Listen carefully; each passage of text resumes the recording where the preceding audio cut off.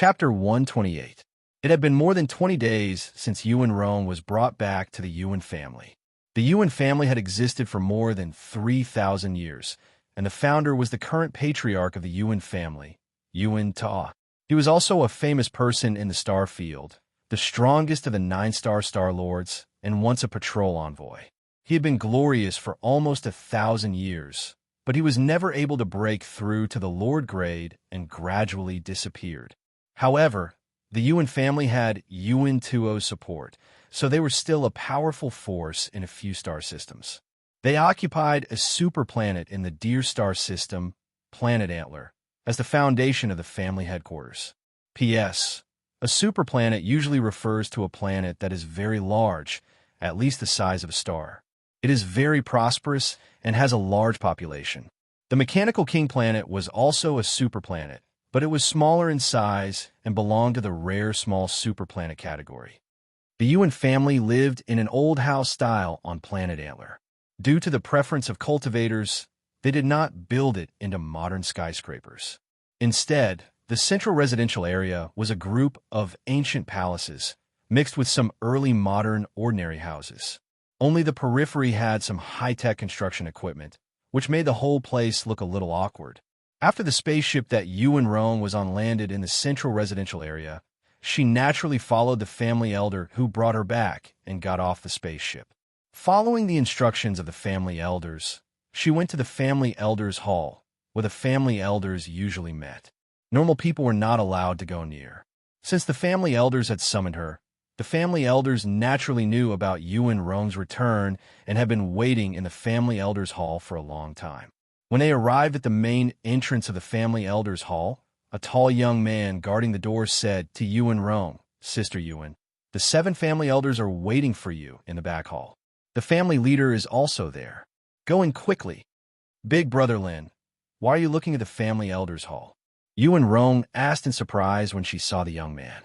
The young man shook his head and said, "I don't have anything to do in the family. I might as well find a job and earn some tributes to exchange for training resources. I can't compare to you, little sister. You're the second genius of the family, and you've joined the Star Sword Alliance. You're going to marry Yuchi Hongza in the future. Sigh, I can't compare to you at all." "Big brother Lin, what are you talking about?" Yuan Rong couldn't help but roll her eyes at the young man. However, she didn't want to explain anything, so she continued, "I'll go in first." Entering the clan elders' hall, the first thing they went to was naturally the front hall. The front hall was enshrined with a god statue, which had been there since the time of the previous clan elder, Yuan Ta. Every 10 years, the clan sacrifice will be held to worship this god statue. Yuan Rong naturally knelt down in front of the statue and then hurried to the back of the hall. The back of the hall was the meeting place for the elders. "Elder, patriarch, disciple Yuan Rong greets you." Yuan Rong called out respectfully at the doorway of the back of the hall. "Come in." An aged voice rang out. Yuan Rong walked into the back of the hall. The back of the hall was much smaller than the front of the hall, only about 200 square meters. There was a rectangular table in the center, and 8 people were sitting around it. There were 3 people on the left, 4 on the right, and 1 person sitting in the center seat. "Sit down and talk." An elder on the right greeted Yuan Rong with a smile on his face. He looked very young, no more than 30 years old. However, Yuan Rong knew that there were 3 conditions to becoming an elder. The first was to be over 1,000 years old. The second was to have made great contributions to the clan. The third was to have reached the level of a 7-star lord. It could be said that every condition was extremely harsh. Thus, the Yuan family only had 7 elders after 3,000 years. Their power was second only to the patriarch and the old patriarch. The old patriarch was naturally the most powerful. The patriarch usually had all the power, but the 7 elders could remove the patriarch if they worked together. Yuan Rong answered somewhat cautiously. She sat down across from the patriarch, not daring to raise her head to look at the elders and the patriarch. At this moment, Patriarch Yuan Tianxia spoke. "Xiao Rong, your granduncle Luo Shui told you about this, right? The Yuchi family will send people to participate in this year's yearly sacrifice. Yuchi Hongza will also be coming." "Yes." Yuan Rong's heart trembled when she heard this. She pursed her lips and answered, "The few of us old fellows have specifically summoned you to discuss this matter with you in detail. Because your marriage with Yuchi Hongze is extremely important, it's a matter of utmost importance to the family." Yuan Tianxia continued. "That's right." At this moment, Yuan Rong's face turned pale. Of utmost importance to the clan? It was actually so important? Then what about her and Zhou Jie? Patriarch, Yuan Rong was shocked, but she had to speak first. "But I already have someone I like." Instantly, there was silence. The expressions of the 7 elders and the patriarch instantly froze. "What did you say? Didn't Luo Shui remind you to keep your distance from other men outside?" A few seconds later, Yuan Tianxia was the first to speak. His tone carried some anger. The 7 elders also looked at Yuan Rong with shock and anger. They wanted to hear Yuan Rong's explanation. "Granduncle gave me a hint." Yuan Rong felt the anger of the 8 people, and her heart was a little flustered. However, when she thought of Zhou Jie, she quickly calmed down and continued, "But I feel that feelings shouldn't be forced. I'm just going with the flow. Besides, he's really outstanding. He's no worse than Yuchi Hongze." Hearing Yuan Rong's words, the 7 elders and the patriarch were shocked. They knew what kind of genius Yuchi Hongze was. In the entire Wanhai Star region, there were less than 10 geniuses who could stand shoulder to shoulder with him in the past 1,000 years. Even Yuan Qingkong and Veronica were slightly inferior to him now. "What's his name? What's his background? Have you confirmed your relationship with him?" At this moment, one of the elders asked. "Yes, his name is Zhou Jie, but he doesn't have any background. However, it's precisely because he doesn't have any background that he appears to be a genius. He even defeated Veronica a few days ago." Yuan Rong said. "Who's Veronica?" One of the elders asked. "He's a genius from the Star Sword Alliance in recent years. He placed second in this year's Prodigy competition. He's actually tied with Qin Kong." Yuan Tianxia explained. "Oh." The elder who asked the question was slightly surprised. He had been cultivating in seclusion and hadn't paid attention to this year's Prodigy competition. However, Yuan Qingkong was still a member of the Yuan family, so he naturally knew about her. However, although Zhou Jie's defeat of Veronica had surprised the elders and the others, in their opinion, no matter how talented a genius was, he still hadn't matured. They didn't need to pay attention to him at all. The reason why they valued Yuchi Hongze was mainly because the old patriarch of the Yuchi family was a Lord-tier master. Because he had some friendship with the old patriarch of the Yuan family, Yuan Ta, they were willing to marry him. This was a great thing for the Yuan family. There were many benefits involved, and it wasn't just a marriage as it seemed on the surface. Yuan Tianxia was silent for a while before he spoke. "Xiaorong, Yuchi Hongze's talent isn't something you can imagine. He's very likely to become a Lord-tier master in the future. Even Qin Kong can't compare to him. This Zhou Jie you're talking about is just a nobody. How can we bear the reputation of going against marriage because of him? I order you to get rid of him as soon as possible. The annual sacrifice is in a few days, and Yuchi Hongze will come. When you see him, you'll definitely be happy." "No, Patriarch, you can't do that." Yuan Rong's face turned pale when she heard the patriarch's words. She tried her best to resist. One of the elders heard Yuan Rong's resistance and angrily rebuked. "Yuan Rong, don't you understand? The marriage between you and Yuchi Hongze must be held. This is very important to our clan. Do you want to harm the entire Yuan family for your own personal gain?" The patriarch's words made Yuan Rong feel even more conflicted and pained. "No, but no buts. When you see Yuchi Hongze, you'll forget about Zhou Jie. Yuchi Hongze is the real dragon among men." Yuan Tianxia also said in a low voice, forcing Yuan Rong to submit. Yuan Rong was stunned. She didn't expect the elders and patriarch to be so aggressive. They didn't give her any leeway at all. Let me think about it. Let's talk about it after the annual sacrifice. I'll explain it to him." Yuan Rong was silent for a while before she finally said absent-mindedly, "You still want to see him?" Yuan Tianxia's face darkened when he heard this. I I'll go back to the elite training base and explain it to him. Yuan Rong said helplessly. You don't have to go back. Just stay here and wait for the marriage to be held. Yuan Tianxia said, completely crushing Yuan Rong's hopes. Chapter 129. What should I do? What should I do? Yuan Rong was in her room in the family. Yuan Rong was sitting on her bed, deep in thought, but there was nothing she could do. Not long ago, the head of the family had ordered her to stay in the family's residential area, and she was not allowed to use any network or communication devices. Now, there were people guarding her outside her residence. Even if she moved around in the residential area, she would still be restricted. Even though Yuan Rong had begged to be allowed to talk to Zhou Jie once, the head of the family had mercilessly rejected her. The head of the family even told her that he would send someone to inform Zhou Jie and ask him to give up on her improper thoughts. She and Zhou Jie would never have a chance. Yuan Rong was in great pain, but there was nothing she could do. Although she was the second most talented person in the Yuan family, to the entire Yuqi family, it was far less important than being on good terms with the Yuan family. Besides, Yuqi Hongze had a bright future ahead of him. If he could become the son-in-law of the Yuan family, it would naturally be a good thing. Zhou Jie, I'm so sorry. Yuan Rong burst into tears. She curled up into a ball on her bed, pitiful and helpless in the blink of an eye. It was the day of the Yuan family's annual sacrifice.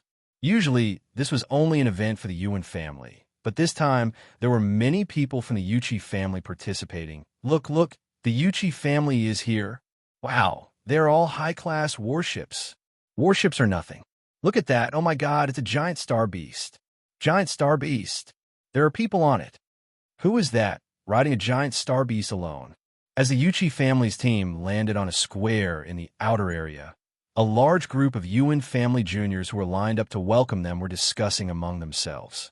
Especially in the Yuqi family's team, there was a person riding a giant star beast.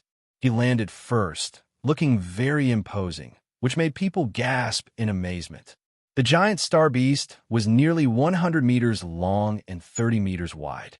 Its body was like a lizard, but its surface was covered with golden scales. Its head was like the head of a Kylan, but there was a golden horn on its forehead. It had no wings, but it could fly.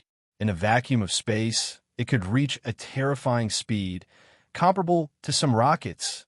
Of course, this giant star beast was also ridden by a cargo spaceship.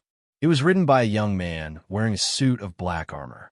He was tall and straight, handsome, and his eyes were clear and calm. Inexplicably, he was not a man. This young man was, of course, the #1 genius of the Yuqi family. Yuqi Hongze? Yuan Rong was standing behind the patriarch and several elders. She was also standing in the front of the team. Yuqi Hongze's giant star beast landed less than 50 meters in front of her, so she couldn't help but pay attention to Yuqi Hongze. Tut! Yuqi Hongze flew up from the back of the giant star beast.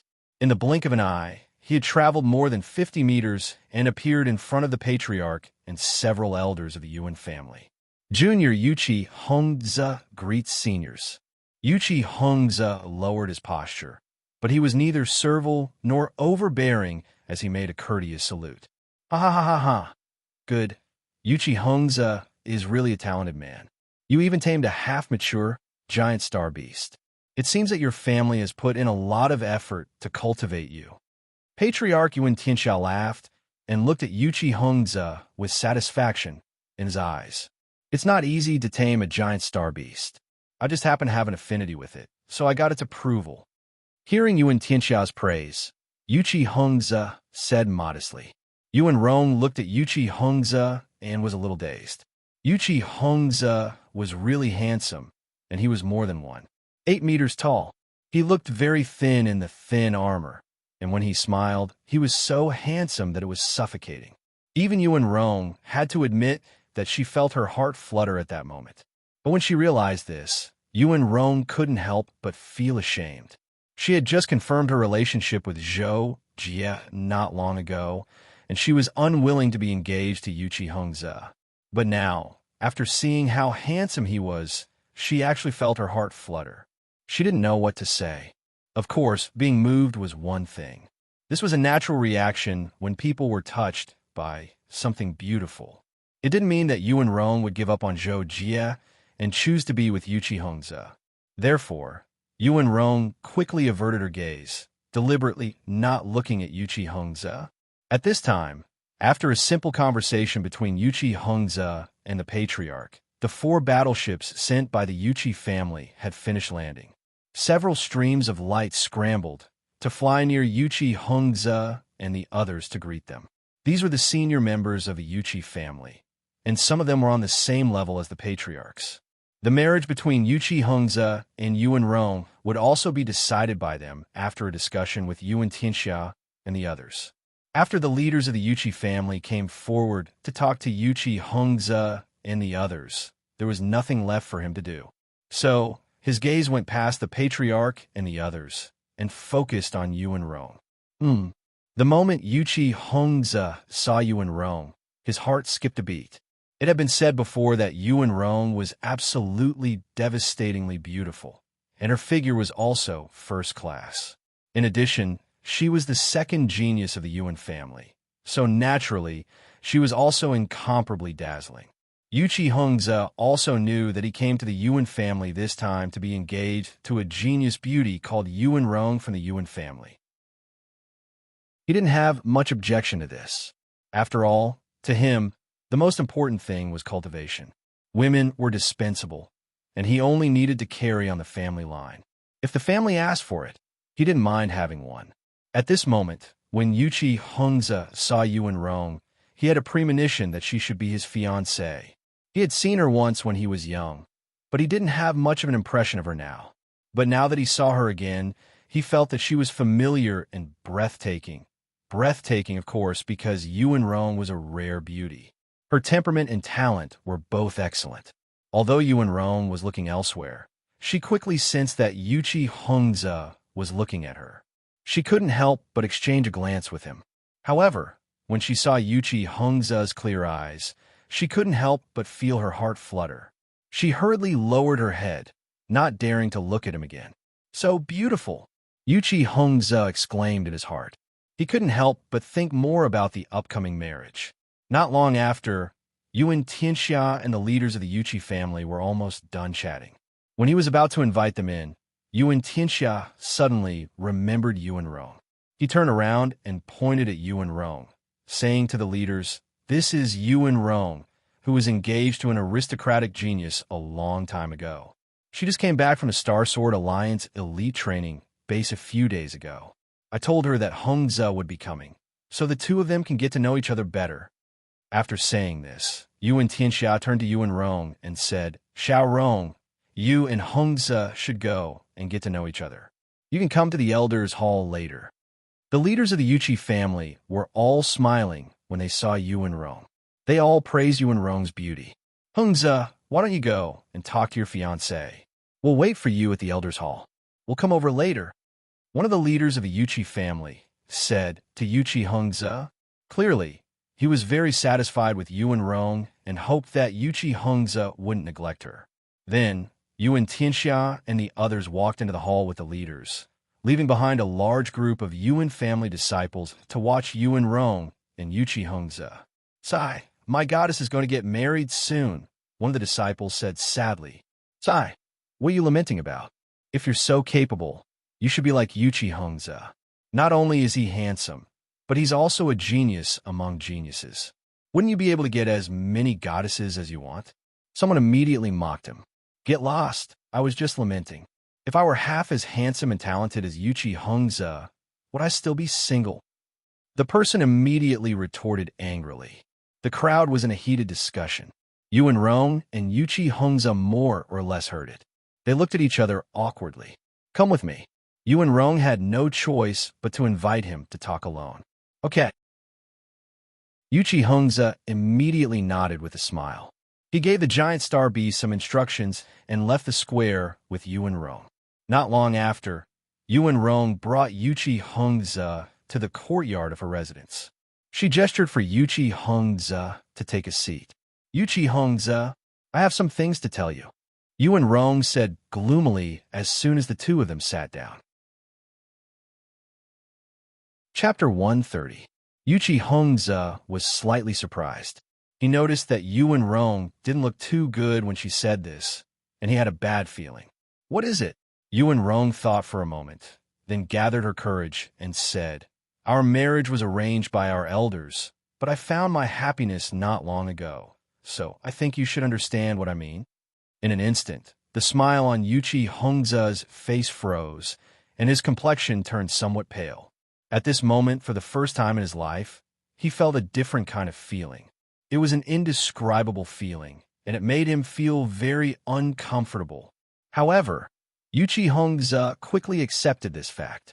His expression returned to normal, and he asked, Who is he? Yuan Rong was a little embarrassed. How should she answer this question? His name is Zhou Jie. I met him at the elite training base of the Star Sword Alliance. However, he's not as famous as you, and he doesn't have a strong background. He's also not as tall and handsome as you.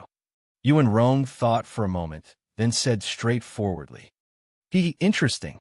Yuchi Hongze found Yuan Rong's honesty and thought that she was a little cute, so he smiled faintly.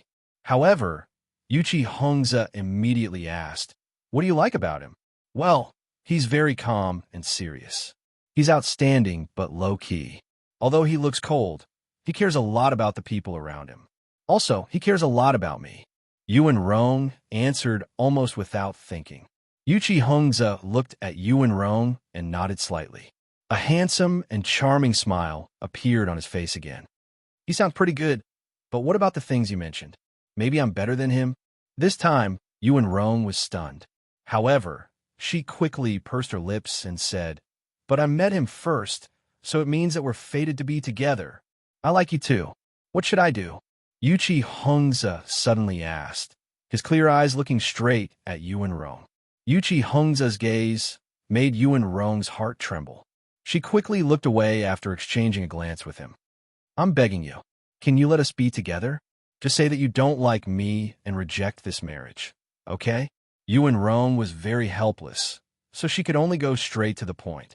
Yuchi Hongze was silent. He pursed his lips, and his expression became a little ugly. Seeing that Yuchi Hongze didn't answer and even close his eyes, Yuan Rong didn't dare to say anything else. She could only wait quietly for him to speak. After what felt like a century of silence, Yuchi Hongze finally opened his eyes and looked at Yuan Rong. You said that he's very outstanding. Is he as outstanding as me? Yuan Rong was stunned for a moment.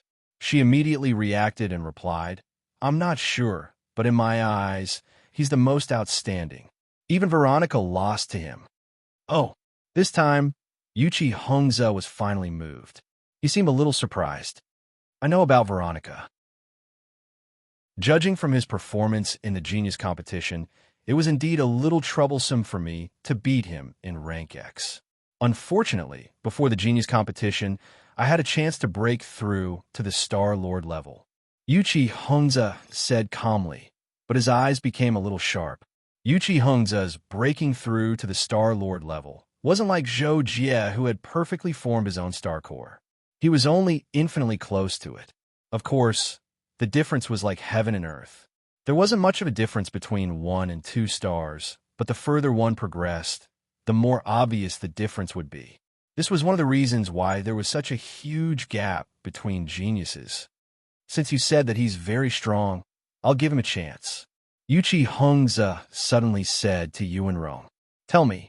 Yuan Rong was a little nervous, but she still looked determined on the surface, as if she was the one who was about to be tested. Let him fight me. If he can last 3 minutes against me, I'll fulfill your wish. Otherwise, Yuchi Hongze paused and looked at Yuan Rong calmly. He continued, Be my woman and forget about him. I can give you better things. Yuan Rong's breathing stopped at this moment. Then, she came back to her senses. She closed her eyes and lowered her head. Okay. Then, Yuan Rong raised her head and asked, But I can't contact him right now. Can you send a message to him for me? However, Yuchi Hongze stood up and said to Yuan Rong, Let's go. We'll go to the Elder's Palace and let the Elders witness this. 2 months passed in the blink of an eye. Zhou Jie walked out of the underground chamber on time. He was a little excited. Rong, or should be back this month, right? Zhou Jie thought as he went up to the hall on the first floor. He saw man number 2 standing not far away, as if he was waiting for him. Master, someone is here to visit you. He has been waiting outside for more than a month. Man number 2 reported immediately. He's been waiting for me for more than a month? He hasn't left yet? Zhou Jie was surprised. He didn't know who was looking for him. Yes, I told him that you were in seclusion in the underground chamber. He's been waiting for you at the door. Man number 2 said honestly. I see. I'll go and see him. Zhou Jie flew out of the room with doubts. Zhou Jie landed at the door and saw a silver-haired middle-aged man standing there. He stood straight and looked so powerful that he gave Zhou Jie a sense of oppression. Zhou Jie was shocked. At the same time, he knew that this man didn't come with good intentions. Are you Zhou Jie? Zhou Jie asked as soon as he landed in front of the white-haired man. There was a trace of dignity in his tone, and there was a sense of contempt. Zhou Jie was neither servile nor overbearing. He looked at the white-haired man calmly and said, That's me. Why are you looking for me? The white-haired middle-aged man was Yuan Luoxue. He came to Zhou Jie on the orders of Patriarch Yuan Tianxia. Naturally, he wanted to prevent the marriage between Yuan Rong and Yuqi Hongze from being affected by Zhou Jie. Zhou Jie, what's your relationship with Yuan Rong? Yuan Luoxue asked. Zhou Jie was shocked. He couldn't help but frown. However, he still replied quickly, Rong is my girlfriend. You are? Yuan Luoxue received an affirmative answer. His eyes narrowed, and the pressure he released increased. Then, did she tell you that she's engaged to Yuqi Hongze from the Yuqi family? She did. Zhou Jie's answer was simple. Yuan Luoxue looked at Zhou Jie deeply and said, I'm his granduncle. The family already knows about you and Xiaorong. However, I'm here to tell you that it's impossible between you and Xiaorong. I want you to give up. In an instant, Zhou Jie's eyes lit up. He frowned. Why? Did she promise to break off a relationship with me? Yuan Luoxue didn't directly answer Zhou Jie's question. Instead, he said, the family will never agree to you and Xiaorong being together. You don't deserve her. Young man, you should know your place. I'll give you 10 billion star coins. You can take the initiative to break off your relationship with her. This is good for both of us. Yuan Luoxue said. Zhou Jie heard this. He looked at Yuan Luoxue with burning eyes. However, he slowly shook his head. I don't want anything you give me. Where's Rome? You don't dare to let her see me? Let her talk to me in person. You're digging your own grave. Yuan Luoxue was angry. He stared at Zhou Jie with burning eyes. He wanted to make him retreat. Zhou Jie still shook his head. I've said it before. No matter how difficult it is, I will marry her. If she doesn't leave, I won't abandon her. If you wanted to break up with her, let her talk to me. Where is she? However, after hearing Zhou Jie's words, Yuan Luoxue seemed to deflate. He closed his eyes and nodded. Then he said to Zhou Jie, Okay, kid, since you said so, Yuqi Hongze also knows about this. He's giving you a chance. What? Zhou Jie was surprised. He immediately reacted. It turned out that Yuan Luoxue forced him. It was his own idea. In fact, he came to tell him about the chance that Yuan Luoxue gave him. Yuqi Hongze said that if you can hold out for 3 minutes against him without being defeated, he'll help you and Xiaorong. Yuan Luoxue said coldly. He told Zhou Jie about Yuqi Hongze's condition. When Zhou Jie heard this condition, he was secretly happy. He felt that he had a chance. That's it? Zhou Jie couldn't believe it. He asked for confirmation. That's it, Yuan Luoxue replied. He seemed a little angry. Zhou Jie immediately nodded. Okay, then, will he come to me, or should I go to him? If you agree, I can take you to fight with him now. Yuan Luoxue replied with a cold face. Then let's go. Chapter 131. Yuan Luoxue's eyelids twitched. She did not expect Zhou Jie to agree so quickly, as if he had no concerns at all. However, Yuan Luoxue did not know that for Zhou Jie, no matter what concerns he had, nothing could stop him from going to see Yuan Rong.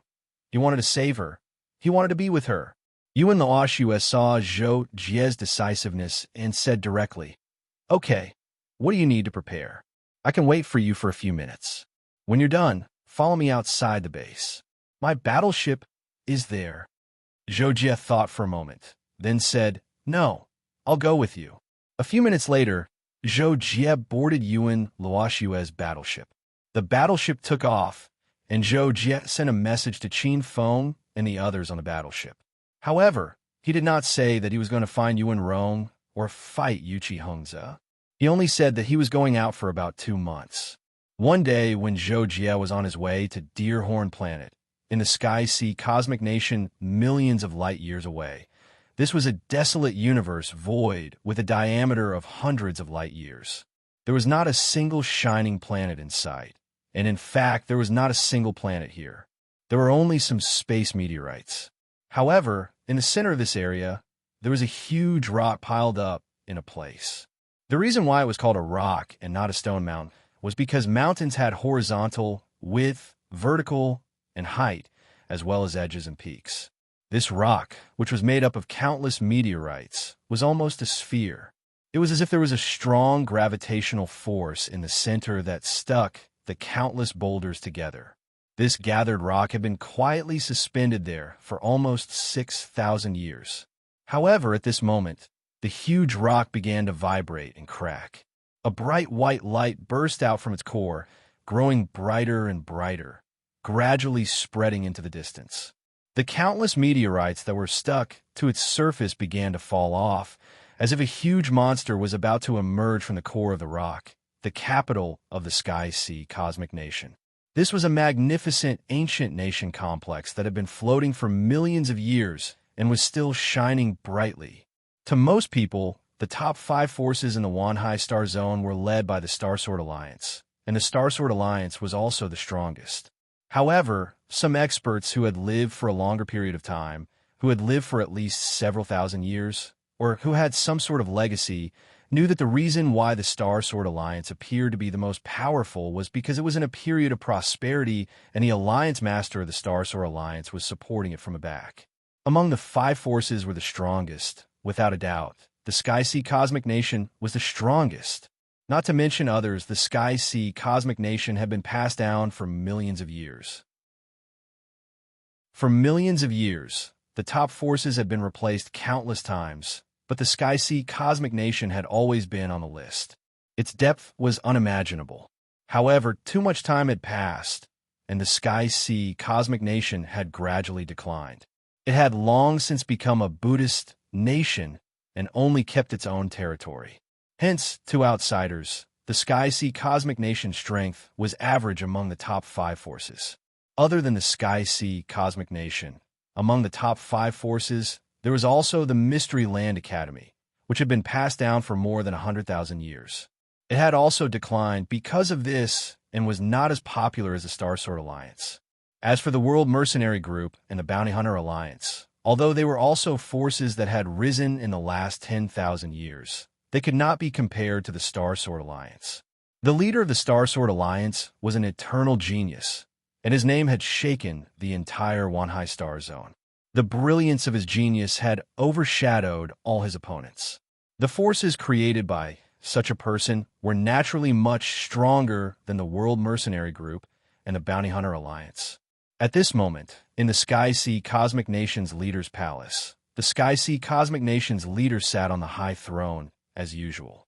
One of his elbows rested on the arm of the throne, supporting his cheek with his eyes closed. No one knew if he was thinking or sleeping. Suddenly, the Sky Sea Cosmic Nation's leader, Yin Tianshui, opened his eyes. Lightning seemed to flash in his eyes again, and the light he emitted was extremely terrifying. It's opened again? Why is it so fast this time? It's only been 5,000 years. A new era is coming. Last time it was Zhuo Qiuhong. Who will it be this time? Yin Tianshui muttered to himself. Then he transformed into lightning, broke through the void, and left the nation's capital. In the barren void, the huge rocks that had gathered together gradually fell apart, revealing the light source in the center. It was a huge circular passageway, and it revealed a pure energy aura. At some point in time, Yin Tianshui appeared here. He looked at the bright circular passageway from 100,000 miles away. It was surrounded by countless huge rocks, like stars surrounding the moon. It looked mysterious and brilliant. Tianxue waited quietly in the void. He didn't feel much about it. He had lived for more than 200,000 years, and this was the fourth time he had seen such a scene. This barren star zone was the Sky-Ocean Secret Realm in the Sky-Sea Cosmic Nation. It was one of the biggest secret realms in the Wanhai Star Zone with the most opportunities.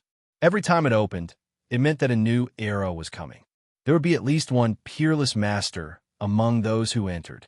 According to the records of the Sky-Sea Cosmic Nation, only Star Lords could enter the Sky-Ocean Secret Realm. Every time it opened, people had to be selected. Only when a certain number of qualified geniuses were gathered at the entrance would those geniuses be transferred in. Otherwise, even P-Chord Lords wouldn't be able to move the entrance at all, nor would they be able to enter. Therefore, before Tianxue set off, he had already contacted some big shots and informed them to come here to discuss the selection of people to enter the Sky-Ocean Secret Realm. On the other hand, Zhou Jie's battleship flew for more than 20 days. After several teleportation portals, it finally appeared above the Antler planet and gradually slowed down. More than 10 minutes later, the battleship landed on an open space in the Yuan family. Zhou Jie followed Yuan Luoxue off the battleship. I have informed the family leader of your arrival. Yuqi Hengze is still waiting for you in the family. I will take you to see him. Yuan Luoxue said to Zhou Jie, who had just gotten off the battleship. Therefore, Zhou Jie followed Yuan Luoxue into the Yuan family's residential area and flew at a low altitude in the direction of the family elder's palace. Where is Rong? Can I see her? Zhou Jie flew behind Yuan Luoxue, casually looked at the environment below, and then asked, You think too much. You can't see her now, but when you fight with Yuqi Hengze, she will naturally appear to watch the battle. Yuan Luoxue flew in front of him and answered without looking back. Zhou Jie fell silent and followed Yuan Luoxue outside the family elder's palace. However, just as Yuan Luoxue was about to take Zhou Jie into the palace, Yuan Tianxia, several elders of the Yuan family, and several managers of the Yuqi family who were sent to participate in the annual sacrifice appeared at the entrance of the palace. Zhou Jie looked up and happened to see the last person walking out of the main hall. It was an extremely handsome young man. He wore light black battle armor and had short black hair. He looked very spirited. His eyes were clear and calm, but contained incomparable confidence. The moment Zhou Jie saw Yuqi Hengze, he was sure of his identity. This was the opponent he was about to face, Yuqi Hengze, without a doubt. Family elders, Zhou Jie is here. Yuan Luoxue bowed slightly to Yuan Tianxia and the others. Zhou Jie and Yuqi Hengze looked at each other, then took a step forward and said calmly, Junior Zhou Jie greets family elder and elders. Yuan Tianxia and the others didn't like Zhou Jie's etiquette at all. No one even paid him any attention. Yuan Tianxia turned to Yuqi Hengze and said, Hengze will do as you say. You fight with him and defeat him in front of everyone. Also, let Xiao Rong know who is the most suitable person for her. Yuan Tianxia's words were completely out of malice toward Zhou Jie. Therefore, he said it bluntly, hoping that Zhou Jie would understand that he and Yuan Rong couldn't get the approval of the Yuan family. In his heart, he put pressure on Zhou Jie. However, Zhou Jie's expression didn't change. He calmly looked at Yuqi Hengze and seemed to ignore Yuan Tianxia and the others. Zhou Jie, are you ready? Yuqi Hengze stood on the steps and asked Zhou Jie in a condescending manner. He seemed to be above everyone else. However, Zhou Jie didn't answer the question. Will Rong come to the fight between you and me? Yuqi Hengze's pupil shrank when he heard this. His expression turned cold, but he still suppressed his dissatisfaction. Of course she will come, to witness the difference between you and me. Zhou Jie didn't care about Yuqi Hengze's words at all. Instead, he asked, where do we fight? Yuqi Hengze looked at Zhou Jie. Suddenly, his eyes lit up, and some fighting spirit rose from his body. Central Square, let's fight. Chapter 132. Thousands of people had already gathered at the east and west edges of the Yuan family's central plaza, filling up both sides of the 600-meter-long square plaza. Zhou Jie and Yuqi Hongze were at the center of the plaza, standing on the north and south sides respectively. Both of them seemed to be waiting for something. Suddenly, a beautiful white figure appeared at the east edge of the plaza. She walked towards Yuan Tianxia and the others at the center line, but her eyes were fixed on the center of the plaza. Zhou Jie and Yuqi Hongze both sensed this and immediately looked at Yuan Rong, who had just appeared. At this moment, Zhou Jie really wanted to say something to Yuan Rong, but he was too far away, exceeding the limits of his voice transmission. He couldn't get close, so Zhou Jie could only stare at Yuan Rong until he reached the center line of the plaza. Yuan Rong also looked at Zhou Jie. Her face was a little pale, but she quickly looked away, as if she didn't dare to look at Zhou Jie. Yuqi Hongze looked at Yuan Rong, then looked at Zhou Jie. His breathing became a little uneven. Then, he closed his eyes and adjusted his breathing. When he opened his eyes, he looked at Zhou Jie and said, "Can we begin?"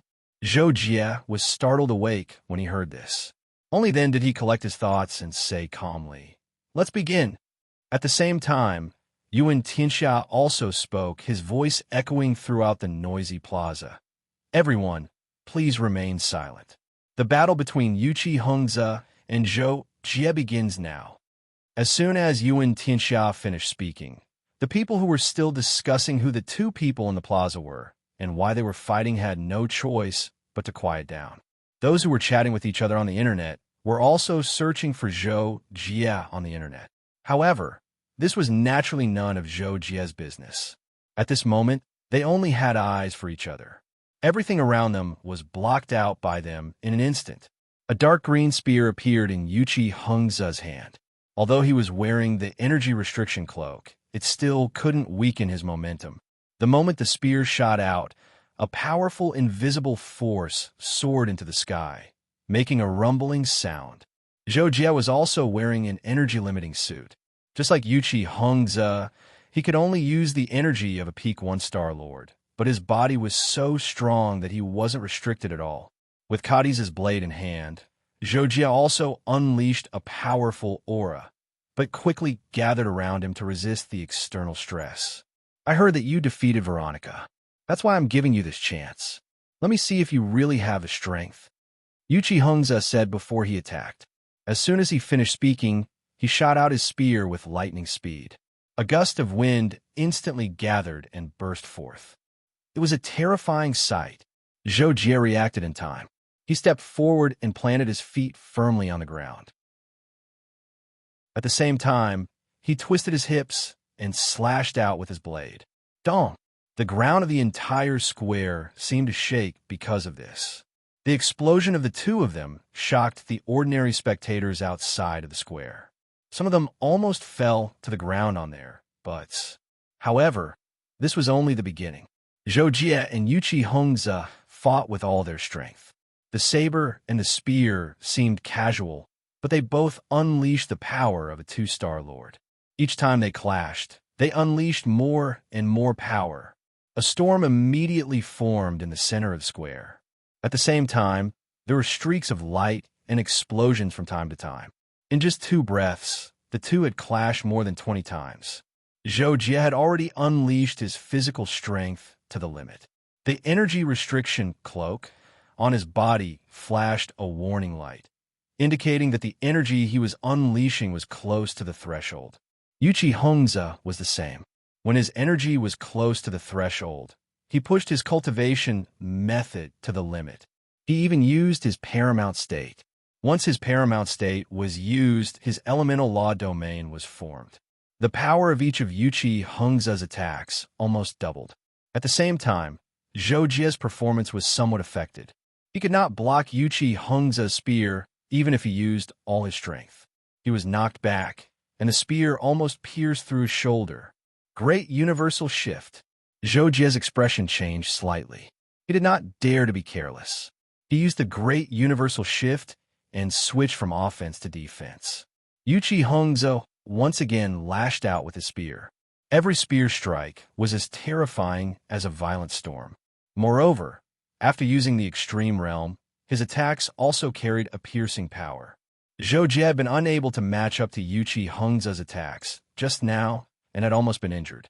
However, after using the Great Universal Shift, Zhou Jie was most proficient in defense. Even if Yuqi Hongzhe's terrifying attacks were all blocked by Zhou Jie himself did not even take half a step back. What? Yuqi Hongzhe was somewhat shocked.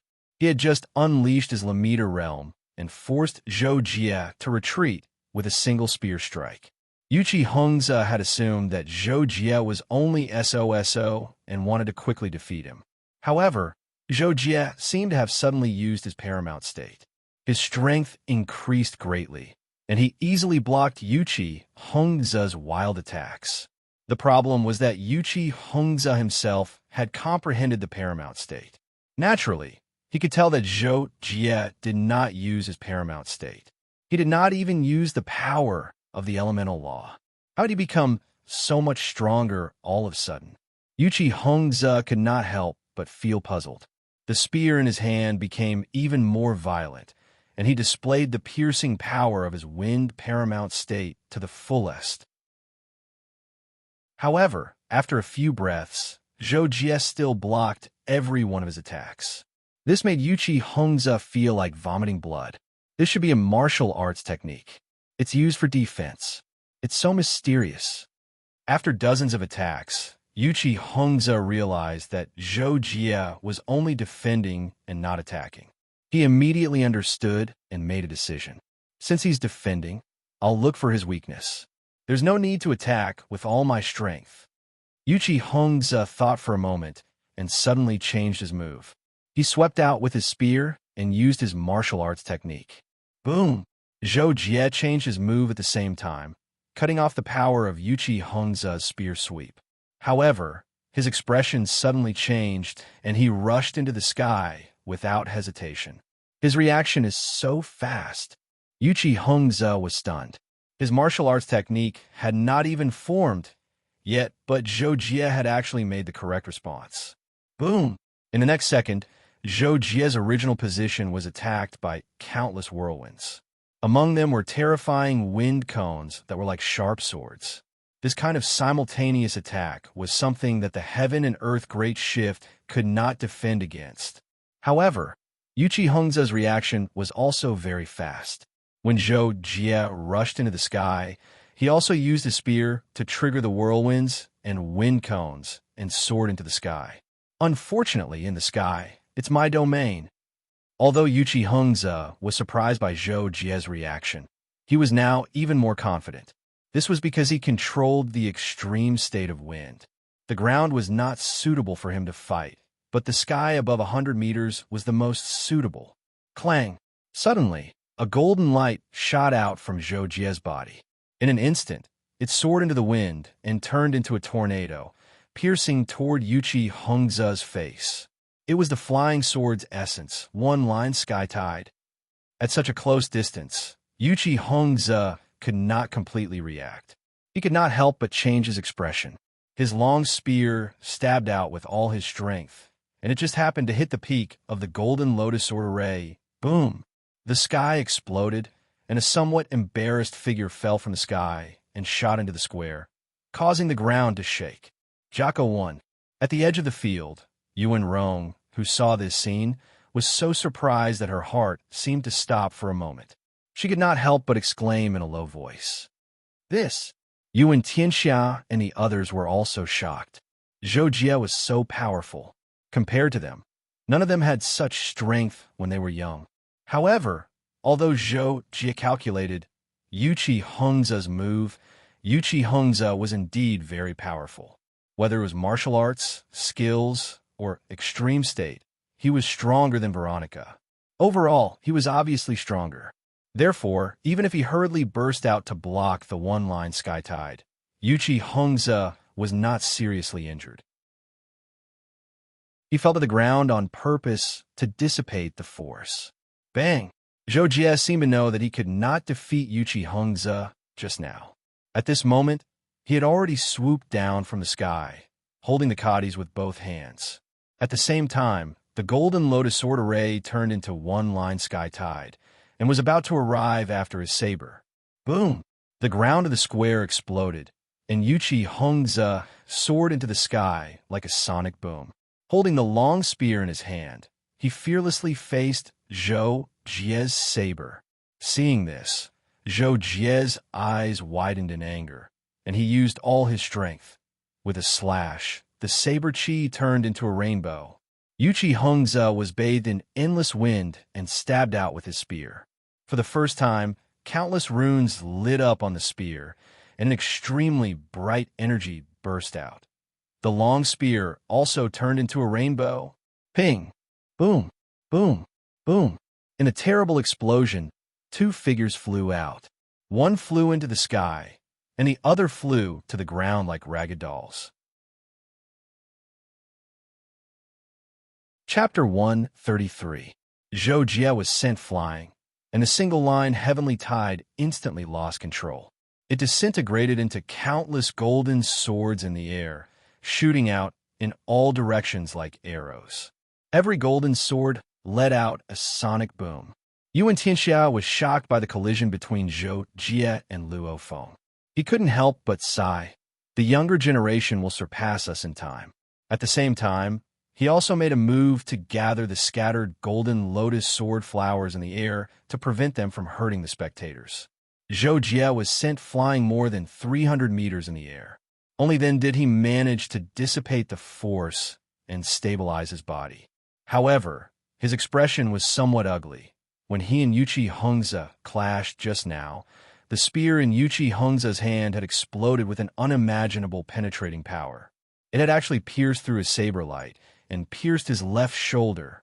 If not for the Netherworld battlesuit, Zhou Jie was certain that there would have been a bloody hole in his left shoulder, even if his body was harder than iron. But even if his left shoulder was not pierced, Zhou Jie still felt a pain in his left shoulder. Moreover, he could not exert his strength properly. This was the most fatal thing. This was because Zhou Jie knew that in the collision just now, Yuchi Hongza's injuries were lighter than his. This battle was far from over. As if confirming Zhou Jie's thoughts, the stone dust in the plaza below dispersed. Yuchi Hongza's spear was stabbed into the ground, but he was still standing perfectly straight. It was just that his breathing was somewhat hurried and heavy. Moreover, through the circulation of his technique, a visible energy aura was being poured into his body through his nose and mouth. Zhou Jie endured the pain in his left shoulder and tried his best to absorb the energy in the universe to recover.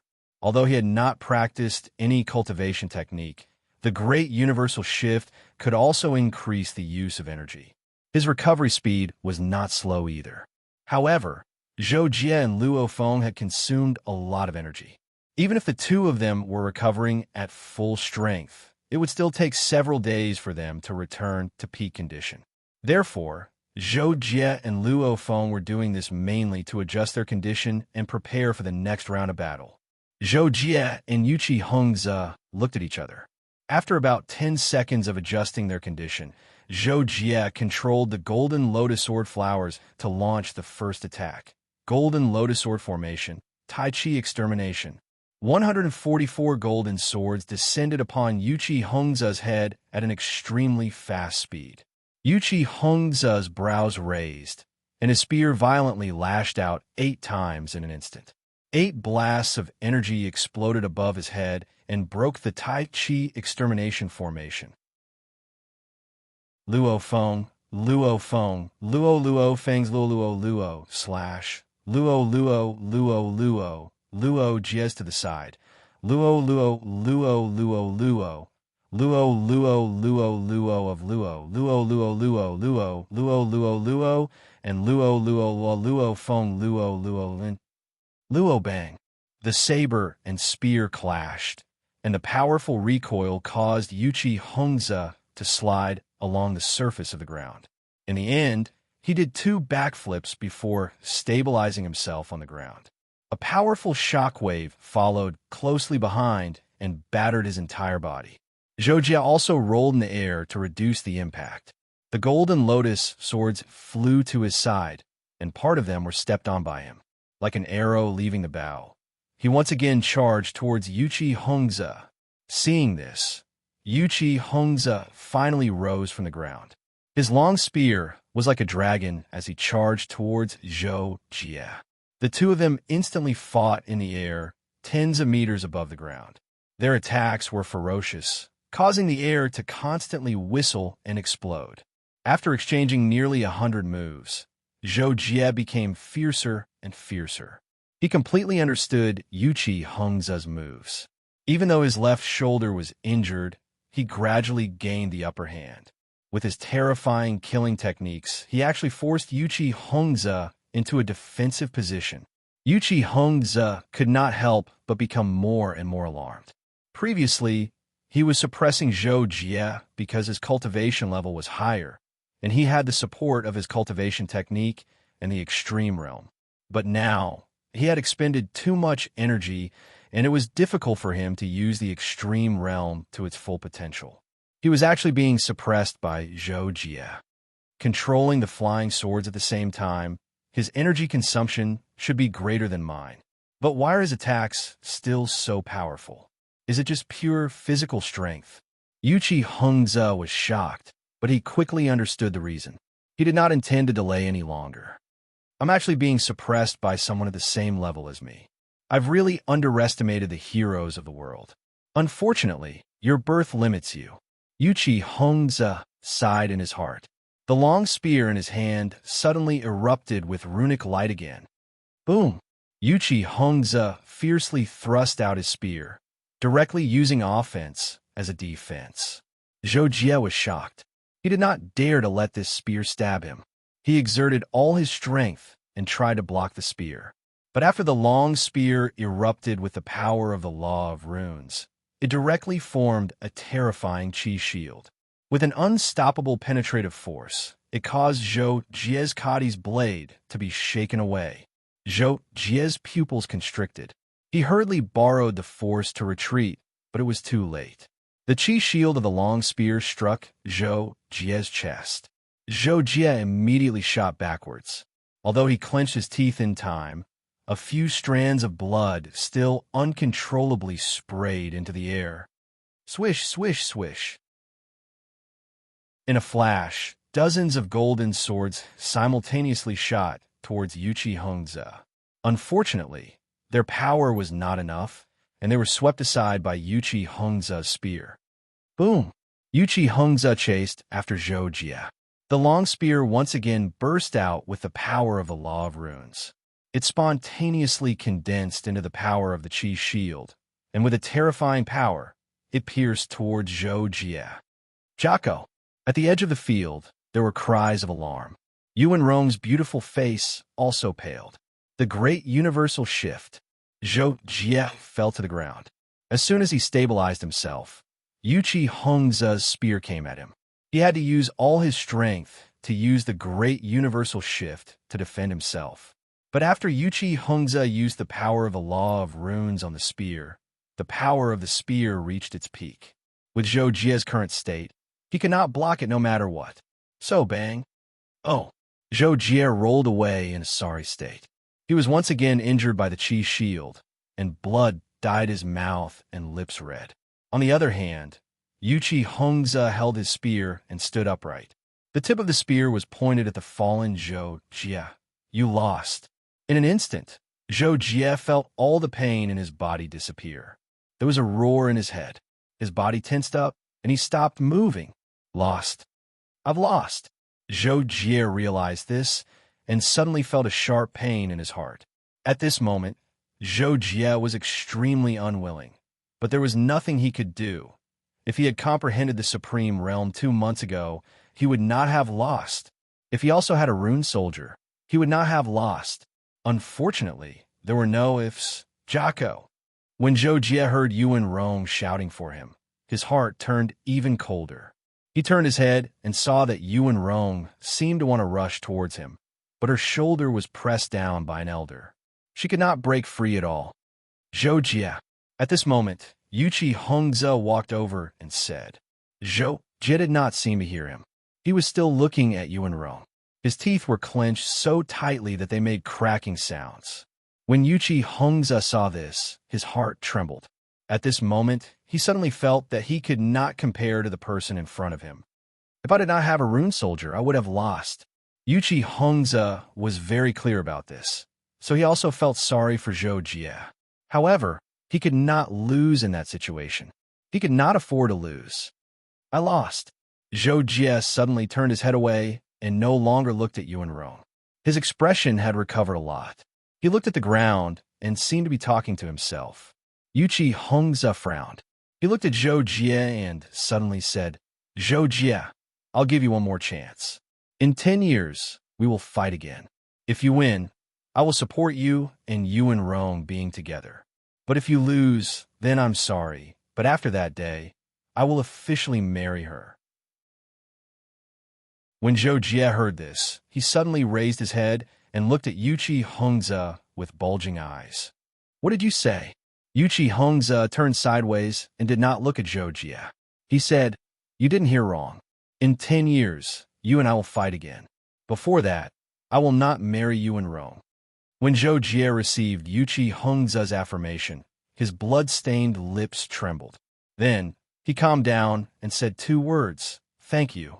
Yuchi Hongza didn't pay any attention to him and directly left. However, he didn't expect that one day, many years later, he would feel proud because of the 2 words Zhou Jie had once said to him. Zhou Jie stood up, but Yuan Tianxia appeared in front of him and said, Okay, you can go now. Although I admit that you are a genius, you can't compare to Yuchi Hongza. You saw it yourself. Don't bother Xiao Rong anymore. When Zhou Jie heard this, he did not say anything. He only looked at Yuan Tianxia with a calm gaze. Then, Zhou Jie looked past Yuan Tianxia and met eyes with Yuan Rong, who was still being controlled by the elders. He realized that Yuan Rong was crying. Zhou Jie's heart trembled, but he gritted his teeth and endured it. He suddenly shouted at Yuan Rong, Wait for me to come back. I said I would marry you. Chapter 134. Zhou Jie's words made Yuan Tianxia's expression change. He couldn't help but say to Zhou Jie in a low voice, Kid, you still don't want to give up? Yuchi Hongza has the Yuchi family behind him, but you have nothing. The gap between you and him will only get bigger. Plus, this time Hongza is fighting with you at the same level, but it won't be like this in 10 years. By then, you might not even be able to take one hit from him. Faced with Yuan Tianxia's threatening words, Zhou Jie looked at him indifferently and said, 10 years later, as long as I'm not dead, I'll come again. After that, Zhou Jie turned and left without looking back, leaving the furious Yuan Tianxia in a mess in the wind, inside Sky Sea Universe Nation, Sky Sea Secret Land. Outside the entrance of the light source that was emitting a mysterious energy wave, 8 figures had already arrived. However, they weren't all here yet. After a simple greeting, they waited quietly and didn't rush to discuss business. At some point, He's here, Yin Tianshui suddenly said. The others also sensed it and looked in one direction. A blurry flowing light flashed and appeared 7 to 8 meters away from the circle they formed. The flowing light dispersed, and a young man in a light green robe appeared there. He took a few steps forward and joined the circle. You're the slowest this time. Yin Tianshui looked at the young man who just arrived and smiled. I was in seclusion and was delayed by something, the young man explained. His expression and tone were very indifferent. He didn't even raise his head to look at Yin Tianshui. Amongst everyone present here, Yin Tianshui had lived the longest, and his strength was the most unfathomable as well. Even the Alliance Master of the Star Sword Alliance, Zhuo Hong, didn't dare disrespect Yin Tianshui like this. However, none of the others dared to say anything when this young man acted in this way. Even Yin Tianshui himself wasn't unhappy because he knew this young man too well. Although he was much younger than him, he was an old monster who had lived for more than 100,000 years. His strength was also unfathomable, so much so that Yin Tianshui wasn't confident that he could suppress this young man. This young man was the founder of the Mystic Realm Academy, Ron, who was also known as the Dharma Emperor. As for the other 7 people present, they were the leader of the Star Sword Alliance, Zhuo Qiuhong, the leader of the Bounty Hunter Alliance, Jin, who called himself Jin Di, the founder of the World Mercenary Group, Pirate King, Qiu Si, the Temple Master of the Temple of the Stars, Lu Eru, the Chief of Patrol Envoys, Long Yuan, the Elder Xingxia of the Independent Sector, and the Honorary Chairman of the Star Sector Committee, Evanson. The 9 people present represented the pinnacle of powerhouses in the Wanton Sea Star field. The weakest among them was a 4th-stage domain lord. They were the giants of a region. Among them, the elder Xingxia had lived for tens of thousands of years and was a 5th-stage domain lord. In his early years, he had outstanding achievements among the lord-level powerhouses. However, he didn't develop his own force and territory. He only built an independent sector in a remote area, which specialized in accepting independent cultivator geniuses and giving them opportunities. Moreover, the elder Xingxia was considered an educator without discrimination. He often visited various places and formed good relationships with juniors, teaching them cultivation techniques or martial arts techniques. However, this was all in remote areas.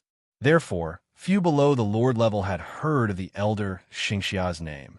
Since everyone is here, let's begin. Tianshui said. Compared to last time, there are only 2 more people. However, 3 of them are newcomers, Evanson said. He had also lived for close to 10,000 years and was fortunate enough to participate in a gathering like this last time. He was actually quite emotional. Thousands of years seemed to pass in the blink of an eye. His cultivation had reached a bottleneck and hadn't improved at all. Some of his juniors who hadn't been born yet had surpassed him. As for the lord-level powerhouses of the same generation as him, such as the Lai family's patriarch, they had either died or left the wanton sea star field. Their fates were unknown. As for the 3 newcomers that Evanson mentioned, they were Zhuo Qiuhong, Jin Yinling, and Qiu Si. Although some of them had reached the lord level 5,000 years ago, they hadn't established a large force, and thus weren't qualified to participate in this gathering. However, almost all of the lord-level powerhouses would be informed about the situation of the Sky Sea Secret Realm. It wasn't that they were ignorant about it, but that they didn't have any experience with the exact matters that were to be carried out next.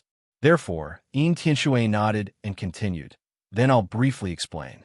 Everyone knows what we're going to do. According to past experience, the number of people who can enter is between 50 to 60.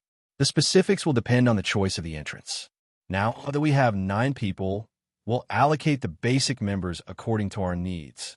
Xingxia and Evanson will be given 3 people, and we'll mention it if there's a need. The rest of the people will be given 5 people. These are all people who are guaranteed to enter, and the rest will have an average of 2 spots each. This will need to be fought for, or if anyone feels that 5 spots are enough, you can give up. Tianshui smiled and glanced at the rest of the people. As expected, no one said anything. Clearly, they all hoped that more of their subordinates could enter. After all, this was the secret realm with the most opportunities in the Wanton Sea Star field. There were some treasures that even they hoped to obtain. However, they couldn't enter, so they could only rely on their subordinates to nurture their geniuses. Are we still using the virtual battle network this time? Ron asked at this moment.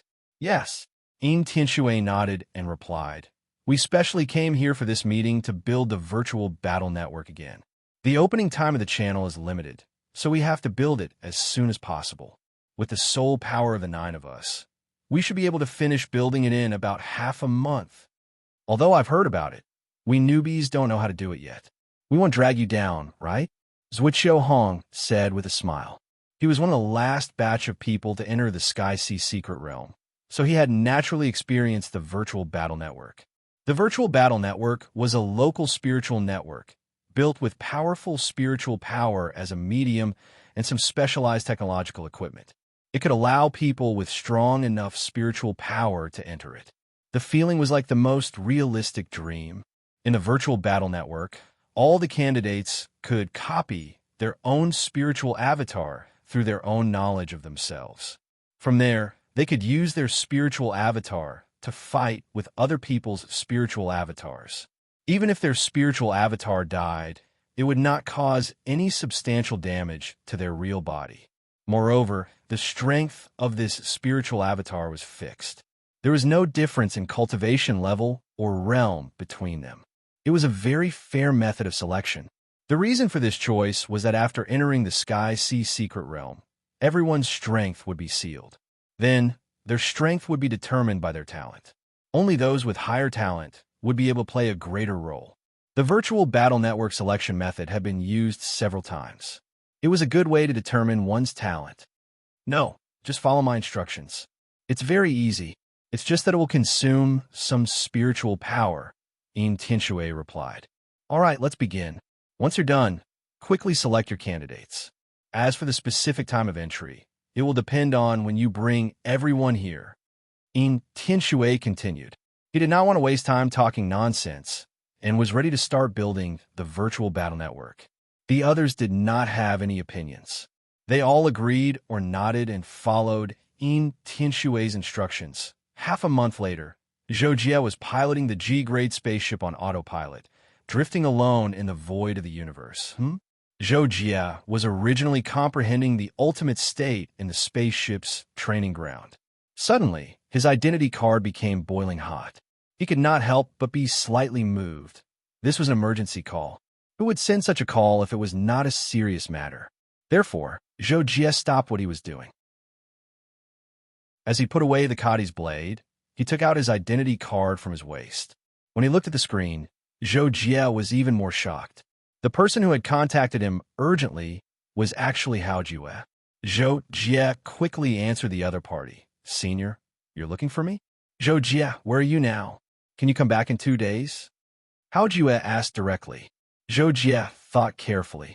He had been teleported through 2 spatial points and experienced 5 spatial jumps. He would be able to return to the Dragon Phoenix planet in about a day after another spatial jump. The reason he did not go back was that he did not want to come into contact with outsiders for the time being. He wanted to be alone for a while. Can I?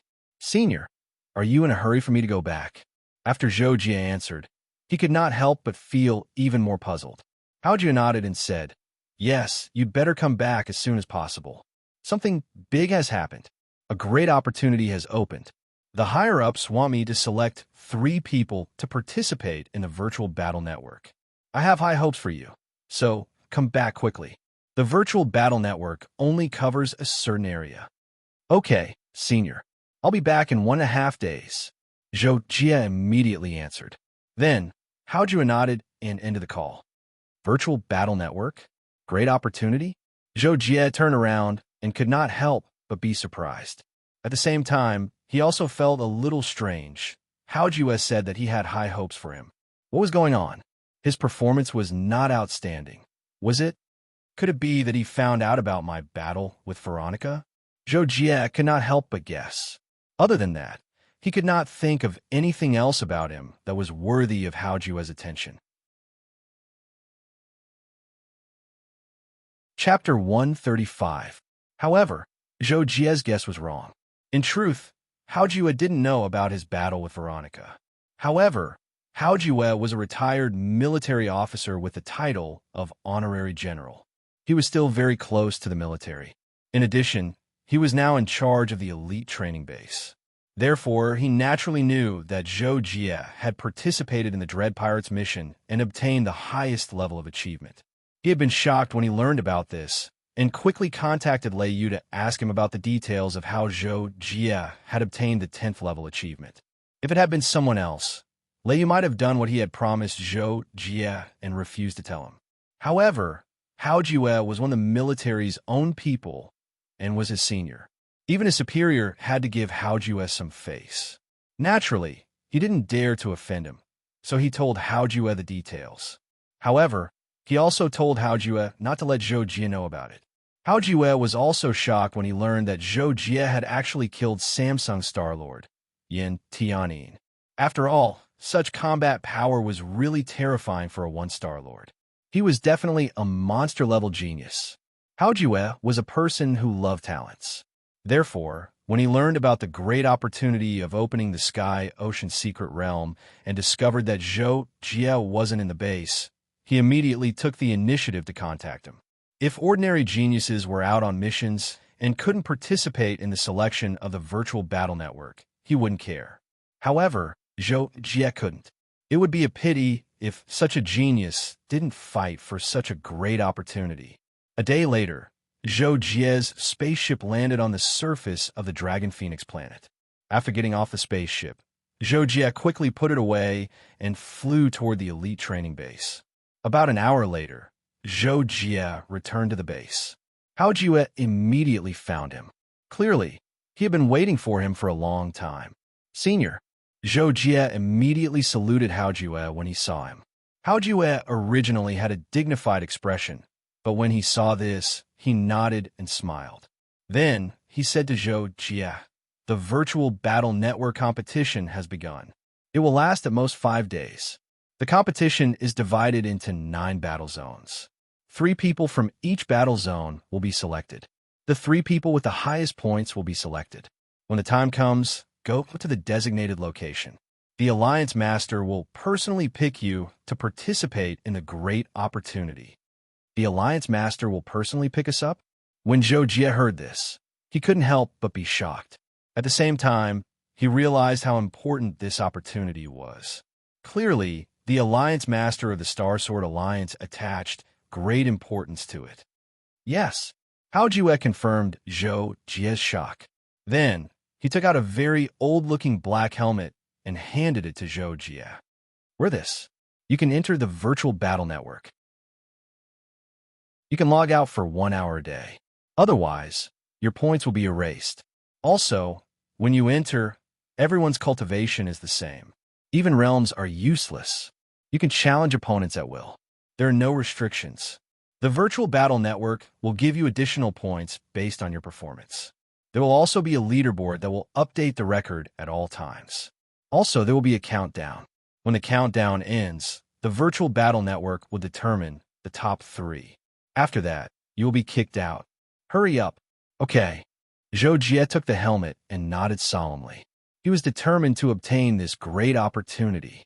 Seeing this, Hao Jue nodded slightly. "Then that's settled. I'll look forward to your performance." After saying this, Hao Jue left in a flash, leaving Zhou Jie in a daze. He felt that it was a little strange that Hao Jue seemed to pay so much attention to him. A few minutes later, Zhou Jie had already returned to his villa. However, he wasn't in a hurry to enter the virtual battle network. Instead, he contacted Qin Feng and the others. However, Qin Feng and the other 2 didn't reply to his message. This made him a little puzzled. He wondered if they had already entered the virtual battle network.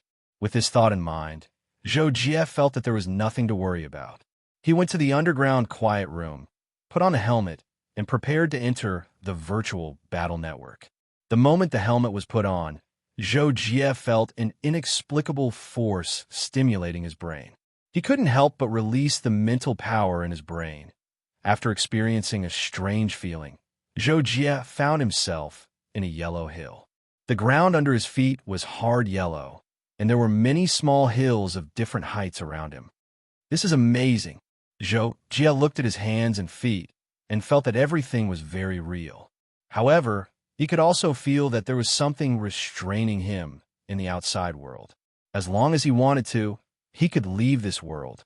Faced with such a strange situation, Zhou Jie couldn't help but sigh.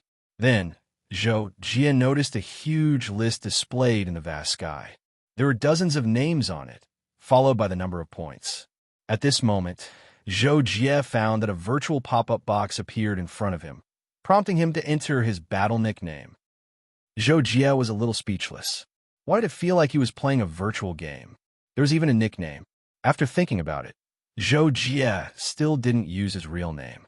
Instead, he used the nickname, "Wait for me to marry you." Although Zhou Jie also felt awkward when he entered this nickname, when he looked at the names on the leaderboard, he finally chose to confirm it. Then, let's take a look at the list. First place, Level 8 Gale, 1,900 points. Second place, Idle Fish, 1,820 points. Third place, Veronica, 1,800 points. Fourth place, Zhu Jiawei Ha, 1,760 points. 89th place, Mickey Mouse Eating Cat, 100 points, therefore. Zhou Jie looked at other people's nicknames and felt that his wasn't that weird, so he chose to confirm. After confirming his name, Zhou Jie directly read some information about the rules of the battlefield. The general content was the same as what Hao Jie had told him. 100 points would be deducted if one lost a battle. Everyone would start with 500 points, and those who lost 100 points would be directly eliminated. In addition, battles could only be fought one-on-one, and those who interfered would be eliminated. Finally, the same person could only be defeated by the same person within 24 hours to obtain points. After understanding the rules, Zhou Jie received a notification that he could start the operation. Therefore, Zhou Jie familiarized himself with his body on the spot and found that the power he could use hadn't decreased by much. It was at least at the level of a one-star lord.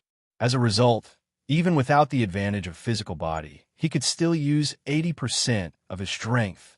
Also, I don't have my own weapon, which means that I don't have a weapon advantage. I can't use my Lammeter domain either. This is even better for me. Zhou Jie was delighted when he understood all this. He even felt that, under such circumstances, he was almost invincible after cultivating the Qian Kuan Great Shift. Then, Zhou Jie summoned a saber with a thought.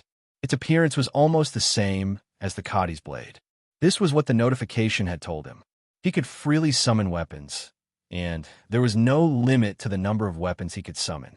After thinking for a while, Zhou Jie summoned the Golden Lotus Sword formation. However, when he wanted to use the Golden Lotus Sword formation, he found it extremely difficult. The formation did not have the corresponding power.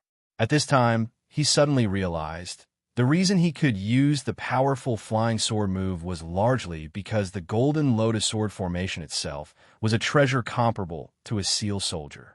Without the mysteries of the Golden Lotus Sword formation, he could not even use the original power of the 5 great sword formations, let alone the flying sword extreme realm, one-line sky tide.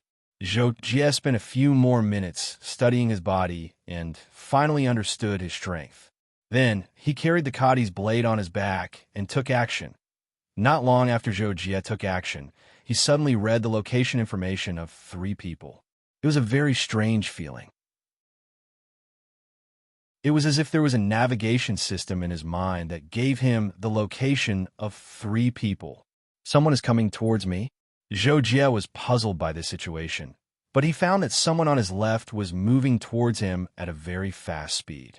That person was originally more than 2,000 meters away from Zhou Jie, but in 2 breaths, he was less than 1,000 meters away. Zhou Jie was only surprised by this, but he wasn't afraid. Considering that the other 2 people didn't approach him quickly, and that the battle could only be one-on-one, Zhou Jie also flew towards that person after a short hesitation. Both sides were facing each other, so naturally, they approached each other faster. In just 2 breaths, the 2 saw each other and slowed down at the same time. Hurt by love, Zhou Jie found that there was a display of a nickname above the other person's head. He suddenly felt like he was struck by lightning. This nickname was also displayed above the other person's head. This seemed a little awkward. Waiting for me to marry you? The other person also saw the nickname above Zhou Jie's head and also felt like he was struck by lightning. I'm going to learn from Zhuge Dali and change myself. Not only do I want to become stronger, I also want to develop in all aspects. 2020, 1/22. Chapter 136. However, after a brief moment of surprise, Qing Shang took the initiative to attack Zhou Jie.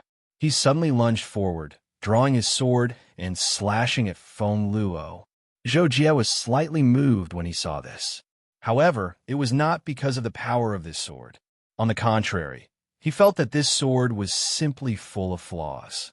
Therefore, Zhou Jie moved quickly. The Kadi's blade cut through the air and slashed at the lower part of Qing Shang's sword. At the same time, he exerted his strength and followed up. The blade brushed past Qing Shang's sword and slashed Qing Shang's waist. Qing Shang was immediately shocked. He slashed horizontally with his sword, aiming to cut Zhou Jie's neck. This was the so-called attacking the enemy's vital point. However, Zhou Jie's forward momentum was too fast. Before Qing Shang's sword could reach him, Zhou Jie had already slashed the back of Qin Shang's neck. Blood splattered. At the same time, Zhou Jie received a notification. He defeated Qin Shang and received 100 points. After receiving the notification, Zhou Jie was stunned for a moment. He was astonished. This opponent was too weak. He was insta-killed in one move. But soon, Zhou Jie thought about it and roughly understood the reason. Those who could enter the virtual combat network were definitely geniuses. However, geniuses were just geniuses.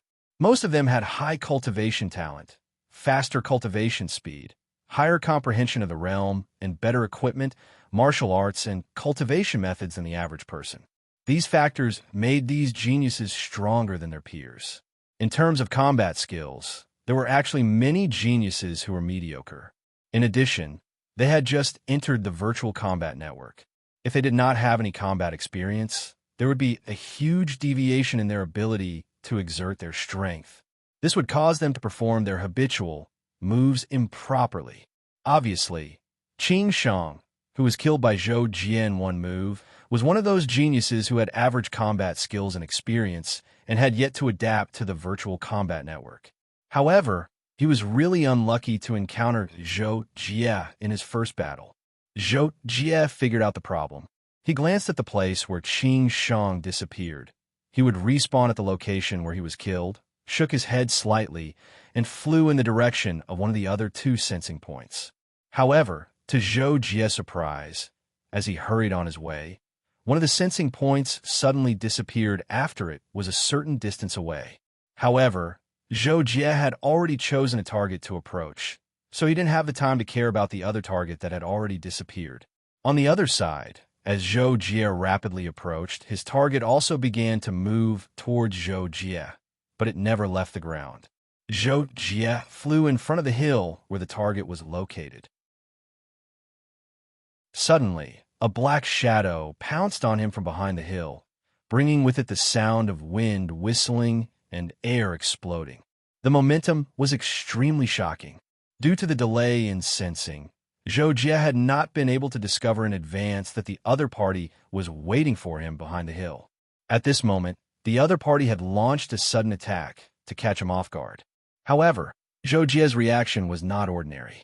While he was in the air, his speed suddenly decreased. He rotated his body and dodged to the side.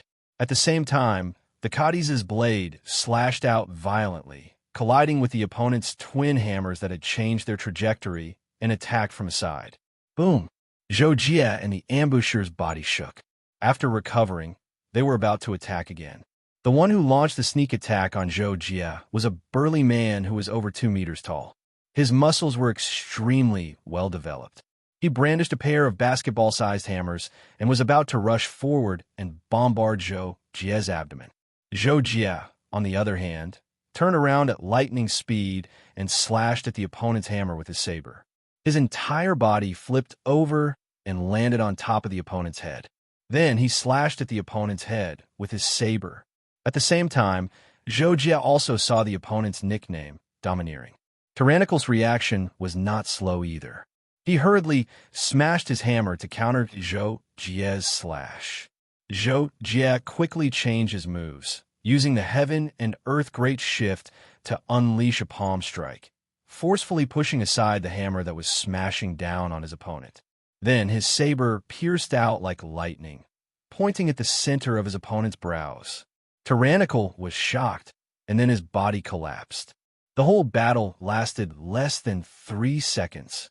Then, Zhou Jie received a notification that he had obtained 180 points. This made Zhou Jie raise his head to look at the ranking board. Tyrannical, who was originally ranked 18th, had 900 points. At this moment, his nickname was flashing and soon became illusory. Then, he appeared in the 21st position with 800 points.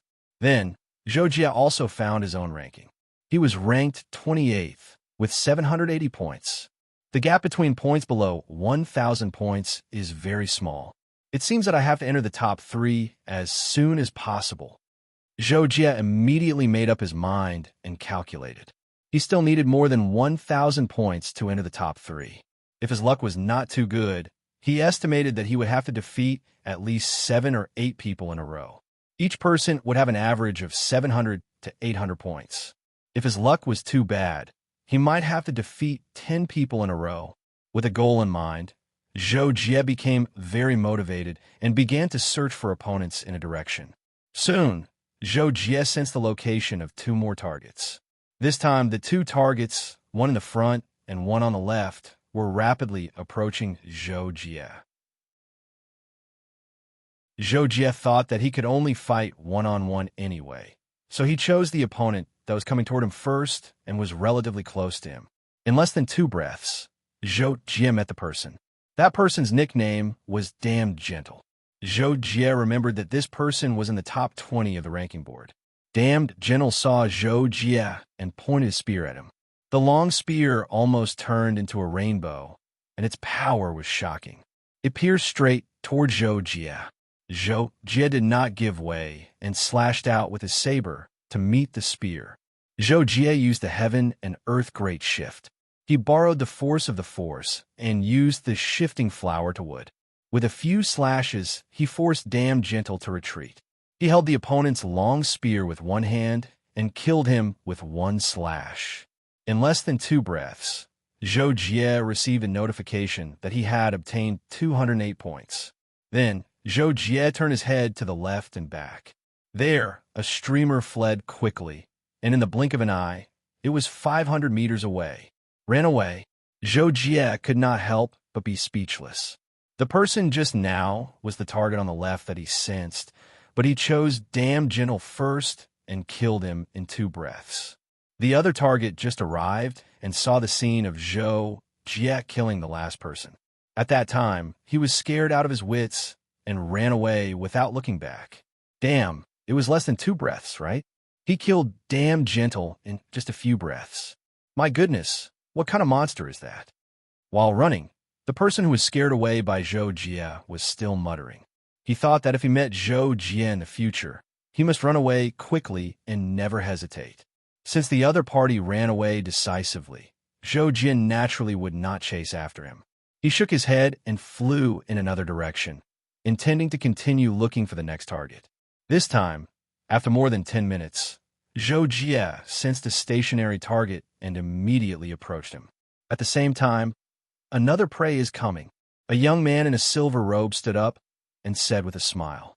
The nickname above his head was Idle Fish. Whoosh, Zhou Jie flew to the top of a hill, and a figure suddenly pounced on him.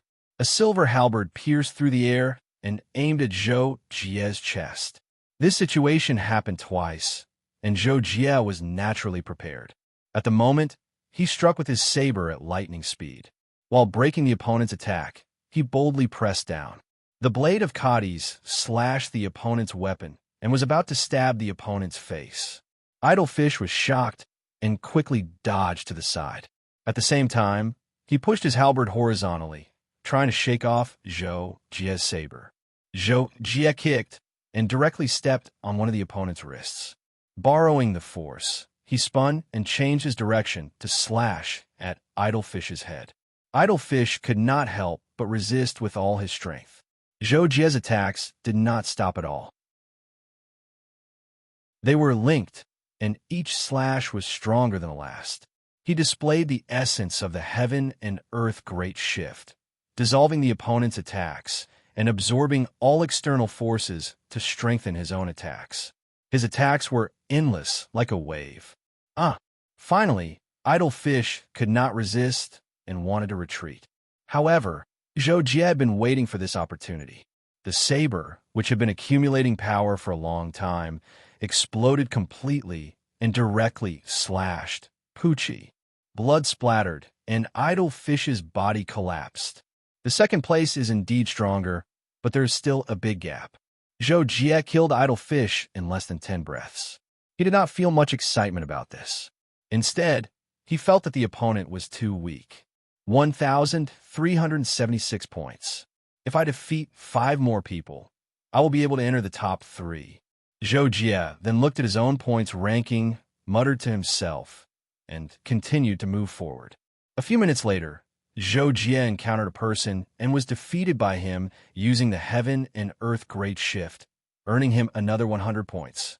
After that, Zhou Jie sensed 3 more targets in succession. He defeated 2 and scared the last one away. 1,736 points. I still need more than 200 points. At this point, Zhou Jie was also quite excited. The only thing that puzzled him was, why couldn't he find a decent opponent? Chapter 137. Zhou Jie couldn't figure out why his opponents were so weak, but the opponents he defeated were all wondering why Zhou Jie was so strong. In fact, one of the reasons why Zhou Jie was so strong in the virtual battle network was because his actual combat ability was number 1. Even if he did not have any other methods, Zhou Jie would be able to defeat all the opponents in this battle zone just by relying on his fighting prowess. And Zhou Jie, who had cultivated the limitless saintly hands, was even more terrifying. The great universal shift was completely created for the weak to defeat the strong. Zhou Jie himself was the stronger side, and with the heaven-defying methods that allowed him to defeat the strong, he was naturally invincible. After all, no matter how much a genius he was, he would not be able to cultivate a secret technique on the level of the limitless saintly hands, nor would he be able to learn the killing instinct that Zhou Jie had cultivated from countless bloody battles. In the next 4 days, Zhou Jie looked for opponents everywhere. He defeated 34 people in a row, and his points reached a terrifying 6,524 points. He occupied the first place on the ranking list for more than 2 days. During this time, Zhou Jie defeated almost all the people in the top 10 of the original ranking list, including Veronica. However, when Zhou Jie met Veronica, he realized that their appearances were randomly generated. Unless they said who they were, they couldn't recognize each other at all. Zhou Jie then thought of the 34 opponents he had faced. It was very likely that Qin Feng and the others were among them. However, they didn't even have the chance to say anything when they met him, and they were all gone. Moreover, among these 34 people, not a single one of them could last more than 30 seconds against Zhou Jie. The ones who lasted the longest were Veronica and Level 8 Gale, but the 2 of them were defeated in just over 20 seconds, and they were both killed. After Zhou Jie's nickname occupied the ranking list for a day, Zhou Jie began to find it difficult to find opponents. Even if he occasionally found a few, they would turn around and run away when they saw him. Many of them were acquaintances, and they ran as if they had seen a ghost, as if they had grown wings. As the selection neared the end, Zhou Jie occasionally bumped into a few people who knew him. They ran away from him and didn't fight at all. This was because once they fought, running away also meant defeat. It didn't count before they fought. There are only so many people in total, and most of them know me. They ran away when they saw my nickname. Forget it. At least the top 3 is secure. Zhou Jie had just scared another person away. He looked at the time and saw that there were still 2 hours or so left. He shook his head helplessly.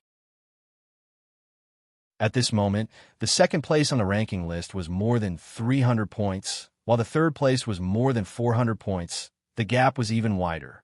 It was unlikely that he would be pushed to the 4th place. It was unlikely that he would be pushed, so he didn't plan to seriously find opponents to fight. Thus, Zhou Jie casually found a spot beside the hill, sat down cross-legged, and waited for the selection to end.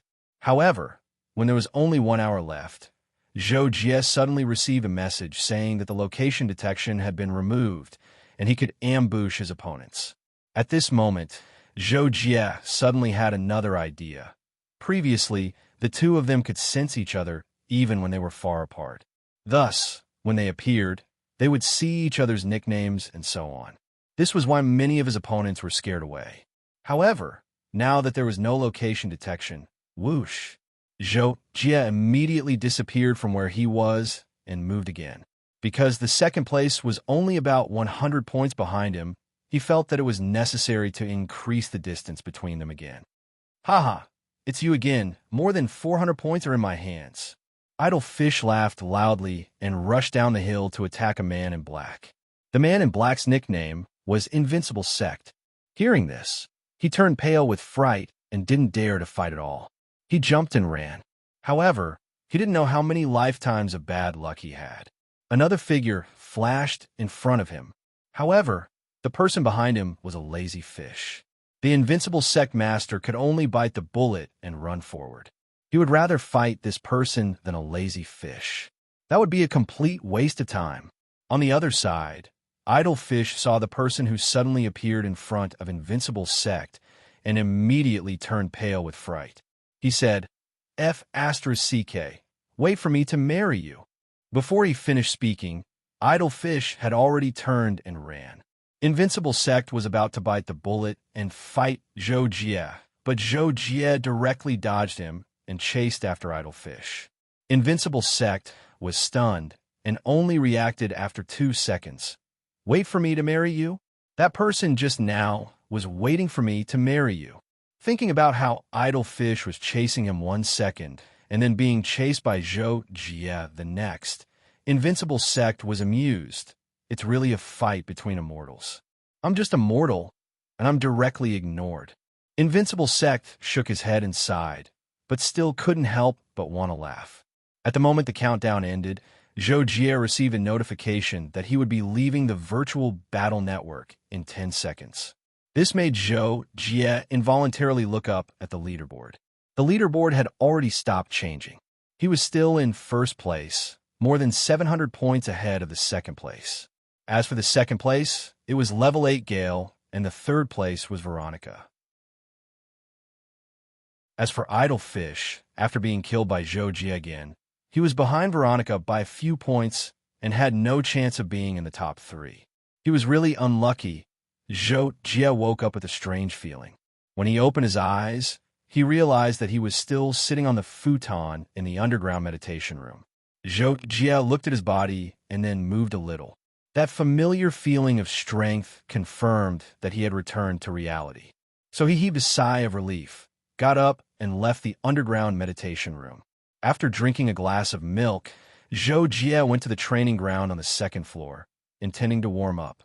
At the same time, he hoped that the exercise would make him forget some things, even though at this moment he was thinking about her again. He couldn't help but think about her.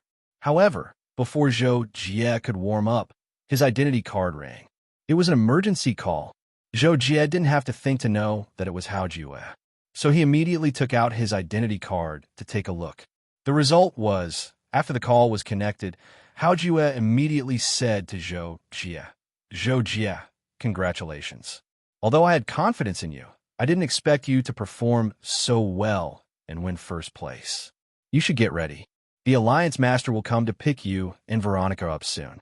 Come to the entrance of the base at around 5 o'clock. "Oh, okay," Zhou Jie replied. He couldn't help but be surprised. So soon? It seemed that the Star Sword Alliance leader was very anxious about this matter. It wasn't just an ordinary matter. Then Zhou Jie looked at the time. There was still about 3 hours before 5 o'clock. He thought about it and felt that he should tell Kakashi about this matter first and make preparations. When it was close to 5 o'clock, Zhou Jie hurried out of the underground meditation room and went to the entrance of the base. There, he saw Veronica and Hao Jue. When Veronica saw Zhou Jie, a hint of fear flashed across his eyes. However, Zhou Jie didn't notice. After greeting him with a nod, he also greeted Hao Jue. Then he asked, "Senior, when will the Alliance Master arrive?" Hao Jue was about to answer when he suddenly looked behind Zhou Jie with a surprised expression. At the same time, Zhou Jie's expression froze. He felt the aura behind him. It was as deep as the ocean and as terrifying as the moon and the stars. In short, it could be summed up with one word: strong. "Sorry to keep you waiting, little guy." Zhuqiu Hong stood behind Zhou Jie and smiled. Obviously, he had heard what Zhou Jie just said. Alliance Master, Hao Jue didn't care about anything else at this time. He hurriedly shouted at Zhuqiu Hong with a fearful expression, "Teacher." Veronica also immediately said and bowed slightly to the person behind Zhou Jie.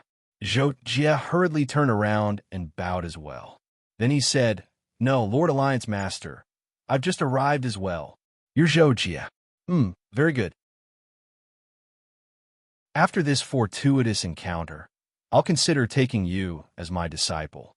First, I'll ask if you're willing. Zhuqiu Hong directly disregarded his question from before and spoke to Zhou Jie like this. Zhou Jie was instantly overwhelmed by the favor, but he still appeared calm and composed. He said in a manner that was neither servile nor overbearing, "It's my honor that Lord Alliance Master is willing to take me as your disciple. I'm naturally willing." Zuoqiu Hong nodded slightly when he saw this, and then he said with a smile, "All right, but all of this will have to wait for your return. Now, I'll bring you to the gathering point." After Zuoqiu Hong finished speaking, he shot up into the sky. Zhou Jie and Veronica were instantly enveloped by an enormous force and shot up into the sky as well. They followed closely behind Zuoqiu Hong and disappeared above the clouds. Zuoqiu Hong brought Zhou Jie and Jian Yiling to an altitude of several tens of thousands of meters.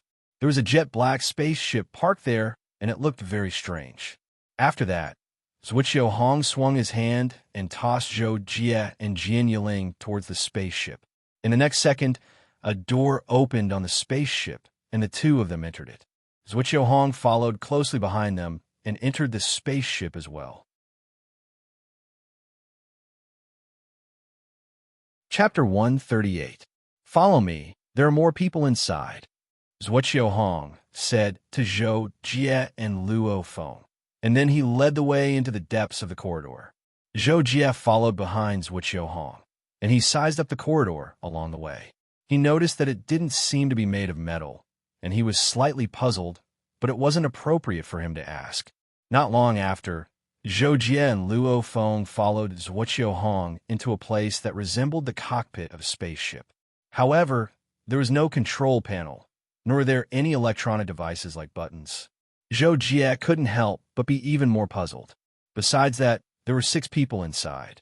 They were originally sitting at the table in the center, and they were chatting about something. At this moment, they all stood up and greeted Zuoqiu Hong with different greetings. "Lord Alliance Leader," 3 of them shouted. "Teacher," 2 of them called out in such a manner. "Master," only a young man who looked to be in his 20s addressed him in this way. Zhou Jie couldn't help but feel puzzled. Veronica also addressed Zuoqiu Hong as teacher, so why was this young man so special and addressed him as master? No one knew what Zhou Jie was thinking, and naturally, no one gave an explanation. However, Zuoqiu Hong still introduced the people present, and Zhou Jie instantly understood.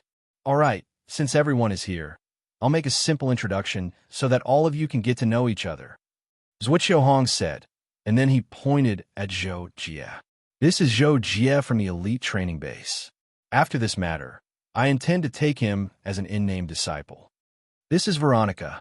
She's currently in the elite training base as well, and she's my in-name disciple for the time being." After Zuoqiu Hong finished speaking, he pointed at the young man who called him master and continued, "This is Luo Feng, my only personal disciple." Then Zuoqiu Hong introduced the other 5 people. Among them, the 2 who called him teacher were his official disciples.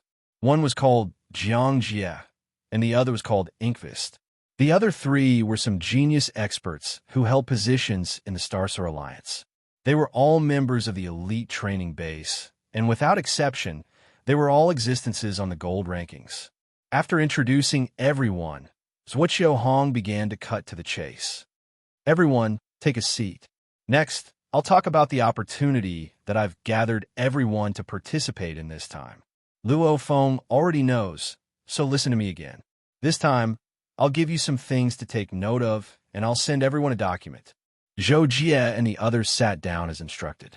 Seeing this, Zuoqiu Hong began to talk. "This time, we'll go to the heavenly ocean mysterious realm, one of the greatest places of opportunity in the unfettered sea star zone. Only Star Lords can enter this mysterious realm. Also, once you enter, the power of the mysterious realm will be divided into 3 levels according to your talents. 3 different marks will appear on your foreheads. Your power will be completely sealed, but you'll be able to control the energy in the mysterious realm through the marks. Different marks can control different amounts of energy. We've named the 3 marks Sun, Moon, and Star. The Sun mark can control the most energy, the Moon mark can control the second, and the Star mark can control the least. These 3 marks will be the standard to measure your strength when you enter the mysterious realm. Zhuo Hong paused for a moment before continuing. In Mysterious Realm, you'll be restricted from using foreign objects. Rune weapons won't increase your strength too much. They can only be used as ordinary weapons. However, that doesn't mean that the gap between you will be fixed in the Mysterious Realm. There are many creatures in the Mysterious Realm. The more you kill, the more you'll be strengthened, and your marks will be upgraded. There are many levels of marks above the Sun mark. From low to high, there are the Triple Union mark, 4 Spirits mark, 5 Paths mark, 6 Mystic mark, 7 Kill mark, 8 Desolation mark, and 9 Heaven mark. There might even be higher levels. I reached the 8 Desolation mark at the last stage and obtained a legacy in the Inheritance Palace. That's how I got to where I am today. I hope that some of you can enter the Inheritance Palace in the end. Master, are there any requirements to enter this Hall of Inheritance that you mentioned? At this moment, Luo Feng asked. The others couldn't help but look at him. Many of them secretly thought that he was bold. However, on second thought, as personal disciples, the relationship between the two must be special. They were fearful of Lord-class experts, but Luo Feng wasn't. So Zhuo Hong nodded and said, "This is what I'm going to tell you next. There are a total of 5 areas in the Arcane Plane, namely the Bloody Forest, the Purple Crystal Mine, the 10,000 Treasures Ridge, the Holy Road, and the Inheritance Hall. Once you enter, you will definitely be scattered in the Bloody Forest. You only need to survive for a certain period of time. No one has calculated the exact time, but I stayed in the Arcane Plane for more than a year and a half. I feel that the time spent in each area is about the same, so you should stay in each area for more than 3 months before being transported to the next area. After staying in the Purple Crystal Mine for a certain period of time, you will then be transported to the 10,000 Treasures Ridge. In this manner, you will arrive at the Holy Road. That is a watershed. Only by walking through the Holy Road can you reach the Inheritance Hall. However, the Holy Road is extremely difficult to pass. The tests are unpredictable and are different for everyone." After Zhuo Hong finished speaking, everyone present was extremely shocked. Back then, so many geniuses had entered, almost representing the peak of the geniuses in the entire One High Star Zone. But he was the only one who had passed the Holy Road. The difficulty of passing the Holy Road was indeed incredible. But you don't have to be scared. Passing the Holy Road is also a matter of luck. Moreover, I feel that our group is still lacking compared to you now. This might be the reason why the Tianhai Secret Realm opened again in such a short period of time. It should be because the complex era is coming. Zhuo Hong was also afraid that this would affect the confidence of Zhou Jie and the others, so he immediately added. However, what he said was also the truth. Moreover, even if you can't pass the Holy Road, as long as you can pass the 10,000 Treasures Ridge, I'm sure you'll gain a lot. There are some things in the first 3 realms that even lords like us want. If you can obtain them, you can bring them to me to exchange for treasures or other things that you want. I've written all these in the information. I'll send it to you now. Take a good look and be mentally prepared. At this time, Zhuo Hong took out his identity token, which was also the leader token of the Star Sword Alliance, and sent a message to Zhou Jie and the others. Zhou Jie quickly felt his identity token vibrate and hurriedly took it out to take a look. When he saw that it was information sent by Zhuo Hong, he immediately did not have time to wonder how Zhuo Hong was able to contact him. He immediately opened it and read it. However, Zhuo Hong had not finished speaking. At this time, he said, "There's one more thing that I want to remind everyone. In the Secret Realm, there are not only dangers of the Secret Realm itself, but also more fatal dangers from others. Killing others in the Secret Realm can allow you to obtain more imprint energy to upgrade your imprint, but I don't want you to kill each other. Do you understand? If anyone violates this, then don't be able to survive."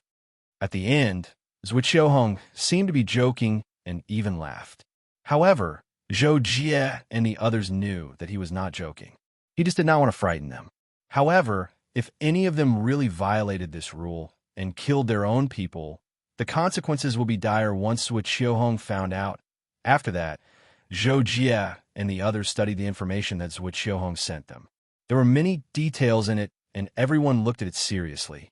After Zhuo Hong left the room where Zhou Jie and the others were, Zhou Jie and the others gradually began to discuss. After a few digressions, Zhou Jie learned that the spaceship he was on was actually not an ordinary technological spaceship, but a runic flying ship named Ebony. Its value was extremely shocking. In addition, he also gained a better understanding of the others.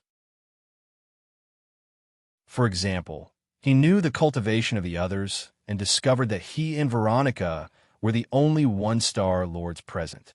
The Ebony flying ship was extremely fast and could also enter the space jump layer, the interlayer between space where the spaceship accelerated above the speed of light, also known as the superluminal layer. Without needing to deliberately control it, it could travel tens of thousands of light years in a day.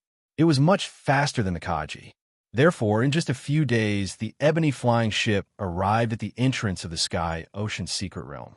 Zhuo Hong led Zhou Jie and the others off the flying ship.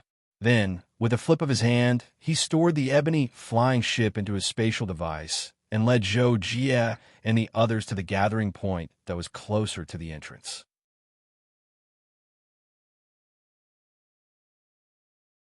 Chapter 139. That's fast. The first to arrive was naturally Yin Tianxue. He greeted Zhuo Hong with a smile when he saw him flying over. Haha, Monarch is always the fastest. Zhuo Hong couldn't help but laugh. At the same time, he looked at the others and realized that other than Yin Tianxue's 9 people, only Evanson's 5 people had arrived before him. Zhuo Hong glanced at the people behind Evanson and said with a smile, "Chairman, there are quite a number of geniuses from the Starfield Alliance this time." Evanson rolled his eyes at him and said, "How can we be compared to you when we're in politics? However, there have been a few good seedlings in recent years. Let's let them have a look." Zhou Jie listened from behind and couldn't help but be shocked. At the same time, he confirmed Yin Tianxue and Evanson's identities. They're actually the monarch of the Sky Sea Cosmic Country and the chairman of the Starfield Alliance. These are all people who stand at the peak of power. The Sky Sea secret region is really something. Yin Tianxue and the other 2 giants started chatting. They didn't avoid Zhou Jie and the other juniors. Even Luo Feng, who was a patroller, didn't dare to breathe loudly. He just floated silently in the void. After a few hours, Zhou Jie and the others also closed their eyes to cultivate like the people behind the monarch of the Sky Sea Cosmic Country. Yin Tianxue and the others stopped talking and waited quietly.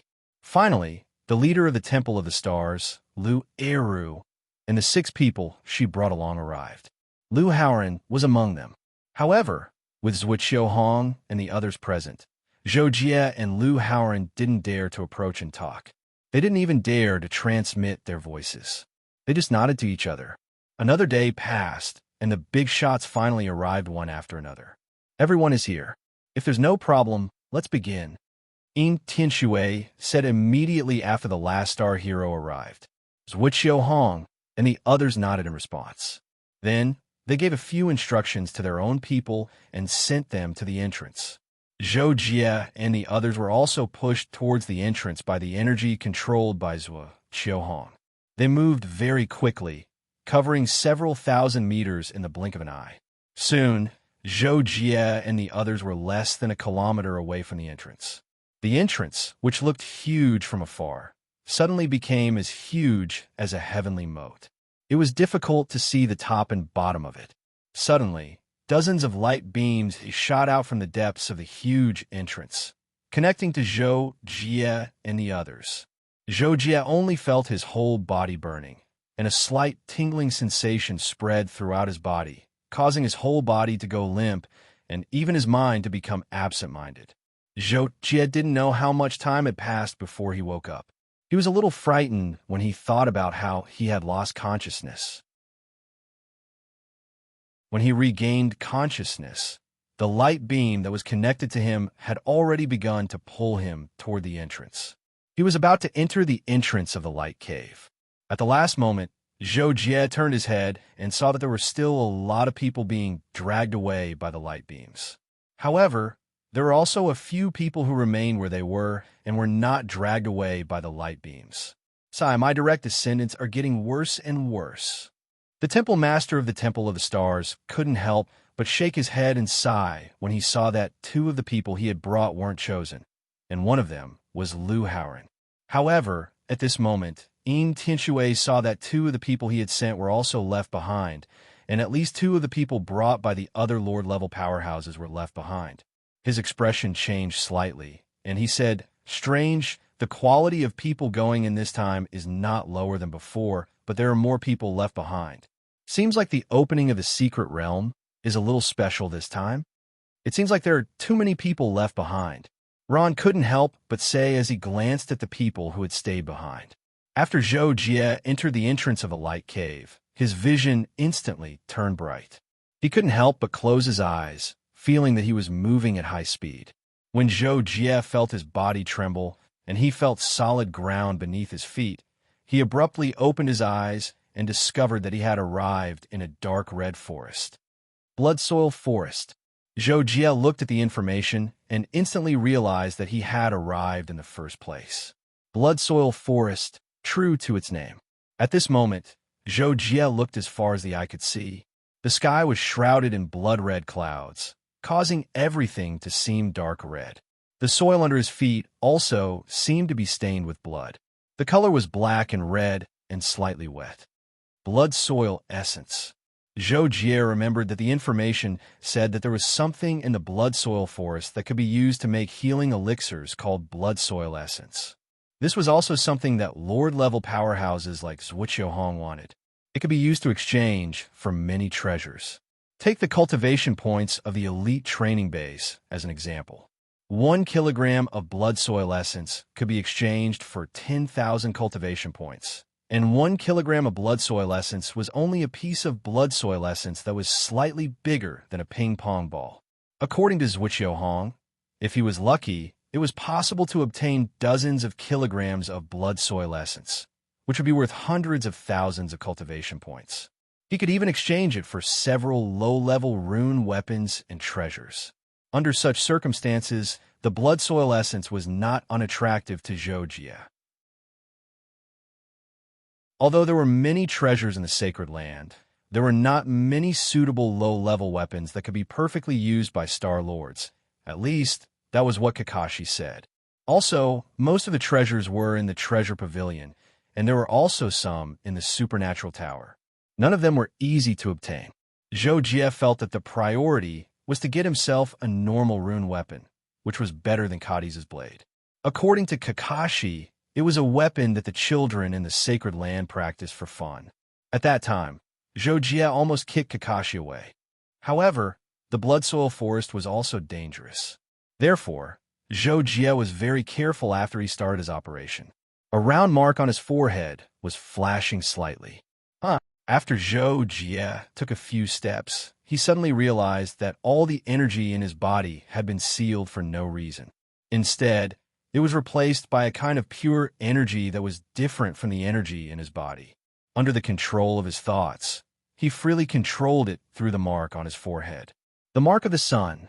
Zhou Jie touched the shape of the mark on his forehead and was pleasantly surprised. It was the sign of the strongest strength for a newcomer. Then, Zhou Jie couldn't help but display his skills on the spot. After familiarizing himself with his strength, he continued to move forward. In front of him was a dense jungle, and the place where he appeared was a very small open space. The surrounding vegetation was relatively sparse. In the forest, the trees were of different heights, but they were all much taller than a person. There were also all kinds of shorter vegetation. The shorter ones were less than the length of an arm, and the taller ones were only slightly taller than an ordinary person. Most of them were large leaf plants. The sky was dark, so red that it was almost black. The deeper he went into the forest, the darker the surroundings became. It was like an area far from the equator after 5 o'clock in the evening in winter. Zhou Jie walked for 7 or 8 minutes, and his speed wasn't slow. He estimated that he had walked for almost 2,000 meters. Suddenly, a strong fragrance wafted in the air. Zhou Jie's pupils couldn't help but shrink, and he hurriedly held his breath. If it was an ordinary person, it might be difficult to find anything from such a rich fragrance. However, Zhou Jie smelled the faint smell of blood mixed in the fragrance at the first moment. Fortunately, Zhou Jie quickly found that the fragrance was not poisonous. He immediately became cautious and continued to walk forward, but his speed was slower. After walking for another minute, the aroma became even stronger and even more intoxicating. It was as if a starving person had smelled the aroma of delicious food. It was irresistible to search for the source of the aroma. Zhou Jie became more cautious as he went deeper. He knew that there were still creatures in the blood forest. Some of them were strong and strange beasts, but for people like Zhou Jie who entered, they were almost no threat. On the contrary, the plants here were extremely terrifying existences that specialized in attracting beasts to live. And the essence of the blood mud was often formed under the soil where they took root. Finally, after passing through a dense patch of large-leaf vegetation, Zhou Jie saw a willow-like plant dozens of meters away. The trunk was dozens of meters tall, and there were countless branches. Accompanied by countless willow-like thin vines, it was like a waterfall, shockingly dense. Zhou Jie quickly took out the blade of Cadiz. The mark of the sun on his forehead flashed with a strong light, and he continued to walk forward step by step. The place where the willow grew formed an open space with a diameter of more than 20 meters. It seemed very spacious, and the willow was planted in the center. It was like an ordinary plant, silent and without a sound. Zhou Jie stepped into the open space, and his eyes locked on the soil where the willow took root. The soil, there was a translucent red color, and it looked very strange. Chapter 140. Zhou Jie stood at the edge of the open space for a few seconds and realized that the willow tree did not attack. Therefore, Zhou Jie began to move closer. His target was the soil at the root of the willow tree. If he was not wrong, there should be blood mud essence there. Bang! Suddenly, when Zhou Jie was about 10 meters away from the willow tree, dozens of vines that looked like willow leaves suddenly whipped down from the top of the willow tree. Their target was Zhou Jie's head. However, Zhou Jie did not even raise his head. He instantly slashed upward with Cadiz's blade, and at the same time moved sideways to put some distance between them. Puff! A few willow vines that were as thick as a thumb were cut off and fell to the side. Swish, swish, swish. In an instant, dozens of branches near the ground of the willow tree began to shake. Hundreds of willow vines burst out and shot toward Zhou Jie, trying to entangle him. Zhou Jie's expression changed slightly, but his hands did not slow down. In an instant, he lowered his body and rushed forward. At the same time that he slashed with Cadiz's blade, the golden lotus sword scattered and shot out, blocking most of the willow vines. Only a few that broke through the barrier were cut off by Zhou Jie's Cadiz's blade. The broken vines fell to the ground like snakes on the verge of death, twisting endlessly. However, Zhou Jie rushed forward, but he was inevitably blocked by countless willow vines. This was because when he was about 3 meters away from the willow tree, the gathered vines were as dense as a net. Not only could the scattered golden swords not cut it, even Zhou Jie's Cadiz's blade found it extremely difficult to cut it. More and more willow vines gathered toward Zhou Jie and entangled him from all directions. Above his head, there were countless whipping vines. It was as if they wanted to poke Zhou Jie's head into a hornet's nest. Zhou Jie quickly controlled the golden lotus sword. However, the golden lotus sword was sealed in the secret realm and could not increase Zhou Jie's spiritual power. He could not even use the sword formation. Zhou Jie could only condense it into a circle that connected the head and tail and cut off all the vines that were whipping him from above. At the same time, Zhou Jie displayed his sword skills to the extreme. His hands moved together, and his waist and hips twisted together. The Cadiz's blade flashed back and forth between his hands like a shadow, bursting forth with sword light, cutting off all the willow vines that came from all directions. Such a terrifying sword technique could not be displayed with just strength. Unless one had been immersed in the sword for several years, Even a lore-tier expert would not be able to display such a terrifying sword technique with both hands. Zhou Jie was an expert in all kinds of weapons. He had been using the Cadiz' blade for several years, which was why he could display such a shocking performance. In the blink of an eye, Zhou Jie had cut off a large number of its vines. The willow tree seemed to be frightened. It began to retract all its vines and gather them together, as if to form a huge net to protect itself. Seeing this, Zhou Jie quickly flashed forward.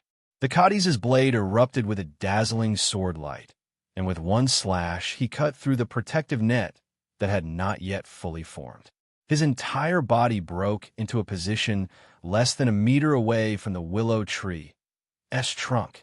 In an instant, the willow vines that were about to form a protective net swept toward Zhou Jie as if they had gone crazy, wanting to crush Zhou Jie. Then, Zhou Jie dodged sideways for a distance and slashed at the willow tree's trunk near the root. Ka-ka! A quarter of the trunk that was about 70 centimeters thick was directly cut in, and a light red juice that emitted a rich fragrance sputtered out. The willow vines became even more frenzied in an instant, and more of them gathered toward Zhou Jie, wanting to wrap around him and strangle him. However, Zhou Jie naturally would not give it the chance to do so. His figure flashed continuously, avoiding the main gathering point of the branches and surrounding the willow tree. His trunk he slashed 3 times in a row, almost hitting the same horizontal line.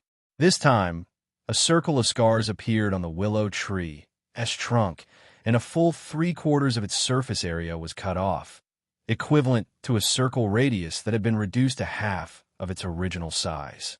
However, at this time, the willow vines had completely blocked all of Zhou Jie's dodging directions and were about to close in on Zhou Jie and bind him within. Zhou Jie quickly turned around, and with one foot, he retreated to the bottom of the willow tree's trunk. His feet formed a half bow, and after stabilizing his center of gravity, he continuously slashed. Poo, pew, pew. Countless branches were cut off and fell to the ground around Zhou Jie. After a few breaths, a dense layer of branches covered the ground. Using the heaven and earth great shift, Zhou Jie continuously slashed with his saber, each strike stronger than the previous one, and the saber momentum was constantly accumulating. At this time, his saber burst out, but his body turned, and he chopped at the willow tree's main trunk that was already deeply scarred. Crack! Saber chi burst out. Zhou Shang was afraid that this strike was not enough to completely cut off the trunk, so he gathered all of his strength, and finally, the saber simply cut through the trunk. In an instant, it was as if a person had lost his head, and all of his movements were instantly out of control. Countless willow vines that were entangling Zhou Jie dropped at this moment, and as the upper half of the trunk fell, they drifted away. Boom! The willow tree, that was more than 10 meters tall, fell to the ground, but Zhou Jie only glanced at it and no longer paid attention to it. He turned around and walked to the remaining tree stump and began to dig the soil below. After more than a minute, Zhou Jie dug up a large lump of soil that was emitting a faint red fluorescent light more than a meter deep underground. This made him very excited. Blood mud essence, looks like there's a lot of it. Zhou Jie revealed a smile. He felt that as long as he was lucky enough, the blood mud essence was very easy to obtain. Just this alone was estimated to be worth tens of thousands of cultivation points, or even hundreds of thousands. After a while, Zhou Jie dug out the blood mud essence along with some soil that was not essence. After roughly estimating the weight, he put it into the space ring. About 11 kilograms. Excluding the magazines, it should be worth about 100,000 cultivation points. This is really too easy. Zhou Jie couldn't help but sigh. He had only managed to obtain about 100,000 cultivation points in the past few years after risking his life. In the end, it could be said that he obtained it so easily in one go. Let's go look for more. It hasn't even been half an hour since I came here. There are still 3 months left. Zhou Jie thought of this and stood up, feeling his entire body brimming with eagerness. Moving forward again, Zhou Jie was still as cautious as before. Through the mark of the sun, he released his spiritual perception domain to the limit. Zhou Jie could immediately detect the slightest movement within a radius of 10 zhang around him. However, due to the consumption of spiritual perception, Zhou Jie increased his speed appropriately. However, it was unknown if Zhou Jie's luck was too good at the beginning or if it was too bad at the end, but after advancing for more than a day, he had only encountered a few ferocious exotic beasts and a few plants that wanted to devour him. Naturally, those exotic beasts and plants were all killed by Zhou Jie. However, those plants were not as strong as the willow tree, and the soil they were rooted in did not contain the blood mud essence. This made Zhou Jie feel very helpless. He actually hoped to encounter some more terrifying plants. As long as there was the blood mud essence, everything would be fine. However, after walking for a few hundred kilometers and following a general direction, Zhou Jie still did not notice any obvious changes in the environment. This inevitably surprised him. This blood mud forest was much larger than he had imagined. The mark of the sun on his forehead had consumed more than half of its energy and was gradually dimming. Only then did Zhou Jie find a more secluded thicket to hide and recover. Half a day later, Zhou Jie had more or less recovered and was considering his next move. Just as he was about to get up, he vaguely heard some noises. Zhou Jie was puzzled and listened carefully. However, the sound was too faint and he soon couldn't hear it anymore. It seems to be coming from that direction. However, Zhou Jie relied on his powerful perception.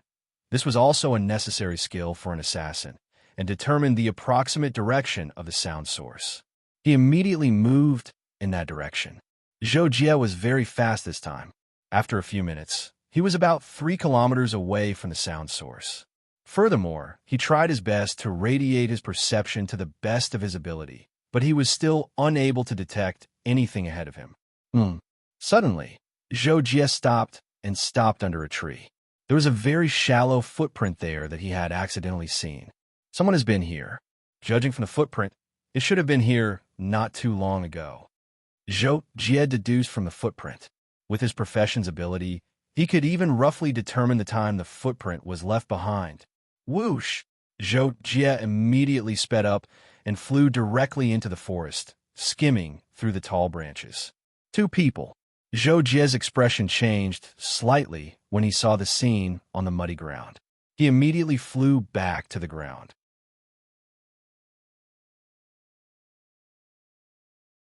Chapter 141. Although Zhou Jie had landed on the ground as soon as he saw the two, they were too close to each other. They were less than 100 meters away, so one of them caught a glimpse of his figure from the corner of his eye. The black-haired man who caught a glimpse of Zhou Jie hurriedly stood up and looked in the direction of where Zhou Jie had landed. What's wrong? The other muscular brown-haired man couldn't help but raise his head and ask. I think I saw a person, the cold man replied, pointing the silver spear in his right hand to the ground. You didn't see wrongly, did you? We're already lucky enough to run into each other. How could we run into someone else now? The brown-haired man said as he continued to dig under his feet. There was already some blood mud essence there. It's unlikely that I saw wrongly. Although it was just a blink of an eye, it's definitely a person. There aren't any birds here, the cold man said with certainty, looking at the hole the brown-haired man had dug. So much blood mud essence. This exotic beast actually collected so much blood mud essence. Could it be that it eats this? The man asked, his eyes shining when he saw that he had dug out at least 1 kilogram of blood mud essence just by digging out a small area.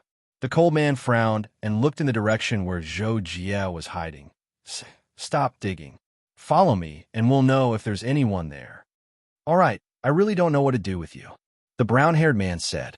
He stopped digging for the time being, picked up the large knife at the side, and followed the cold man towards Zhou Jie's location. The two deliberately made some noise as they approached Zhou Jie. Zhou Jie was originally hesitating whether to leave or not, because he was curious about the huge exotic beast that had been killed on the ground. At this moment, he realized that the noise he had heard from a few kilometers away was probably the roar of this exotic beast. It was actually so terrifying. This was definitely a very powerful exotic beast. However, just as Zhou Jie decided to wait for the two to leave before going to investigate the scene himself, he heard a series of rustling sounds passing through the dense forest. The speed of the person approaching was very fast. It was only 50 meters away a moment ago, but in the blink of an eye, it was already a dozen meters closer. Not good, Zhou Jie exclaimed in his heart. However, it was unrealistic for him to avoid it now. He would definitely expose himself. At the same time, the cold man, Sammy, and the brown-haired man, Donkey, had already sensed Zhou Jie. They hurriedly sped up and dashed away. Bam! Zhou Jie had made his decision. Zhou Jie's eyes as he was about to dodge. However, before Sammy could see Zhou Jie's face clearly, he saw that Zhou Jie was running to one side crazily. Sammy immediately chased after him, followed by Donkey. Flying at a high speed in the dense forest, it was impossible for him to avoid all the obstacles. This time, Zhou Jie was rather unlucky. He ran into a tough net of vines after flying for less than 100 meters. It was impossible for him to get out for the time being. Sammy and Donkey arrived in the blink of an eye, but when they saw that Zhou Jie was caught in the net of vines, they did not attack immediately. Zhou Jie hurried to break free from the net of vines.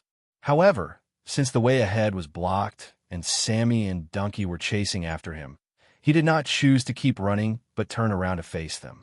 "Why are you chasing me?" Zhou Jie asked with his usual indifference.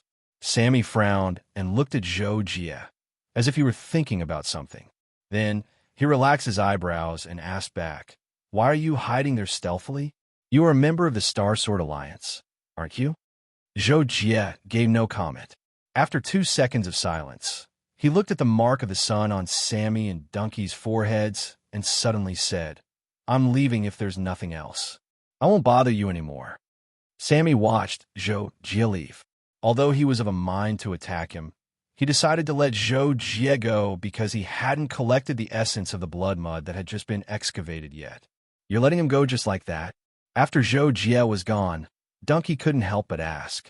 After all, why did they chase after him just now? Sammy simply sneered and said, "I estimate that he will come back. Let's go back and collect the essence of the blood mud first."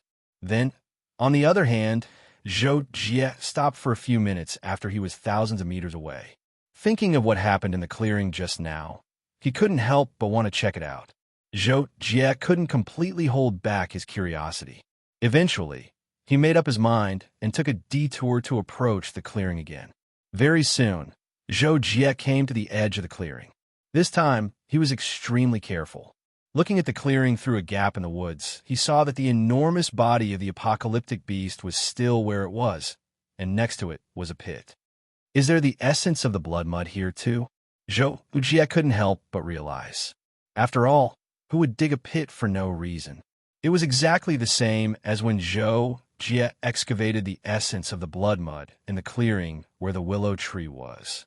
Zhou Jie thought for a moment and decided to test his speculation. He immediately walked out of the woods to the clearing. "It's really the essence of the blood mud." Zhou Jie walked to the side of the pit and bent down to look at the situation inside. He found that there were still some tiny particles of blood mud essence mixed with ordinary soil in some places. He could only distinguish them after digging. He couldn't help but be shocked, because according to the size of the pit, the blood mud essence here should be 20 to 30% more than what he had dug. Suddenly, two noises echoed at the same time.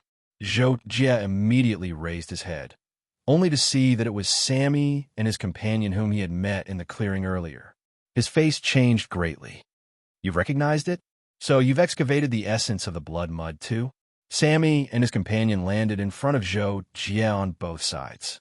Sammy looked at Zhou Jie coldly and arrogantly, as if he were looking down on him. On the other side, Dunk, who was tall and strong, was eyeing Zhou Jie covetously with his saber on his shoulder, as if he were following Sammy's lead.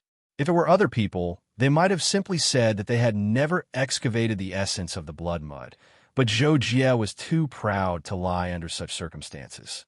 Therefore, After 2 seconds of silence, he did not answer Sammy's question but asked back, "Are you two waiting for me here? What do you want?" Sammy's expression turned even colder. He stared at Zhou Jie and suddenly said, "We're not idiots. Hand over the essence of the blood mud, and we'll let you go." Zhou Jie frowned. He had some impression of these two. They were brought here by the king of the Sky Sea Cosmic Nation, but he did not expect them to behave like this. However, Zhou Jie did not think that there was something wrong with their conduct. After all, in a place where the strong preyed on the weak, there was no such thing as moral integrity. What Zhou Jie did not expect was that their behavior was really stupid. "It seems that you're not a smart person either," Zhou Jie said casually. As soon as he said that, Zhou Jie quickly retreated and fled to the back. "You're asking for it." Sammy was furious and moved quickly, charging at Zhou Jie with his spear. Donkey hurriedly followed, and his speed was also very fast. Zhou Jie was 1 step ahead, so naturally, Sammy and Donkey could not catch up with him. Sammy's spear directly hit the ground and blasted a hole. He used the force to accelerate and wanted to chase in the air.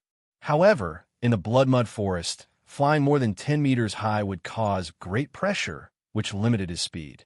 Therefore, Sammy only flew below 10 meters.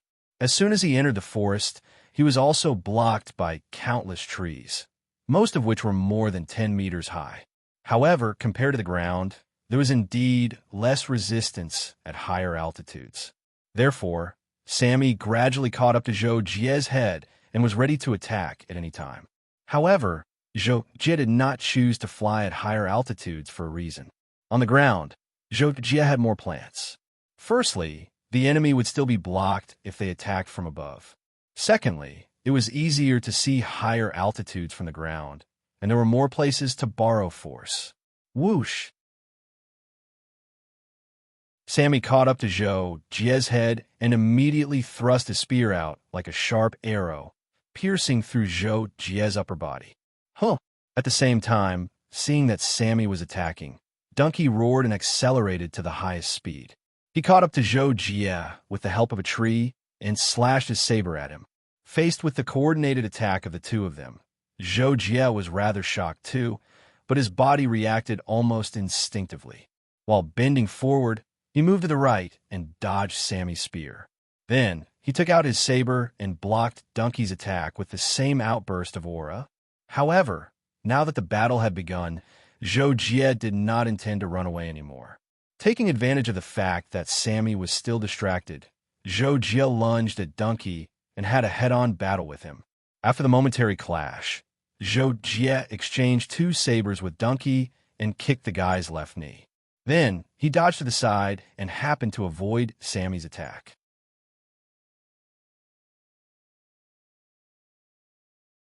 Chapter 142. Zhou Jie's quick counterattack greatly shocked Sammy and Dunk.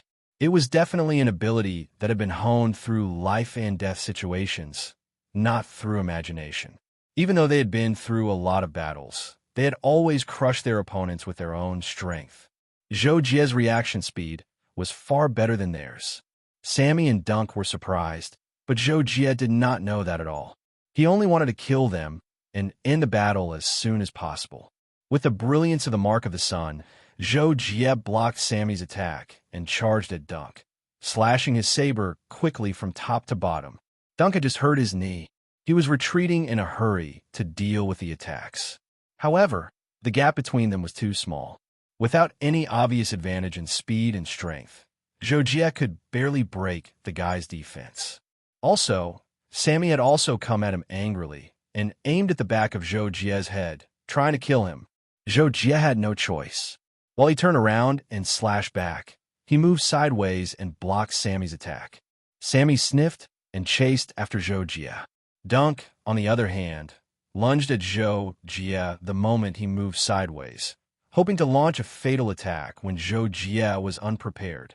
However, Zhou Jie's body movements and footwork were well measured, and his center of gravity was also very stable. He opened up the distance between them as he dodged, turned, and moved. With a backhand strike, he easily repelled the two people's pursuit. Sammy and Dunk were even more surprised. They were of the same cultivation level, but they had failed to gain any advantage over the enemy after fighting him together. The guy's combat ability was truly horrifying. After another 10 seconds of battle, Sammy and Dunk performed all their regular moves, but they failed to hurt Zhou Jie at all. He resolved all their attacks step by step, giving them a feeling that he was unhurried all the time. As a result, they were under a lot of pressure. Seeing that he could not do anything to Zhou Jie at all, Sammy was unwilling to give up the essence of the blood mud that was supposed to be on Zhou Jie's body. He immediately sent a message to Donkey, suggesting that he would execute Zhou Jie with a battle technique at the cost of the energy of the mark. Torrential Pear, Blossom Spear. Sammy burst out first, and the mark on his forehead flashed and disappeared, which was the case when the energy burst out too violently. Then, Sammy waved his spear, and the tip of the spear followed him and stabbed at Zhou Jie helically. At the same time, clusters of energy burst out along the body of the spear and bombarded Zhou Jie together with the momentum of the spear. Roar! Meteor Slash! Donkey also erupted with power. He raised his saber high above his head and slashed out again. Dazzling light surged out, condensing into a terrifying saber projection that shot toward Zhou Jie like a comet striking the moon. Seeing this, Zhou Jie could not help but change his expression. While his eyes focused, he also completely broke out. At the same time, the saber momentum that had been condensed by the heaven and earth great shift merged into one. In an instant, Zhou Jie entered the rare state of one with the saber. Boom! Zhou Jie slashed out with his saber. It was like a natural thunder and fire. It actually produced a rumbling sound. The resplendent saber light was crimson red. It was comparable to the power of Zhou Jie's one-line sky tide. Swing! The collision came as expected, resulting in a terrifying noise.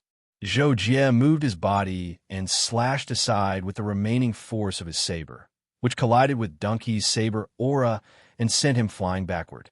Zhou Jie's counterattack this time was mainly aimed at Sammy, so Sammy suffered more than 90% of the power of his saber.